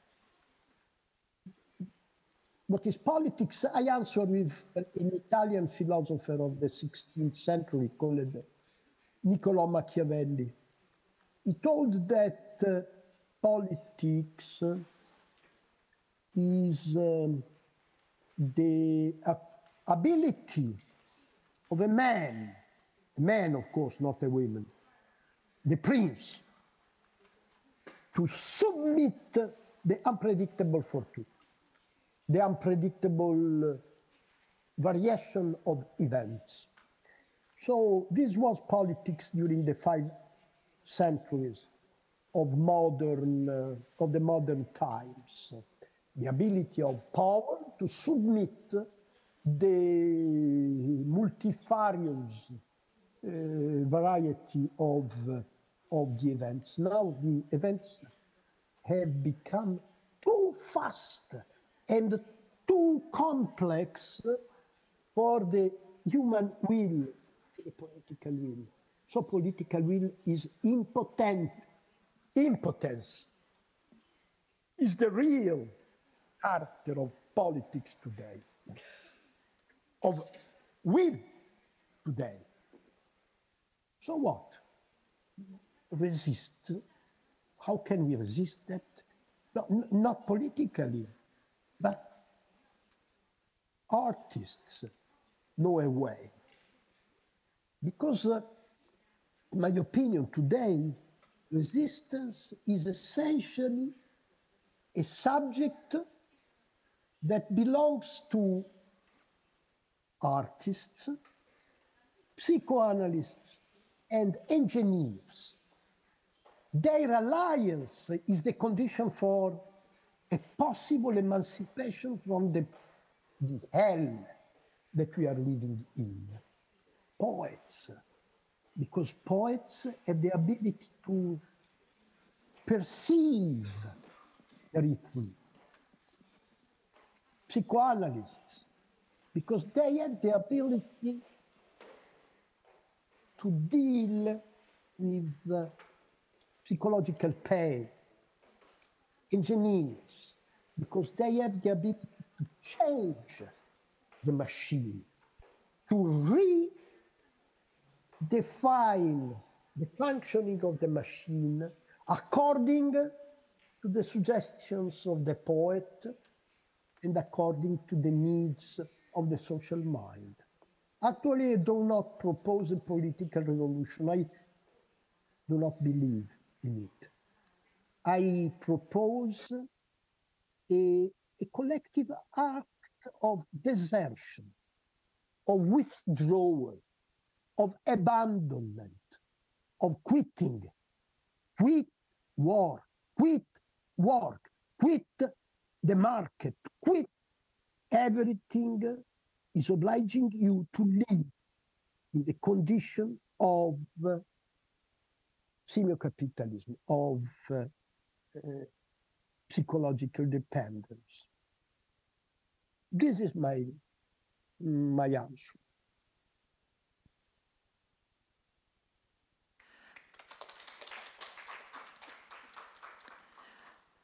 Thank you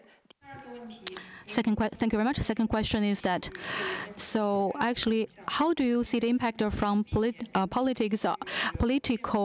like anxiety on people's psychology? So at the same time, how can you keep observation of in current context how politics and sociology can try to regain the power so that you can empower the citizens to become the world citizens? Thank you. Well, you know,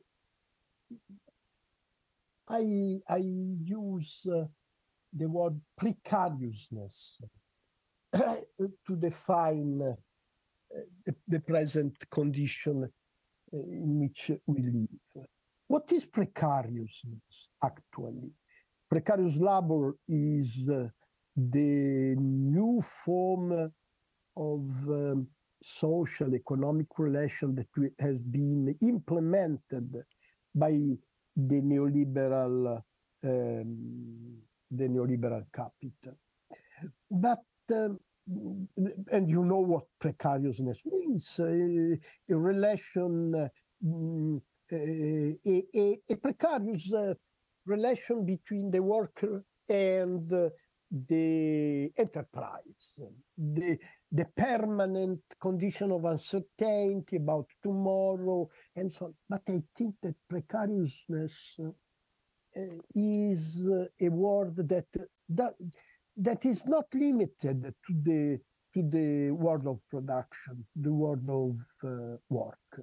Precariousness is referring to, as you say, with a sentiment of permanent anxiety, the perception of being permanently pushed towards an acceleration of the infosphere and the perception of being dependent on the rhythm of a machine that you cannot control. This is precariousness. The sentiment of being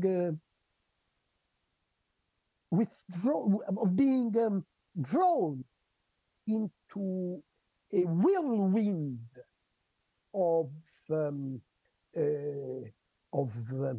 artificial needs and so on and so on. This sentiment of precariousness is fueling aggressiveness in many cases, or passivity in other cases. And frankly speaking, I think that those people who have grown up in the decades of the neoliberal acceleration in the West and in the East, those people who have grown up in the 80s, in the 90s, in the first decade of the century, many times are lost, have lost any possibility of reinventing themselves, and are eaten by this anxiety to be in the market, to be... I don't expect anything good from the past generation. I expect something from the ultimate generation, from the millennial generation, from those people who have been born inside the digital work. An Italian philosopher called a woman called Luisa Muraro speaks of the relation between the newborn and the machine. And she speaks of the relation with the mother, with the voice of the mother, and says nowadays we are living in a time in which a new generation has learned more words from the machine than from the voice of the mother. You know what I'm talking about. The millennial generation is a generation of people who have learned more words from a machine than from the mother. They are living the authentically post-human condition. And they will shape a new human way to deal with this condition, with this post-human condition. Only them can do this. Only them can invent a world which is beyond the history of the humankind. Only them. I know they can fail. We can be unable, you and we can be unable to overcome the anxiety that the rhythm of the machine has provoked into our bodies and our minds. Maybe in that case, the humankind is finished. Yes.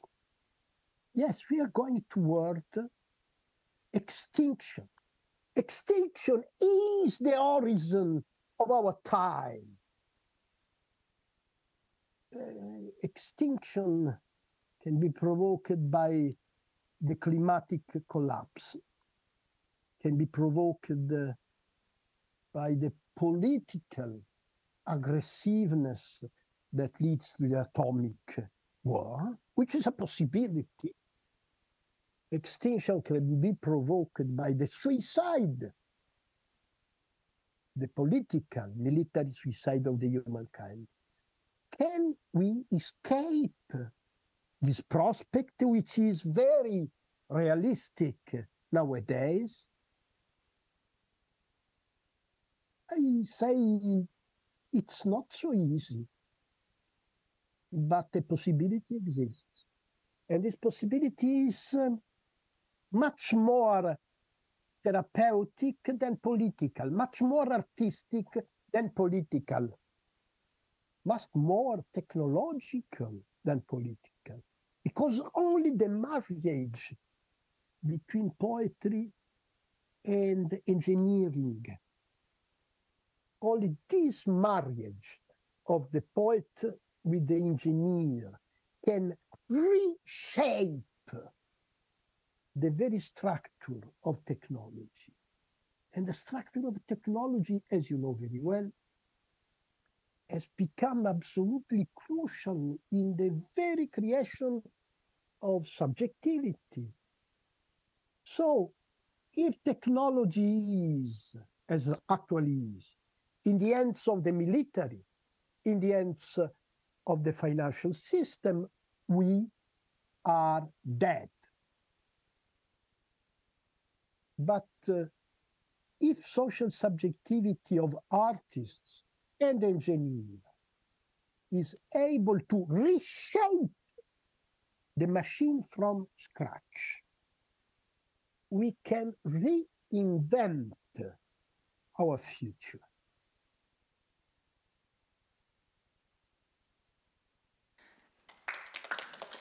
Thank you so much, Bifo, for your wonderful answer.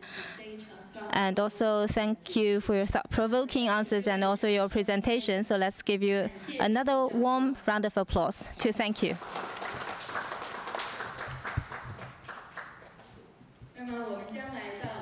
All right, Bifo, let's let you go and invite our next speaker, Anna Pinto, and she will also be sharing her presentation online. So she's a writer and cultural theorist based in Berlin.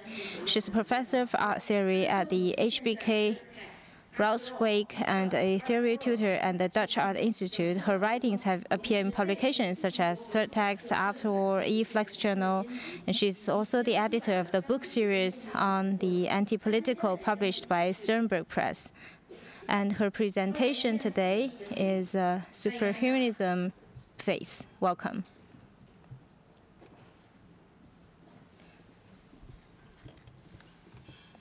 The floor is yours, Anna. Can you hear me? Can you hear us? I can hear you. Thank you so much for the invitation. Thank you so much for being all Hi, here. Anna. Yes. So, yes, my presentation today is going to be called Capitalism and Transhuman Face. I will try to stay close to the script. There is like some echo in the recording. I can hear myself. Is that normal?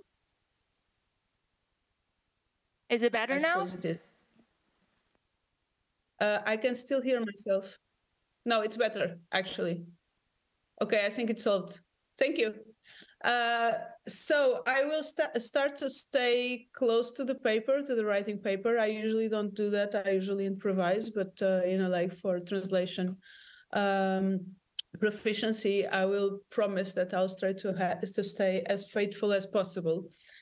So I wanted to begin by saying that on May 31, 1988, during a visit to the USSR, President Ronald Reagan gave an address in front of students of the Moscow University. And in this address, he stood in front of the mural of the October Revolution. And he came there to speak of a different revolution, the digital revolution.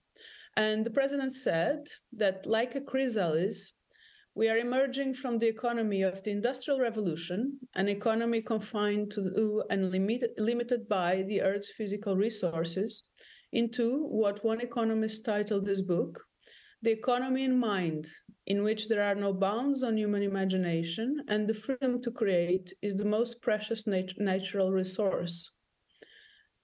And he continued by invoking the ancient wisdom of the Bible, concluding, in the beginning was the Spirit, and it was from the Spirit that the material abundance of creation issued forth. So fast forward to today, to our own decade, and we are no longer living Reagan's dream. The ethos of the tech industry transmogrified in recent years, shifting from the market-besotted optimism championed by Bill Gates to the digital feudalism represented by Bay Area neo-reactionaries and cyber monarchists. Crypto-fascist forums, which incubated in tech culture and seem to have compromised it beyond redemption, play a major role in the production and dissemination of alt-right idioms and imagery.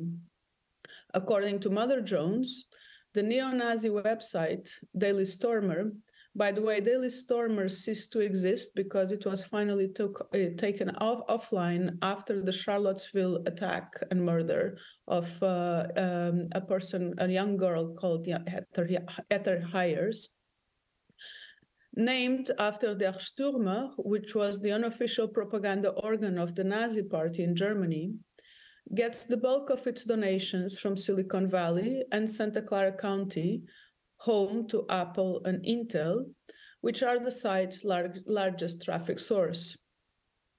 The most salient feature of the far-right movement, which became known as the alt-right, is thus its relation with information technologies, rather than with the diminished expectations of the post-industrial working class. This, I would argue, points to a new configuration of fascist ideology taking shape under the edges of and working in tandem with neoliberal governance. So if every rise of fascism, and maybe let's start sharing my screen. The host disabled participate screen sharing. Could you enable my screen sharing? 麻烦媒体老师开一下屏幕共享权限，谢谢。 Or if it's not possible for you to enable my screen sharing, I sent you the slides yesterday and you can maybe like share them with the audience.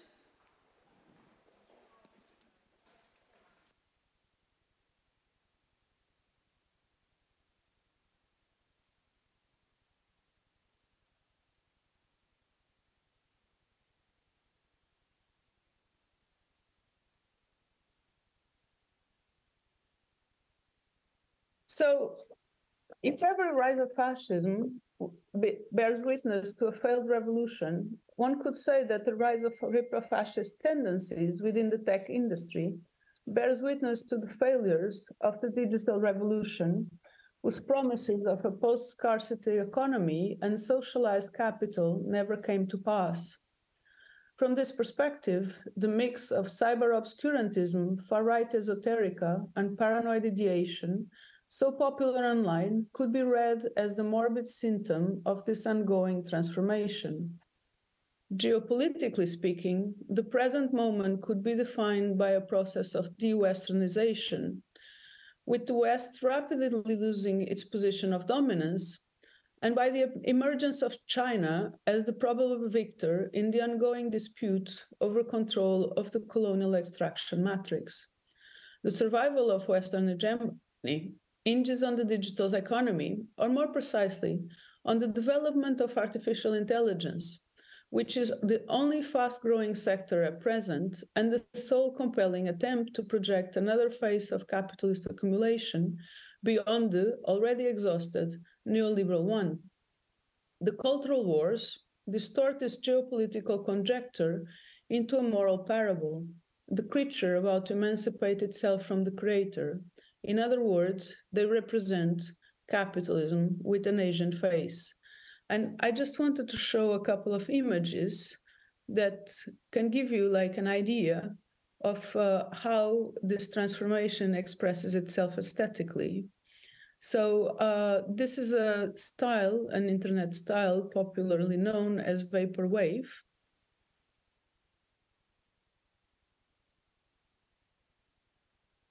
And this vaporwave style combines images of Greco-Roman marbles with throne-like Greeks, pastel colors, and palm trees, tying the mythical origin of Western civilization to the American dream and tech industry. Riffing on nostalgia, vaporwave could be described as a pastiche, which incorporates new age elements into a retro-tech style, mixing the aspirational, the spiritual, and the technological. The vaporwave genre was subsequently appropriated by the white ethno-nationalist movement, spawning the visual subgenre fashwave. In the next image, you can see a fashwave meme with Black Sun or Sonnenrad that was used by Heinrich Himmler and made popular with esoteric white supremacist circles. So this is the Sonnenrad fashwave meme. And this is another one that points to the theme of a neo-Renaissance, so a rebirth of the West. This is another fashwave meme, just opposing Arno Breker. Arno Breker was, like the sculpture that was the most popular in the National Socialist movement in Germany. And in the meme, in the internet meme, his image is just opposed to the Celtic cross that was a symbol used by several white supremacist groups, among which the Aryan nations. In this, the image becomes very apparent in its meaning because, the slogan, "The West is burning," is just opposed to a Celtic cross.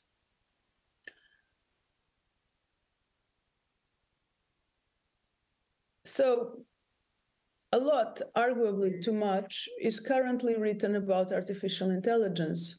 The technology poses real economic and social challenges, namely risks of massive job losses and misinformation spread. But these are not the concerns that agitate the mainstream. Instead, industry insiders regularly warn that the technology they are building can pose an existential threat to humanity. There's an element of drama to narratives of human extinction that exists in excess of what the technology can afford. And this connotes fantasies that are far older than the technology. However unscientific, these speculations are not necessarily wrong or false. In fact, they might have little to say about technology, science, or the economy, but they do have a lot to say about whiteness and Western hegemony, or the loss thereof.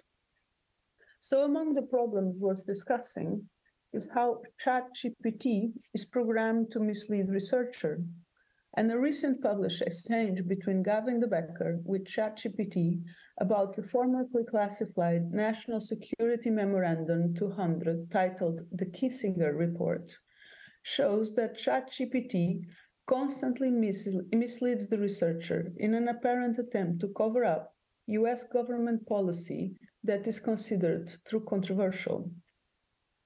But the digital economy also changes the processes through which technology is accumulated as capital, and the resulting class relation is at odds with the social reproduction of the American way of life. To let the private sector, that is Amazon, Google, DeepMind, Facebook, IBM, and Microsoft, function as the sole providers of essential public services implies a fundamental division between the tech-savvy gentry and the vast underclass of underemployed or precariously employed.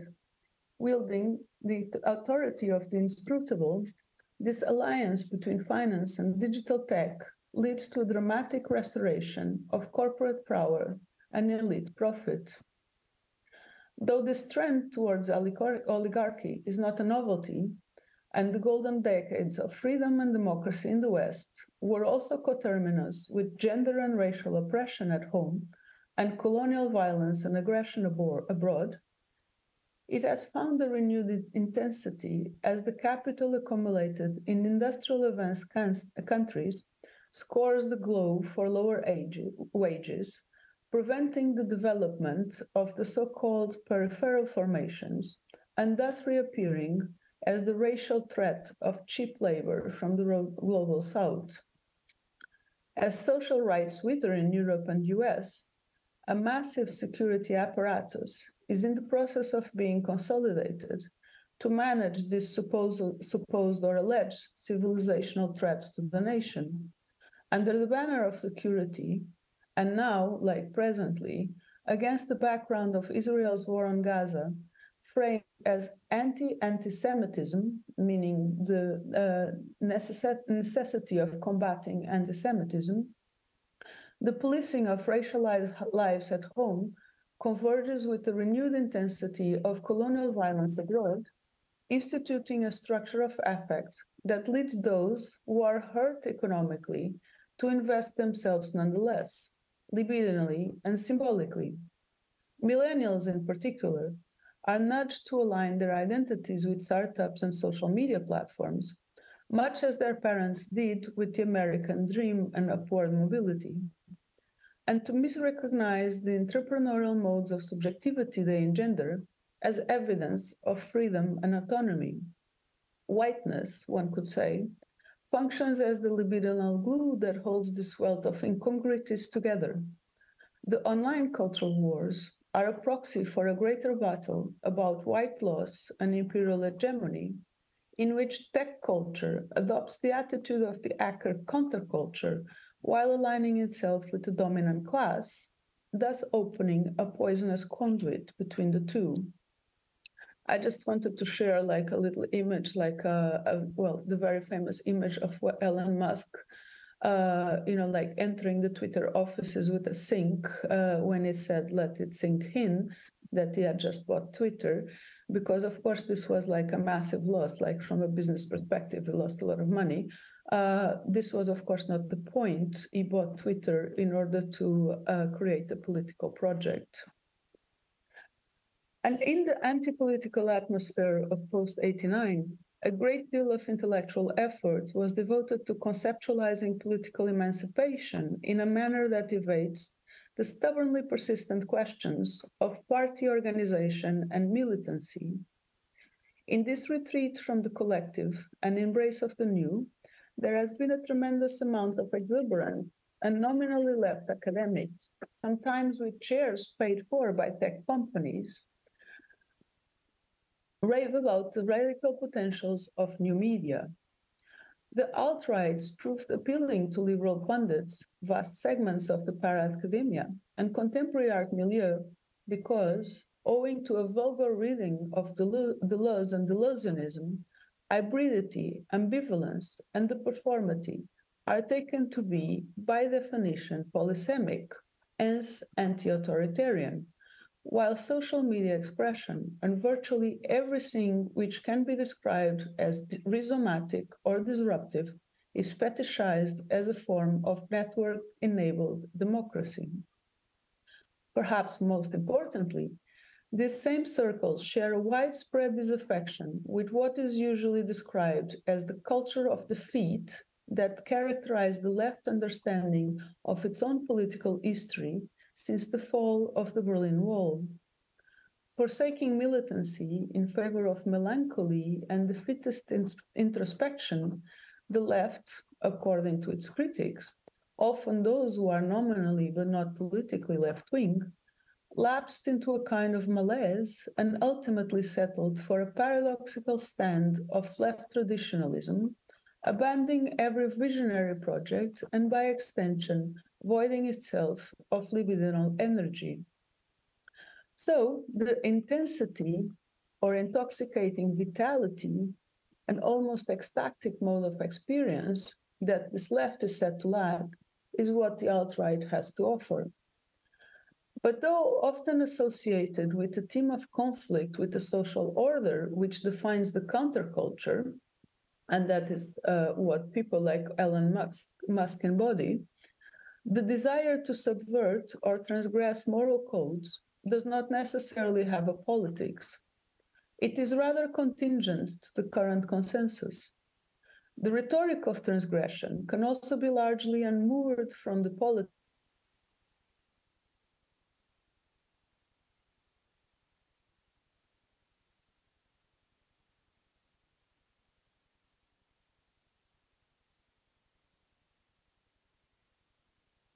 a ready-made outlet for fantasies that link power to sexuality, like dominance and submission or sadomasochism.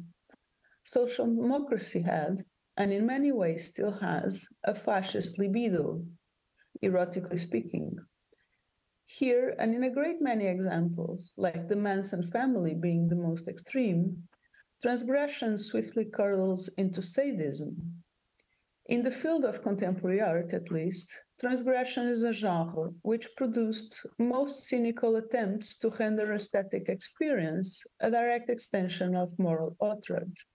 And just to give a couple of examples, for instance, this is like supporter of Donald Trump using the Pepe the Frog meme to mock the Black Lives Movement. So basically to degrade and demean the call for respect for Black lives by,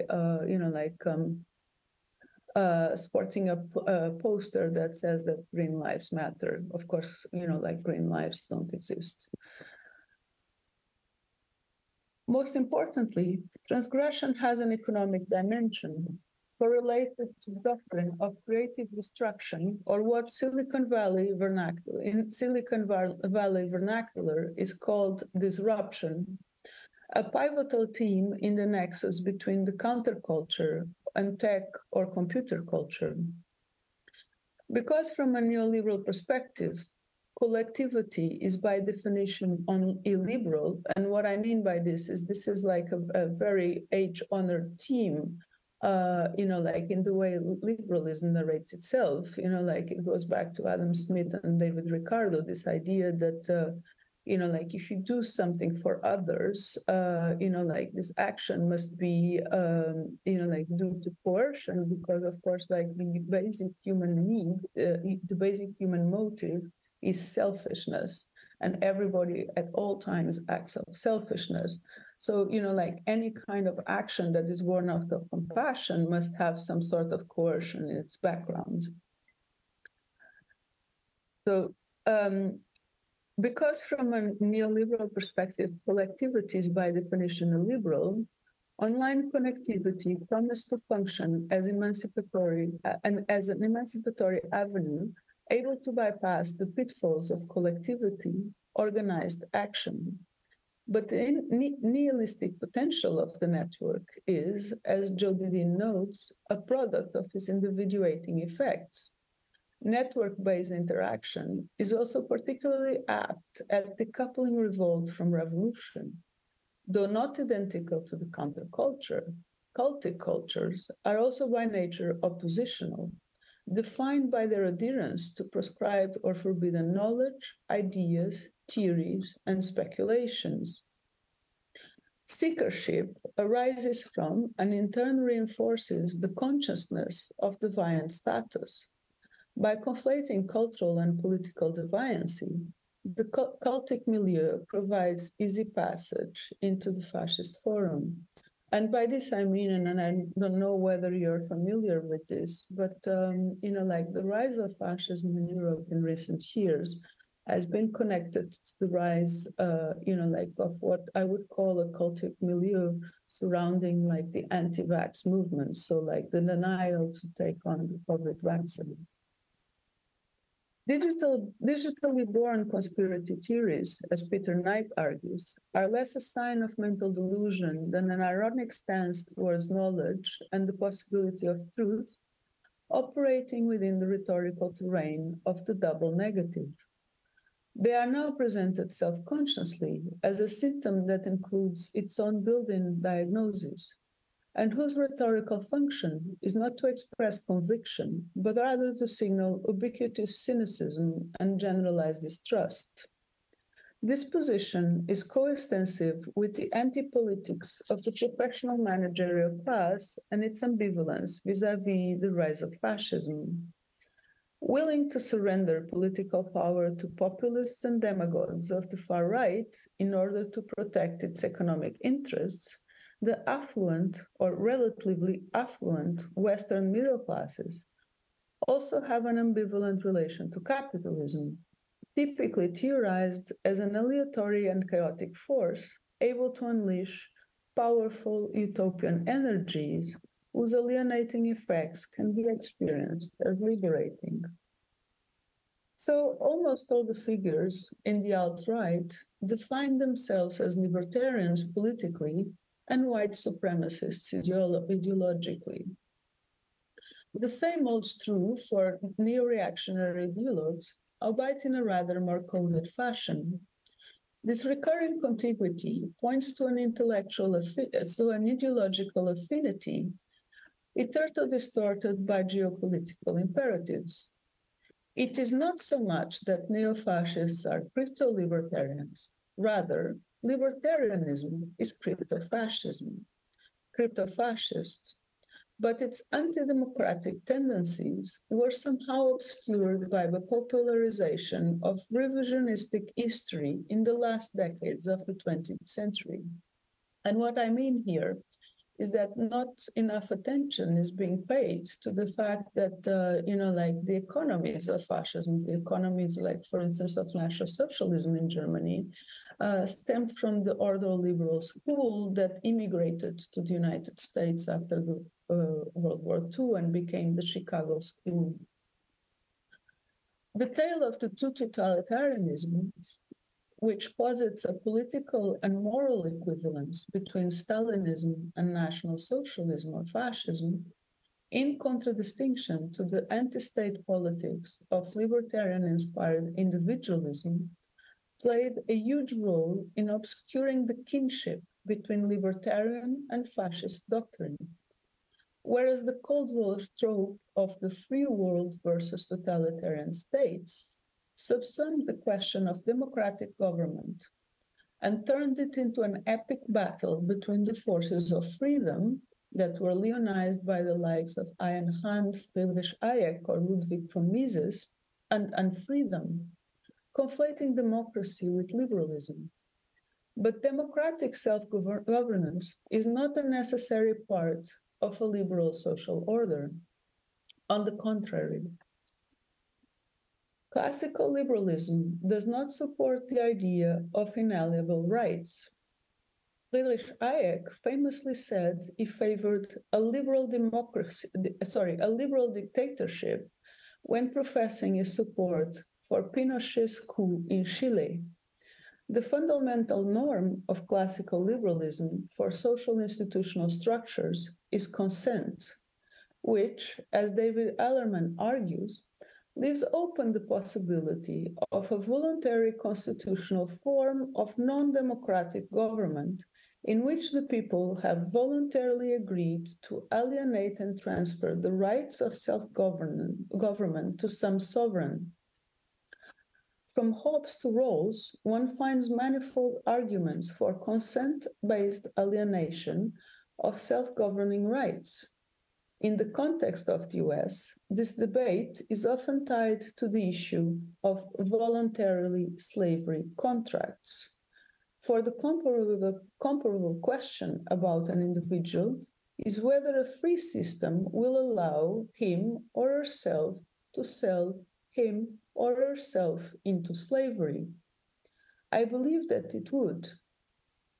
And this is the opinion of like the libertarian economics, or as another libertarian economic, Samuelson, would put it, since slavery was abolished, human earning power is forbidden by law to be capitalized.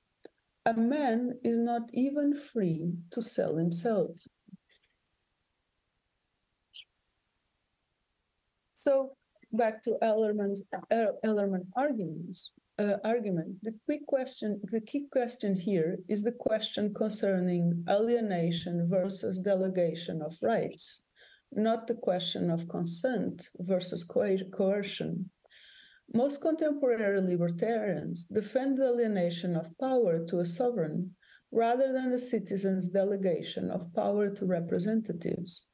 And neo-Austrian economists typically champion non-democratic sovereign city-states, the so-called startup cities or charter cities. Libertarian models of consent-based non-democratic municipal or state governments include the notion of free cities or startup cities, proprietary cities, or what Patty Friedman called floating seastead cities. Paul Romer also theorized charter cities or shareholder cities. all of which see the resident subjects as having agreed to a patent subjections as evidenced by their voluntary decision to move to and remain in the city or state. All of these cases preclude any possibility of democratic participation in government. When or if consent is withdrawn, the only available option is exit. Neo-reaction, which is the ideology that is the brainchild of Nick Land and Urbit owner Curtis Yarvin, who was also known as Mensa's Molbook, typically champions opt-in societies or so-called GovCorps that are ideally run by a CEO king. Though they do not identify as neo-reactionaries, Balaji Srinivasan, Peter Thiel, and Patty Friedman, by the way, Patty Friedman is the grandson of Milton Friedman, also advocate opt-ins that restrict citizenship rights to investors, stockholders, barring stakeholders from representation. Under the GovCorp model, the state will no longer regulate capital. It will become capital's unfettered expression. So neo-reactionaries are in a way classic libertarians. They do not want to limit the power of the state, they want to privatize it. Instead of democratic rights, people would have the right to leave. Land, for instance, emphatically rejects the democratic concept of political representation, that is, of having a voice, arguing the only meaningful right is the right to exit. Exiting, however, implies segregation. The whole concept hinges on leaving others behind. Comparable to capital strike, which means the withholding of new investment in an economy, a concept which was popularized by Ayn Rand's novel Atlas Shrugged, whose plot involves a socialist United States in which the most creative industrialists, scientists, and artists respond to the demands of the welfare state by going on strike, retreating to a mountainous hideaway where they build an independent free economy. Exit is the formal version of what is informally known as white flight, the migration of white middle-class populations to more racially implemented areas. The Valley is also heavily invested in Bitcoin, a technology whose social and political function, as David Columbia argues, far outstrips its technical function. Economically speaking, Bitcoin is the answer to the wrong question. The problems with value fluctuations are not formal but political. They cannot be solved by software engineering. Without direct regulatory structures, any financial instrument can be used as an investment. Ideologically, however, Bitcoin reflects deep-seated anxieties about foreign control of the Federal Reserve, and more broadly, an anti-Semitic creep marked by the putative illegitimacy or unnaturalness of financial capital. So the question is not so much, in my view, whether the new far right is fundamentally fascist or non-fascist, but rather how this new face of fascism forces us to rethink the articulation of fascism and collectivism. Because fascism does not actually necessitate mass movements. It is a corporatist doctrine, not a collectivist one. Though the historical iterations of fascism, which came to power in the early 20th century, enjoyed a considerable amount of popular support, the alt-right ongoing attempts to mobilize the traditional far right remain intensely superstructural. Corporatism is an organicist doctrine. Society is represented as an organism, the social body. Unlike Marxism, corporatism does not narrate the structure of social antagonisms along class lines. Instead, it insists on the harmonious relations between brain and limbs, that is, between employers and employees, and pits both together against an external or parasitical element which feeds on the social body. In classical fascism, this parasitical element is typically depicted as finance and personified as the Jew.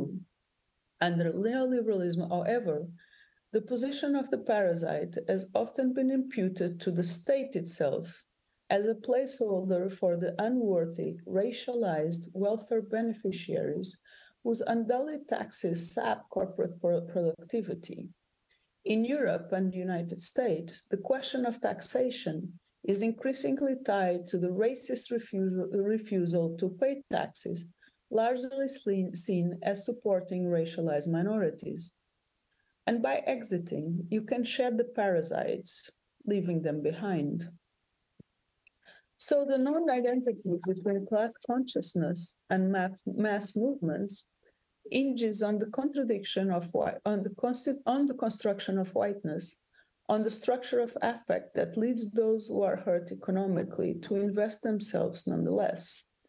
But there is a clear tension between the political position represented by neo-reaction, which see whiteness as a proxy for capital, and those represented by the alt-right, which see capital as a proxy for whiteness. So rather than embracing the traditional far-right doctrine, neo-reaction believes that the genetically self-filtering elite is already in the process of divorcing itself from those of average and below average intelligence, in a process that will ultimately lead to a transhuman super race and to a powerful leader making use of intelligence enhancement technology to put himself in an unassailable position. Now, though a transhuman hyper race might seem thus far unlikely, existing technology is already immersing us in the radical disruption proffered by the civil libertarian doctrine. Just think how the gig economy skirts the social contract. In a recent article for Salvage magazine, Harrison Fluss and Landon Frein addressed the friction between these diverging pools as a struggle between the competing animal spirits, the behemoth and the leviathan. Whereas the behemoth represents the territorial integrity of ethno-nations, the leviathan represents what Carl Schmitt called corsair capitalism, the fluid dynamism of trade and finance, better known now as the towering figure which appears in the copper plate engraving of Hobbes' Leviathan as an emblem for the state or the rector, the ruler. The Leviathan was originally a dangerous or malevolent force, at times the sea itself, at times a dragon or devil, represented as a sea monster or serpentine whalefish. According to Schmitt, Hobbes chose this title due to the image it evokes of a huge, gigantic body, the body politic, which Hobbes opposed to the behemoth, a cipher for social unrest or revolution, the anarchic energies of the state of nature.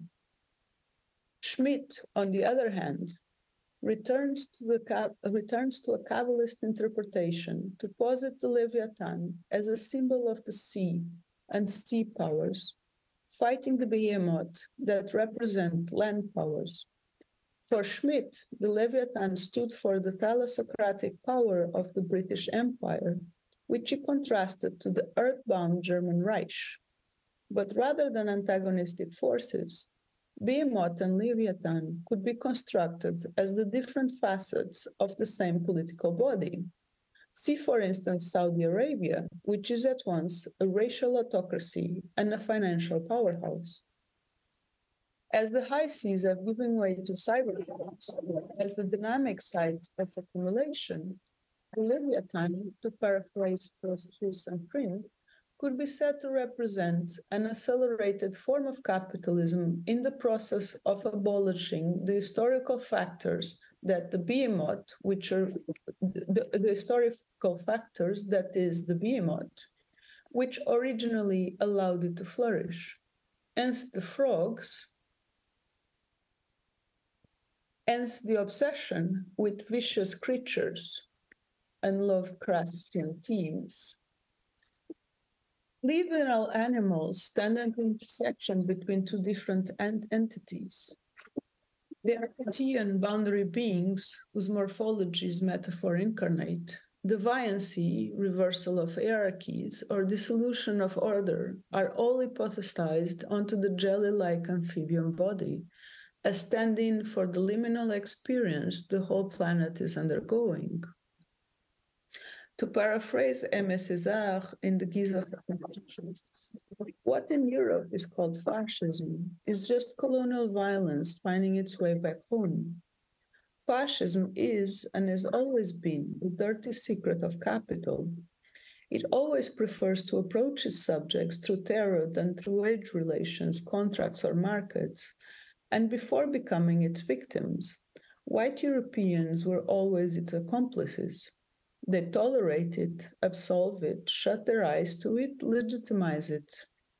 So whereas Silicon Valley billionaires build doomsday bunkers in New Zealand, which is said to be the country better equipped to withstand the coming environmental collapse, social democracy is in the process of accommodating a fascist project by addressing certain groups of people biopolitically, managing and gendering their lives, whilst other groups are submitted to a necropolitical regime, suppressed, deported, criminalized, and ultimately killed or left behind to die.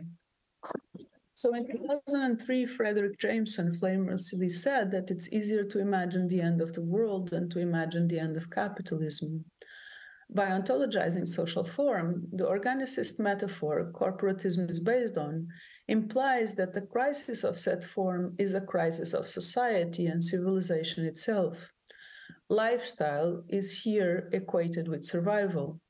As a result, for a vast part of the mostly white and relatively affluent population, unburdened by centuries of persecution, the end of the world is, unconsciously or semi-consciously, preferable to the end of the privilege afforded by racial capitalism.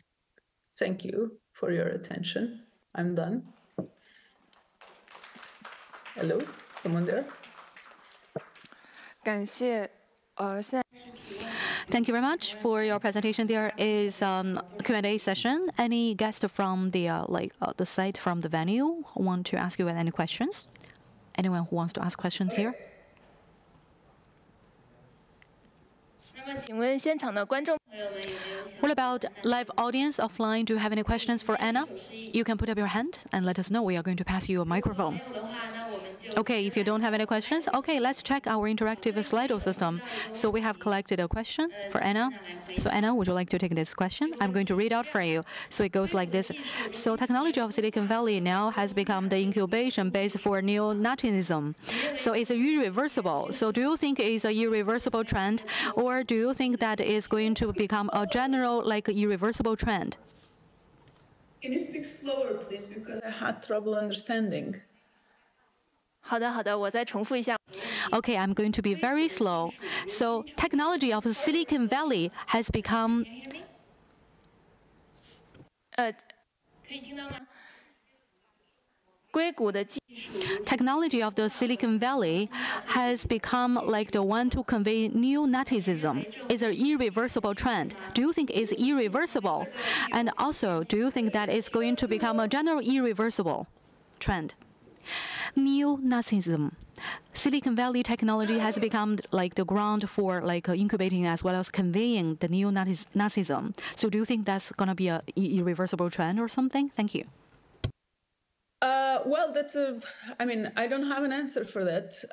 I don't think no one has. One of the discussions that I've been following with great interest is this, there's an attempt to stir panic over, artificial intelligence now. And a lot of people from the industry have been doing the rounds, in TV channels, giving interviews saying artificial intelligence is going to bring about the extinction of humanity. This is happening because open source artificial intelligence has been very effective. So, it's a monopoly question. They want to have regulation in place so that they can prevent open source artificial intelligence from developing. And of course, if they succeed, then, like this is going to be a resource that is going to be privately owned in the future.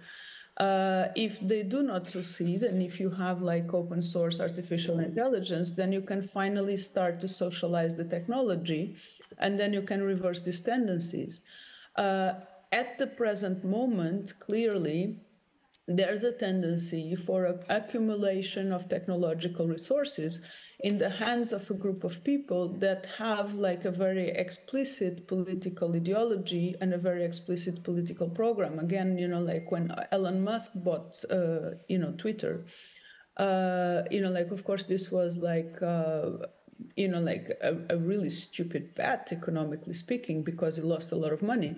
That's ever not the point. The point is that you wanted to create a tool to implement like an ideological program, which is exactly what he's doing.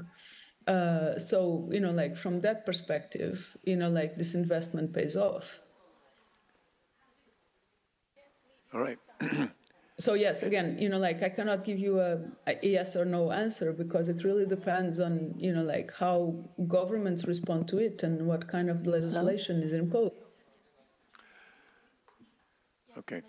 You have equated or conflated Elon Musk with the counterculture in your earlier statements. I would like to know your justification for that. Well, I mean, like it's a bit sarcastic, obviously. But, like the entire mythology of Silicon Valley or like the way they, represent themselves, like kind of like draws from like countercultural tropes. Also historically, like the new communalist movement that led to the rise of Stuart Brand and the whole Earth catalog basically has roots in the counterculture, even though, like you could say that, it ended up distorting the counterculture or perverting it up to the point where it becomes unrecognizable. But still there is an historical trajectory there that I think it's still kind of mobilized, especially in terms of like, like again, the way Silicon Valley mystifies its own origins. Thank you.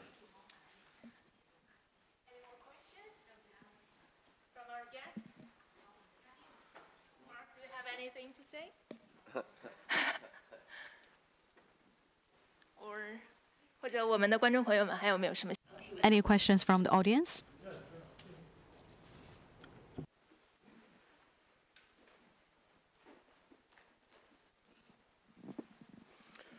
Well, I would sort of follow what Lee said, that Elon Musk, who's a South African who moved to Silicon Valley, I mean, the Bay Area has also lots of military origins and big companies and all sorts of things. I guess I don't see I also don't really see the connection between the counterculture and some of the more,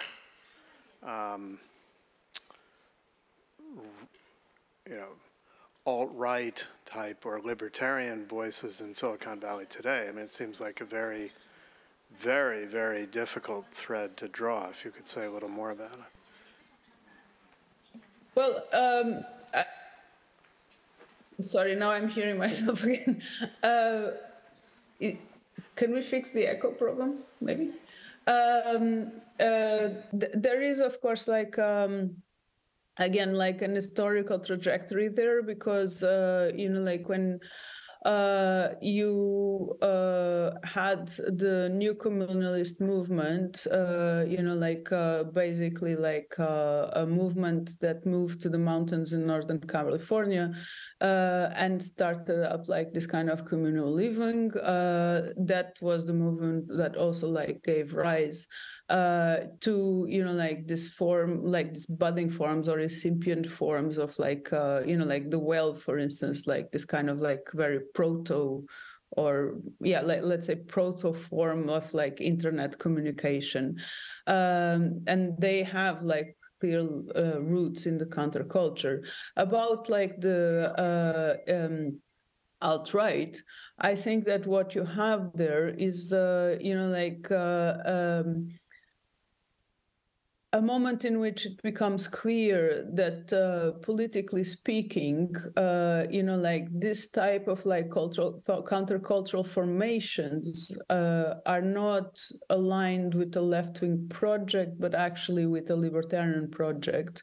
And this is something that becomes apparently, like over time, is not something that just happens all at once, but, like becomes to give rise to a distortion of this idea of transgression, like this very countercultural or left-wing notion, or, like you can even trace it back to 68 and the student movements of 68. And the notion that you have to transgress, like cultural forms and cultural codes. That gets entangled with the idea of like disruption, like in economical terms. That is also like an idea that, like was first foregrounded by the order liberal school and then taken up by like the Chicago school and the Chicago boys.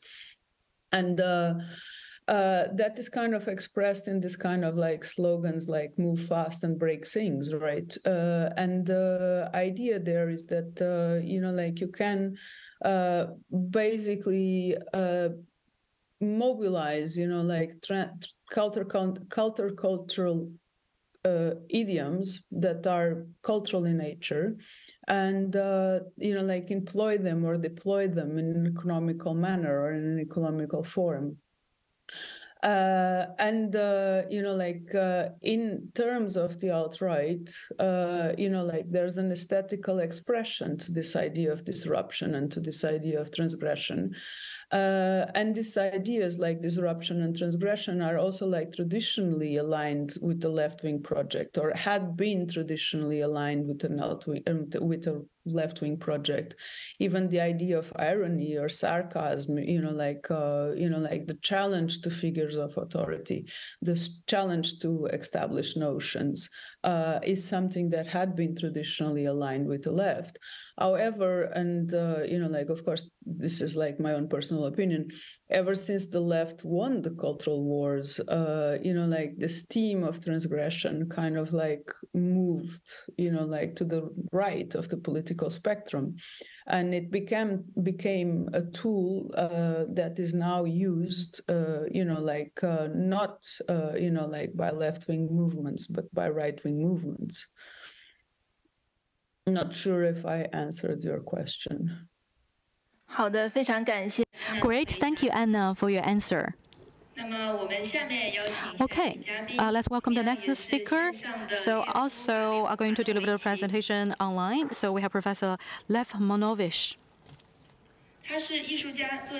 who is artist, writer, and one of the most influential theorists of the digital culture worldwide. Manovich is currently a presidential professor of computer science at the City of University. In 1981, using computer to create digital art. So think about your art has been exhibited in a lot of organizations and 12 different individual solo ones, and also a lot of different, so the MoMA and the Shanghai Biennial and the German Art and Center as well, Computer Center. And now, so you are the president of the computer science at like university, and you are heading like the cultural research lab, and in the new areas you are playing a very important new media studies, software studies, cultural analytics, as well as AI aesthetics. So ever since 91, you published 190 different articles and translating to 35 different languages, has been quoted 800 times, 15 books authored by you.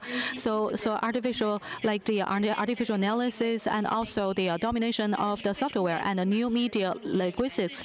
And also this is the most controversial but comprehensive history of the media. Now the topic of your presentation here today is a letter to a young artist and how to survive in the generative AI era. Welcome, Professor Manovich.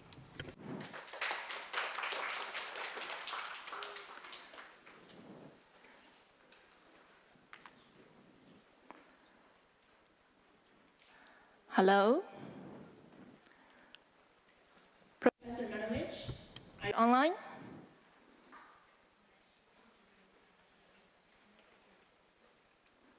Did you turn on your mic?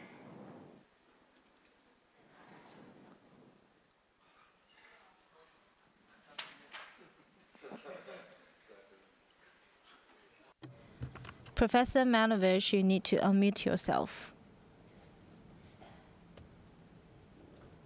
You're muted, so you need to unmute yourself so that we can hear you.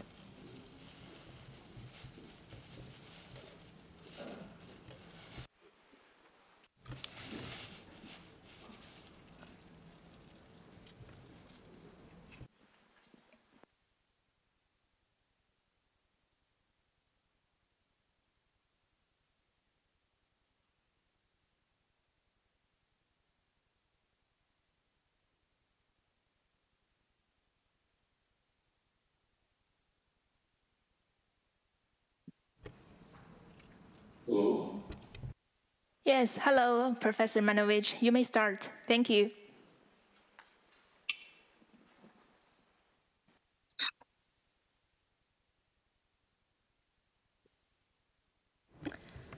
Hello, Professor. The floor is yours. Hello, can you hear me?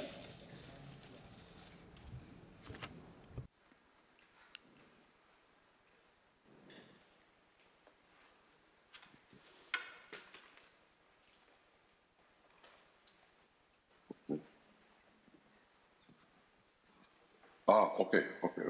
No. Okay. Hi.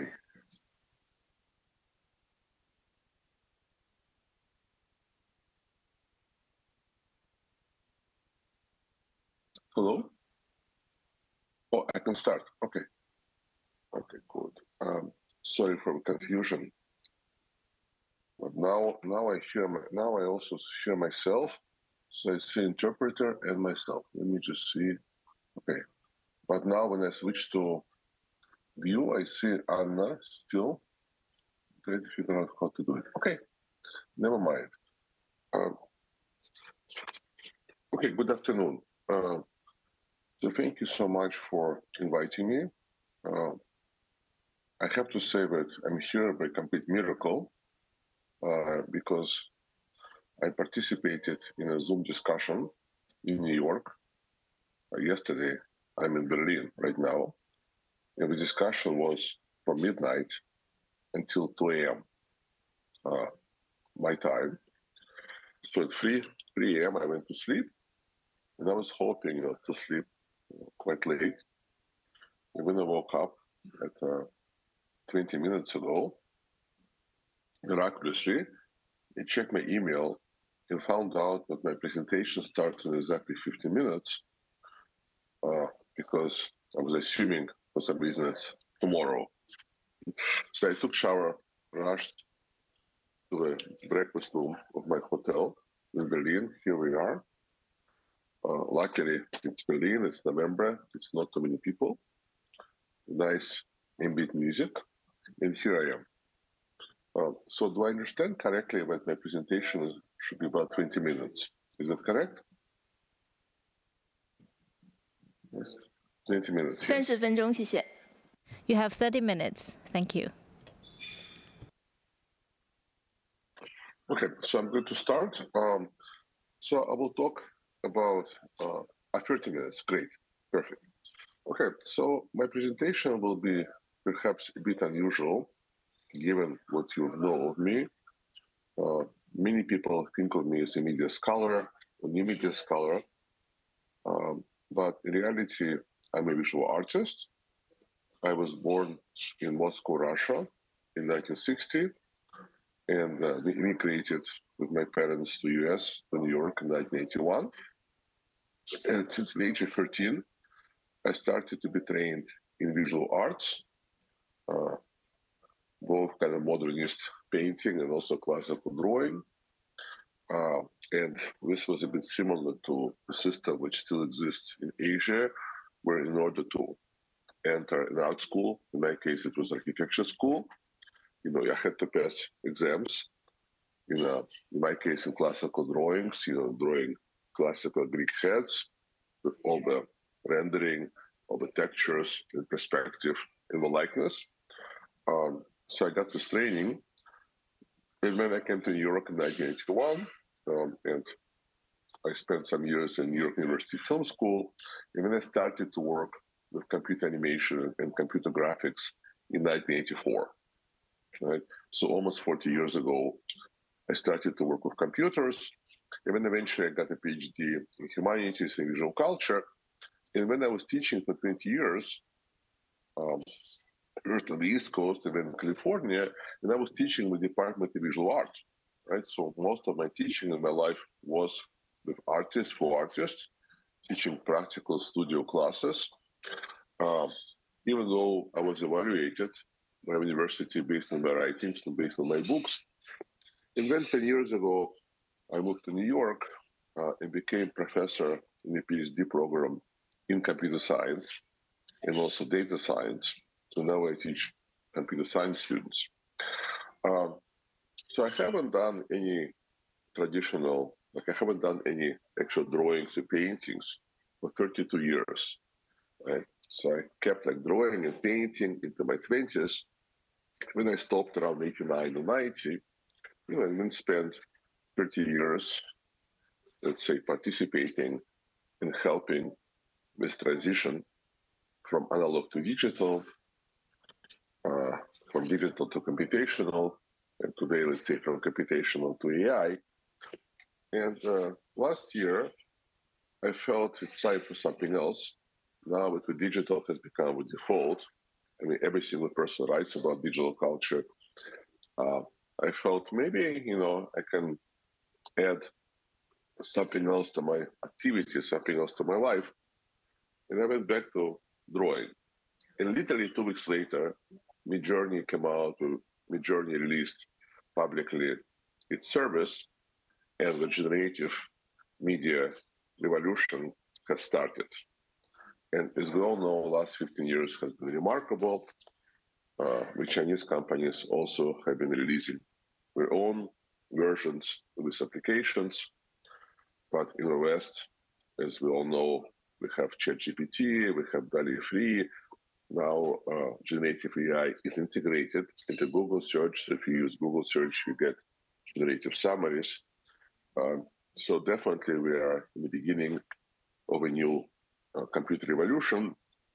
And many people, including myself, believe that the scale of this revolution is definitely comparable to the development of the web in the 90s, and I would say probably the rise of photography in the 19th century. So in my presentation, I will say some things about visual generative media, but I will illustrate my presentation with my own images. So in the last 15 months, I created, like many other people, lots of images using AI. In my case, it was about 16,000. I create images in series. So each series has a theme. Sometimes it's a lyrical theme, sometimes it's a conceptual theme. And I show this work in a number of group exhibitions. And at the moment, I'm preparing 2 personal solo art exhibitions. One will open in 2 weeks in Portugal, and the second will open in December in Seoul.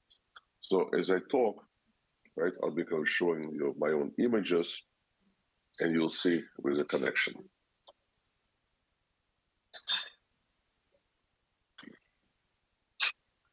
No? Okay, okay.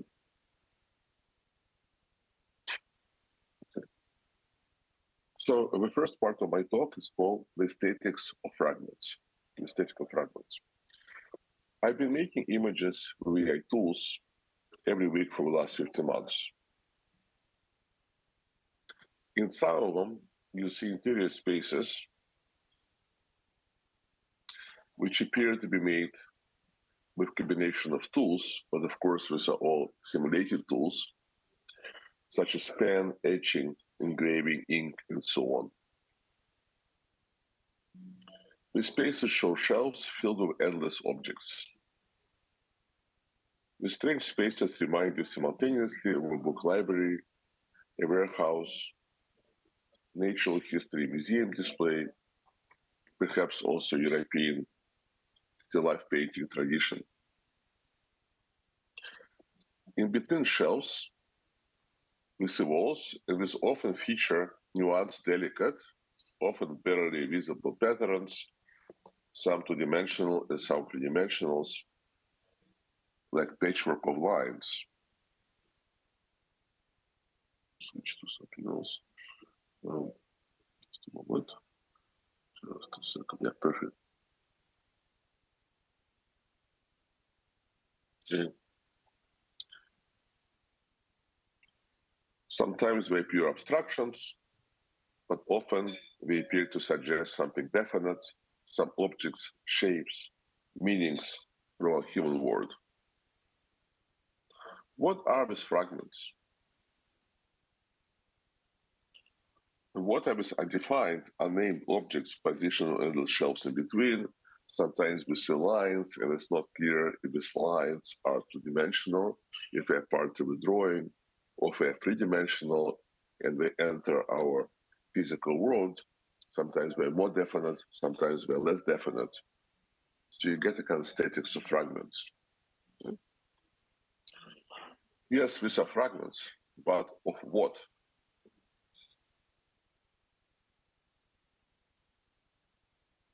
In a regular art museum, we see fragments of ancient civilizations.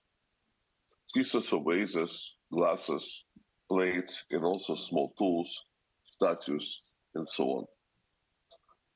Like the other day, I was in Austria, and we went to a local art museum, and we went in the basement, and we had thousands of fragments of various civilizations, 1,500, 1,800 years ago, displayed in cases, and really get the sense that museum or many museums are these collections of material fragments. But artificial intelligence fragments have different ontology. AI extracts patterns from hundreds of millions of images and distributes them across trillions of connections.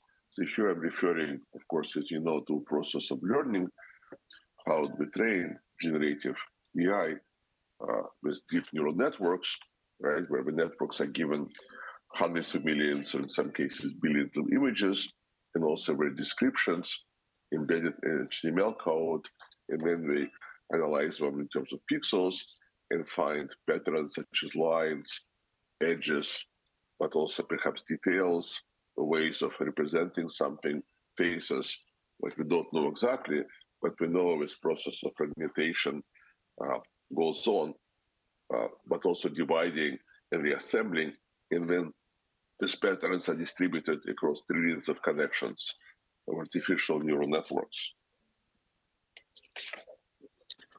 You can say that in this process, digital materiality of images is further virtualized, evaporated, diffused, but still preserved. And the generated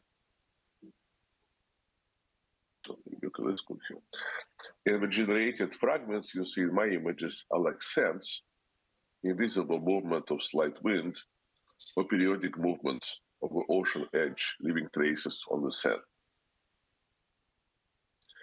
These are fragments of fragments, in our words. I mean, you're wondering, right, why Lev is not commenting with figures he presents with his images, but what I'm really interested in is space, right, with kind of endless still lives, right, sometimes recognizable objects, this array of details, and sometimes what I like when AI generates unintentionally this kind of fragmentation where you don't quite know what it is. Right? Like what are these objects on the walls? What are inside these images? We don't know, like here. So these are fragments of fragments, deposits of already broken forms, perhaps more fragmented than the 18th century ruins admired by Italian painters and visitors on the Grand Tour to Italy. They're not glitches, and they're also not the noise of telecommunication networks theorized by the mathematician Claude Shannon, right, the celebrated father of mathematical theory of communication from the 1940s. So this is not glitches, no noise, it is something else. The artifacts of one possible AI aesthetics. is distributed knowledge and distributed vision. The future internet protocols invented over 60 years ago in the late 50s by Paul Baran suggested breaking whole messages into pockets to transmit them over distant networks more reliably. Breaking something into random parts paradoxically assured its survival. Now, Paul Baran published first description of his pocket switching concept in the 1960 when he was working for Rand Corporation in the US. And as you know, his idea of pocket switching was became later one of the foundations of the internet, right? And its precursor, ARPANET, which began in California in 1969. And the idea was that we are in a Cold War, and there's going to be sooner or later attack by Russia and probably inevitable nuclear war. It sounds very familiar because 60 years later we're back in a very similar moment with Mr. Putin kind of exiting the nuclear test treaty and periodically threatening the world with nuclear bomb. But anyway, let's go back to 1960s. So the idea was that this war will happen, and then, how we're going to communicate, the government, military, so on. So we're going to create this network. And paradoxically, Paul Baran showed that if you can break message into parts, into pockets, and then send these pockets, and then these pockets can travel independently, and then they can be assembled at the final point. Even if you take parts of this network, you will still get most of the message. So that was the idea of pocket switching. So the internet was partly, he was not the only author of this idea, but it is partly the internet was born as this amazing idea that to survive a future nuclear war, to survive Soviet aggression, we'll have to break messages into parts and fragments. But in the same years, two Ukrainian mathematicians, right? So Ukraine was part of the USSR, Alexei Ivanenko and Valentin Lapa, two Soviet mathematicians working in Ukraine, invented another fundamental method for using fragments of a message in a productive fashion. Of course, I'm referring to a fundamental invention. They invented the concept and mathematics of deep neural networks. Right? This is not often discussed in the official histories of neural networks, but you can go to Wikipedia or various articles, and it's discussed there. So the deep neural networks were invented by two Ukrainian mathematicians, also in the early 60s. They published their work in 62, and then there was a whole book in 66. Their invention was the first deep network, which eventually led to contemporary massive networks with also use of generative AI. Breaking cultural artifacts during learning into fragments such as image pixels and parts or words, and then processing these fragments in stages eventually allows these networks to acquire knowledge that can give us infected text, music, spaces, code, and images. In short, by breaking historical human culture into fragments, we get our new generative AI culture. The wonderfully coherent texts written by apps such as ChatGPT are predicted one word at a time. This blind language computer, so to speak, can't see far ahead beyond one word. But somehow one word is associated with another word, and the second associated with a third.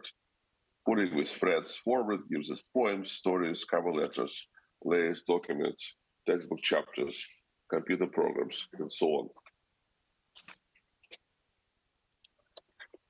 The history of digital media and also the history of human civilization is in a serious need of ethereal fragments. Because, of course, we know that in digital period, right, in digital media, the computer represents things modularly. Right? It uses modularity. This was one of the principles of digital media discussed in detail in my book, The Language of New Media, now translated, right, and available in China as a few years ago. So this idea of modularity, the image consists of pixels, 3D space as represented by a computer consists of particle objects, polygons, and so on. But now with AI, we have a new type of fragmentation, right?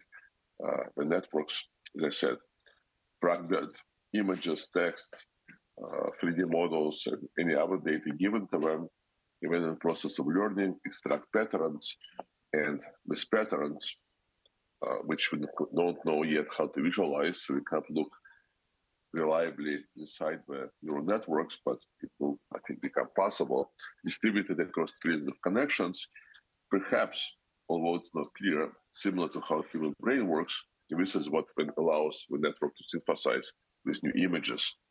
So these images are on purpose, like prompted AI, prompted the journey to create the scenes full of fragments, and then later realize that they can use this as a metaphor to talk about AI.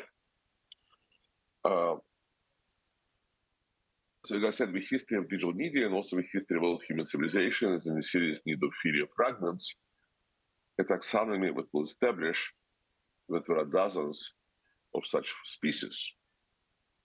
So here you also see this beautiful kind of fragments, this beautiful neural noise, so to speak, on the walls, and sometimes making books, sometimes making bodies, but it's all fragments, right, which are pulled together. But certainly others have thought about such taxonomy, and here again I recall 18th century European aesthetics of ruins is one example. Echoing the progress of modern science in its pursuit of for elements of matter, such as molecules, atoms, and elementary particles, 19th century European artists begin to earnestly fragment the visible world. Impressionists broke it into separate colorful brushstrokes. George Seurat and Paul Signac relied on mechanical-looking irregular dots. Later, in 1905, 1907, another group of artists called divisionists used small square brushstrokes, the new version of pointillism. Another crucial next step was taken by Paul Cézanne around 1878. He declared that all shapes should be represented in terms of a cylinder, the sphere, and the cone. But paradoxically, this seeming solidification of reality was simply new and more extreme way to fragment it. While Impressionists visualized fragments of our perception, Cézanne fragmented the world itself. The tablecloth in his pictures, such as, for example, the card players, 1892, is no longer a single continuous piece of fabric. Instead, it's a set of fragments, a collection of flat planes oriented in multiple directions.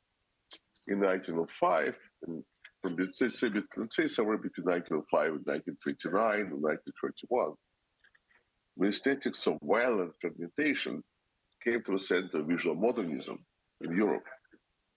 In Moscow, Berlin, Prague, Warsaw, Lodz, Paris. We see it everywhere in collages of Picasso in Prague, cubism of Jean Metzinger, Glazes, Leger, Delaunay, and others, Cubofuturism of Natalia Goncharova, Alexandra Extra, Lyubov Popova, Malevich, and others, photomontages of Hannah Foch, Maholinage, Rodchenko, film montage of Werther and Eisenstein, and even cultural history montage of Walter Benjamin unfinished Vercade's project. The latter has led to many interpretations, but suggested even more theories of cultural fragmentations. In time, I think people theorizing AI, maybe me or maybe you, right, the next generation of AI theorists, not media theorists, not new media theorists, not data theorists, not software theorists, but AI theorists. I'm sure some people in this room may suggest equally interesting theories of network fragmentation with forms the basis of generated media today. And it's essential that if you're going to theorize AI media, you get your hands dirty, you learn computer science, you learn to program these networks yourself, because the only way to theorize this media is to become deeply materialistic. And most of humanistic sort of generalizations about digital culture are completely meaningless because these people, first of all, afraid of technology. Secondly, they understand that they're becoming more and more irrelevant. And thirdly, because they simply don't know how these things work. So please get your hands dirty, so to speak. Get into the garden of connections, convolutions, pooling layers, mathematics, and so on. And so perhaps we even will see giant visualizations of unimaginable resolution, showing all patterns extracted by deep networks from their image databases. But as an artist who was always interested in digital aesthetics, I'm just happy to be generating my own idiosyncratic image spaces, which I'm showing you here. I like this kind of painterly kind of drawing like qualitative spaces, and I like these convoluted bodies, and I have my own secrets of how I get these images. But what I'm really interested the most are the spaces themselves, the strange libraries, the books spilling out all over. And I do specify in my prompts things like artists working in their studio in Beijing in 2005, or Seoul 2013, or Shanghai 1995. But I also have other tricks, and when I see these strange spaces, the spaces of culture, but also the spaces of fragments. So the conclusion of this fragment, what I presented. The history of human culture is one of slow forgetting and very rare, almost statistically improbable remembering. Famous artists, writers, politicians, and simply personalities commanding attention every day disappear from our records.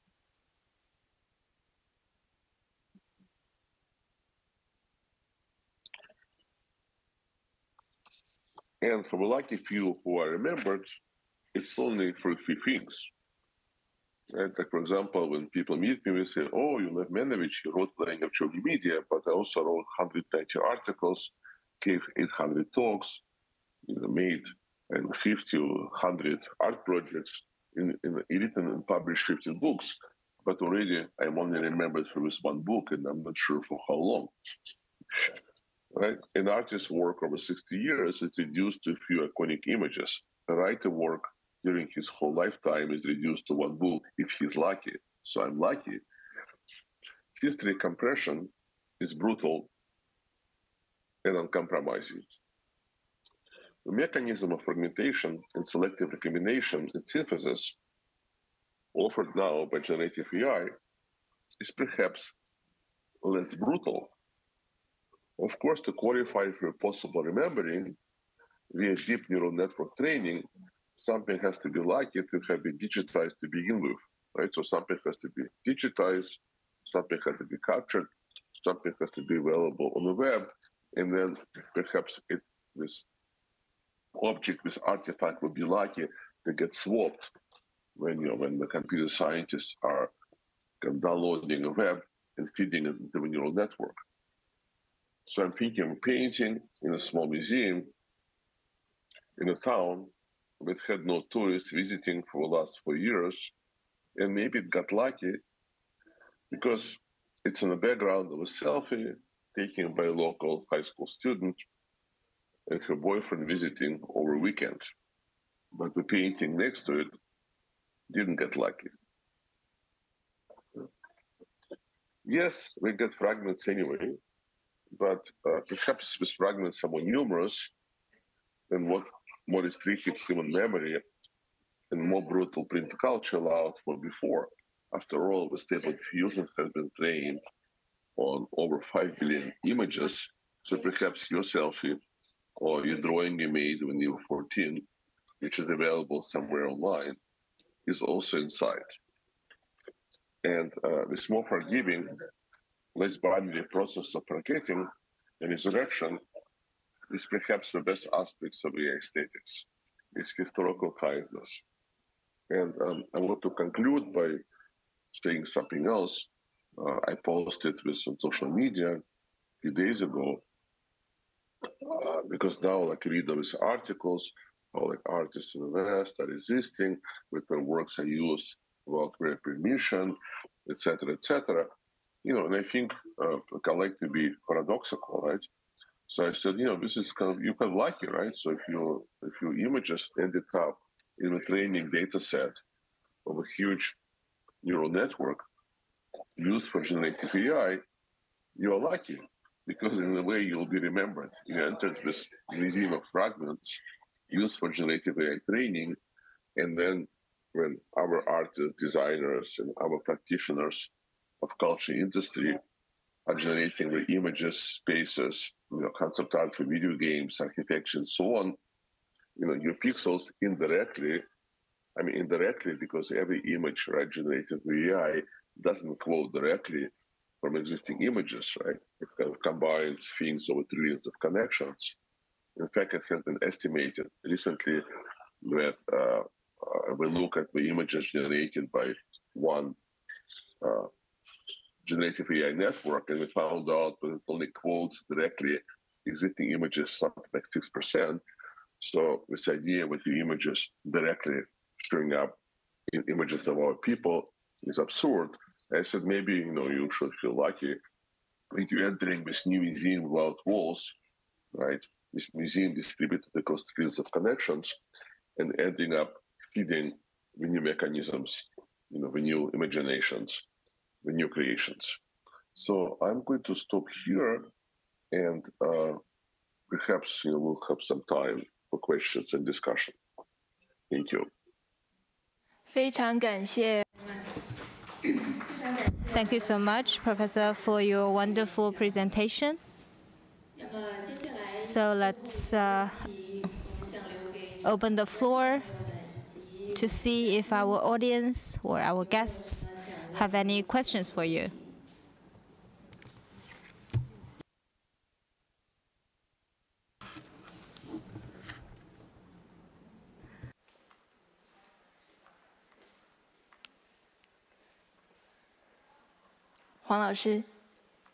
Maybe Professor Huang, anything to say?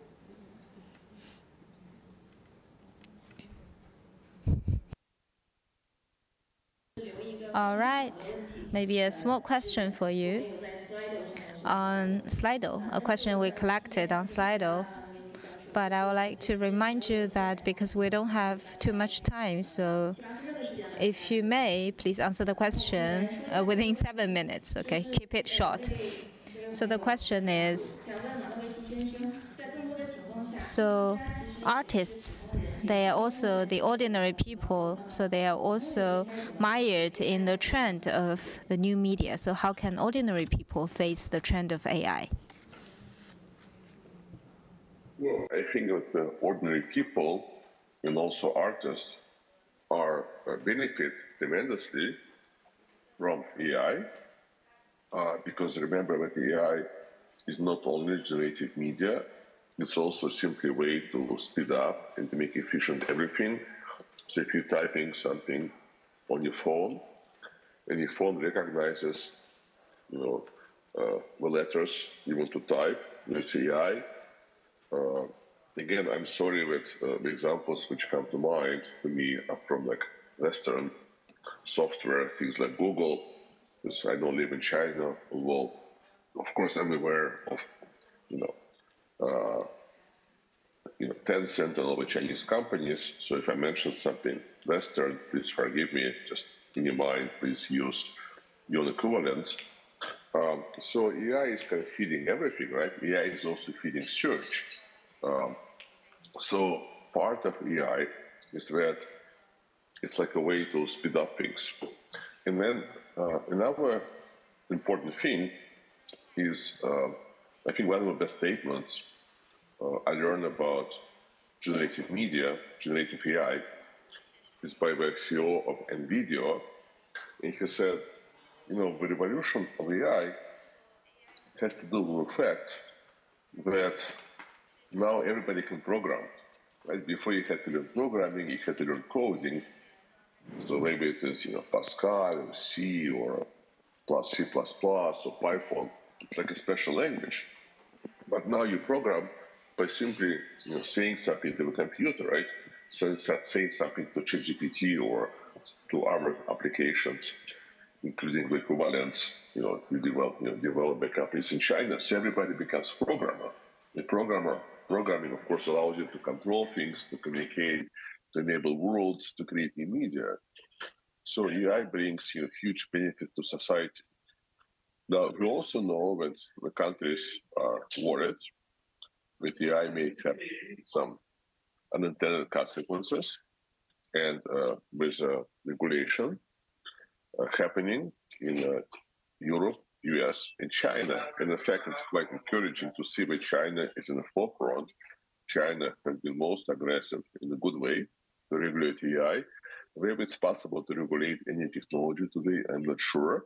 I think any technology has good and bad consequences. If you want to have good consequences, you will have a bad, but we should try to regulate it for sure. And I'm happy to see that China is trying to do that. But in general, I think technology has more good things than bad. As a source of information, as allowing people simply to find jobs, to find channels of interest, allowing people to create. I mean, simply the pleasure of using generative media tools, it leads to play, something which lots of people don't have in their lives. So people, I think, are benefiting tremendously, and I think the intellectuals have to wake up and realize it, and make their theories a bit more similar or a bit more connected to what people do. China has been remarkable in its economic progress, and also the world in general. Between 1990 and 2010, 40% of people living on this planet moved from being in the extreme poverty to living no longer in poverty, and in fact, because of progress in Asia, and especially economic progress in China, the middle class in the world has moved from 700 million people, let's say in the mid-90s, to about 4 or 5 billion people today. And this happened because of capitalism and because of technology.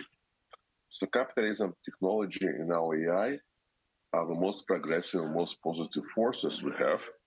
And I think intellectuals should stop critiquing capitalism, should stop critiquing technology, and realize that this is what leads to social progress. Of course, capitalism doesn't only have positive things. Capitalism has also negative things, but everything is. There is no such a simple thing.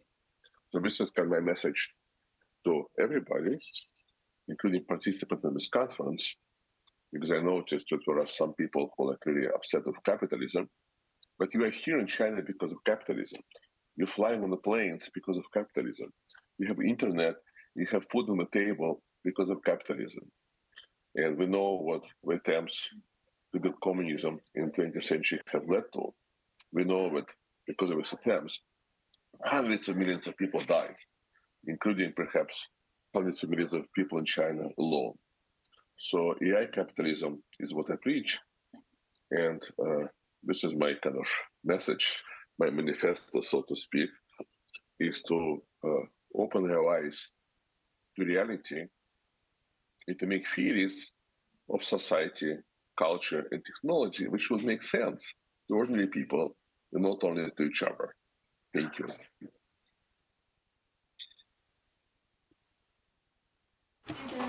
Thank you so much, Professor, for your wonderful answer. You actually gave us a lot of the fresh ideas, moving us from the pessimistic mindset to a very optimistic mindset and give us a lot of the optimistic view towards the future. So I would like to thank you again for your wonderful presentation and also for your answer. In the interest of time, we have to let you go because we don't really have time for more questions. So that's the end of today's session. Thank you so much for attending this meeting. I would like to thank all of our online guests as well. And then tomorrow morning, we will start at 9:30 a.m. See you tomorrow. Thank you.